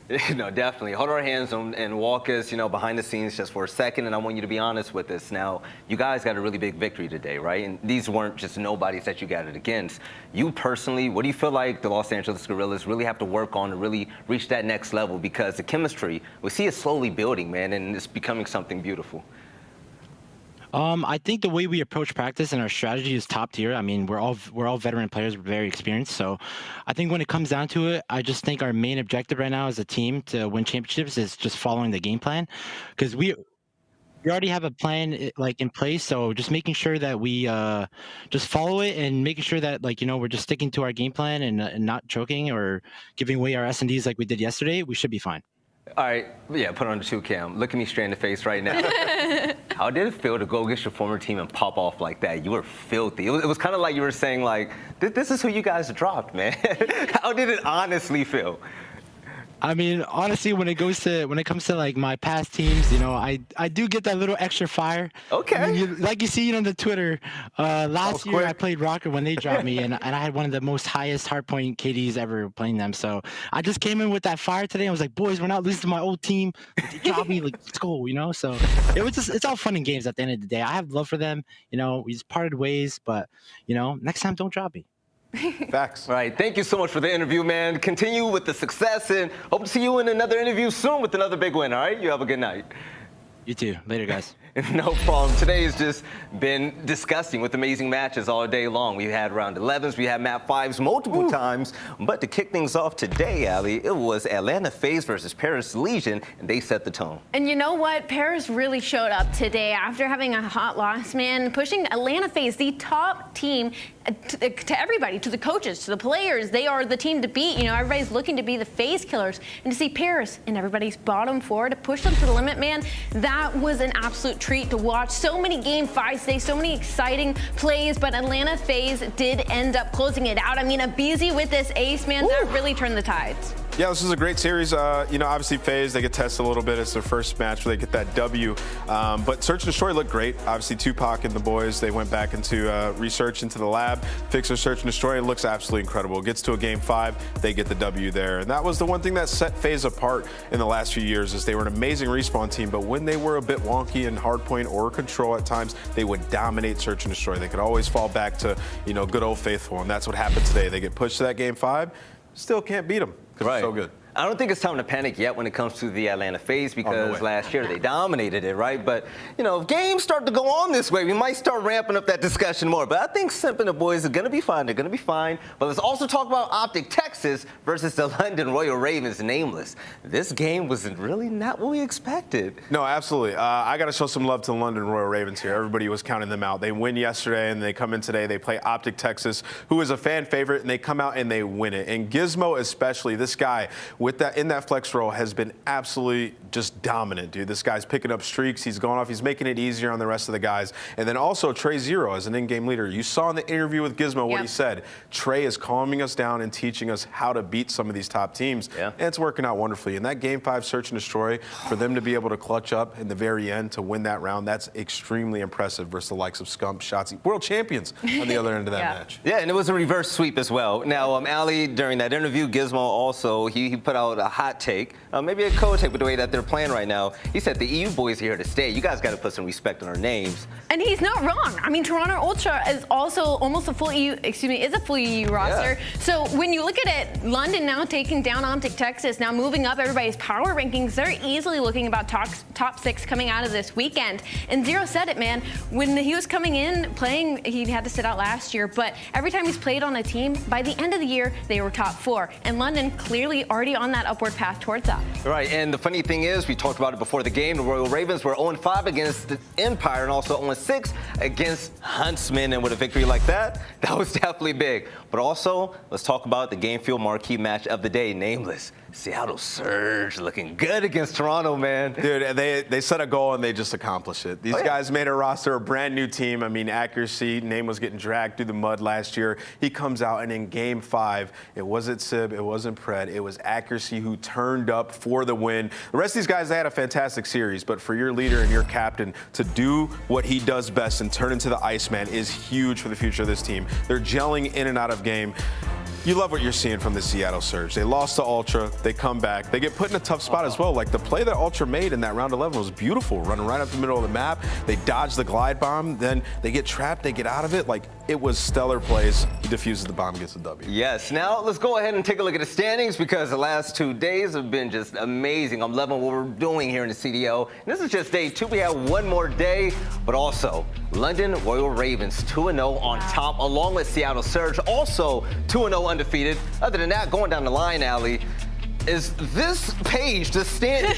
what you would have guessed the other day? Hey, yo, bro, we got Ultra 0-1, we got Optic 0-1, we got Subliners 0-1. I mean, it's only opening weekend, but wow, this is not the lineup I expected heading into day 3. Vanguard's lit, man. We have no idea who's going to win the first major. It could be anybody, but it's been incredible thus far. And I know every single year people say, like, oh, this is the most competitive year of Call of Duty. Well, feels like this is going to be topping all those. Most definitely, and here goes the points. Royal Ravens racking up along with the Surge as well. But let's take a look at tomorrow's schedule. This is where all the action is going to take place, and the heat is going to go down. First matchup of the day, the Florida Mutineers are going to face off against Paris Legion. I want to see what they're going to bring along tomorrow. After that, I love this team. The LA Thieves taking on Atlanta FaZe. That's going to be a banger, but if you thought that match was going to be good, the Game Fuel marquee matchup of the day will end up with Optic Texas going off against the Minnesota Rocker. Can't wait to see Attached, man, but here on the desk, Nameless, Ali, I mean, you guys just pick it up. It was a long day. Any last words? It's been a I'm about to go home and pass out and get ready for Game 5 tomorrow. It's going to be a good one. I need a beer and some pizza. I'm about to hit the sheets. I'm about to hit the sheets. All right, ladies and gentlemen, day 2 has been phenomenal.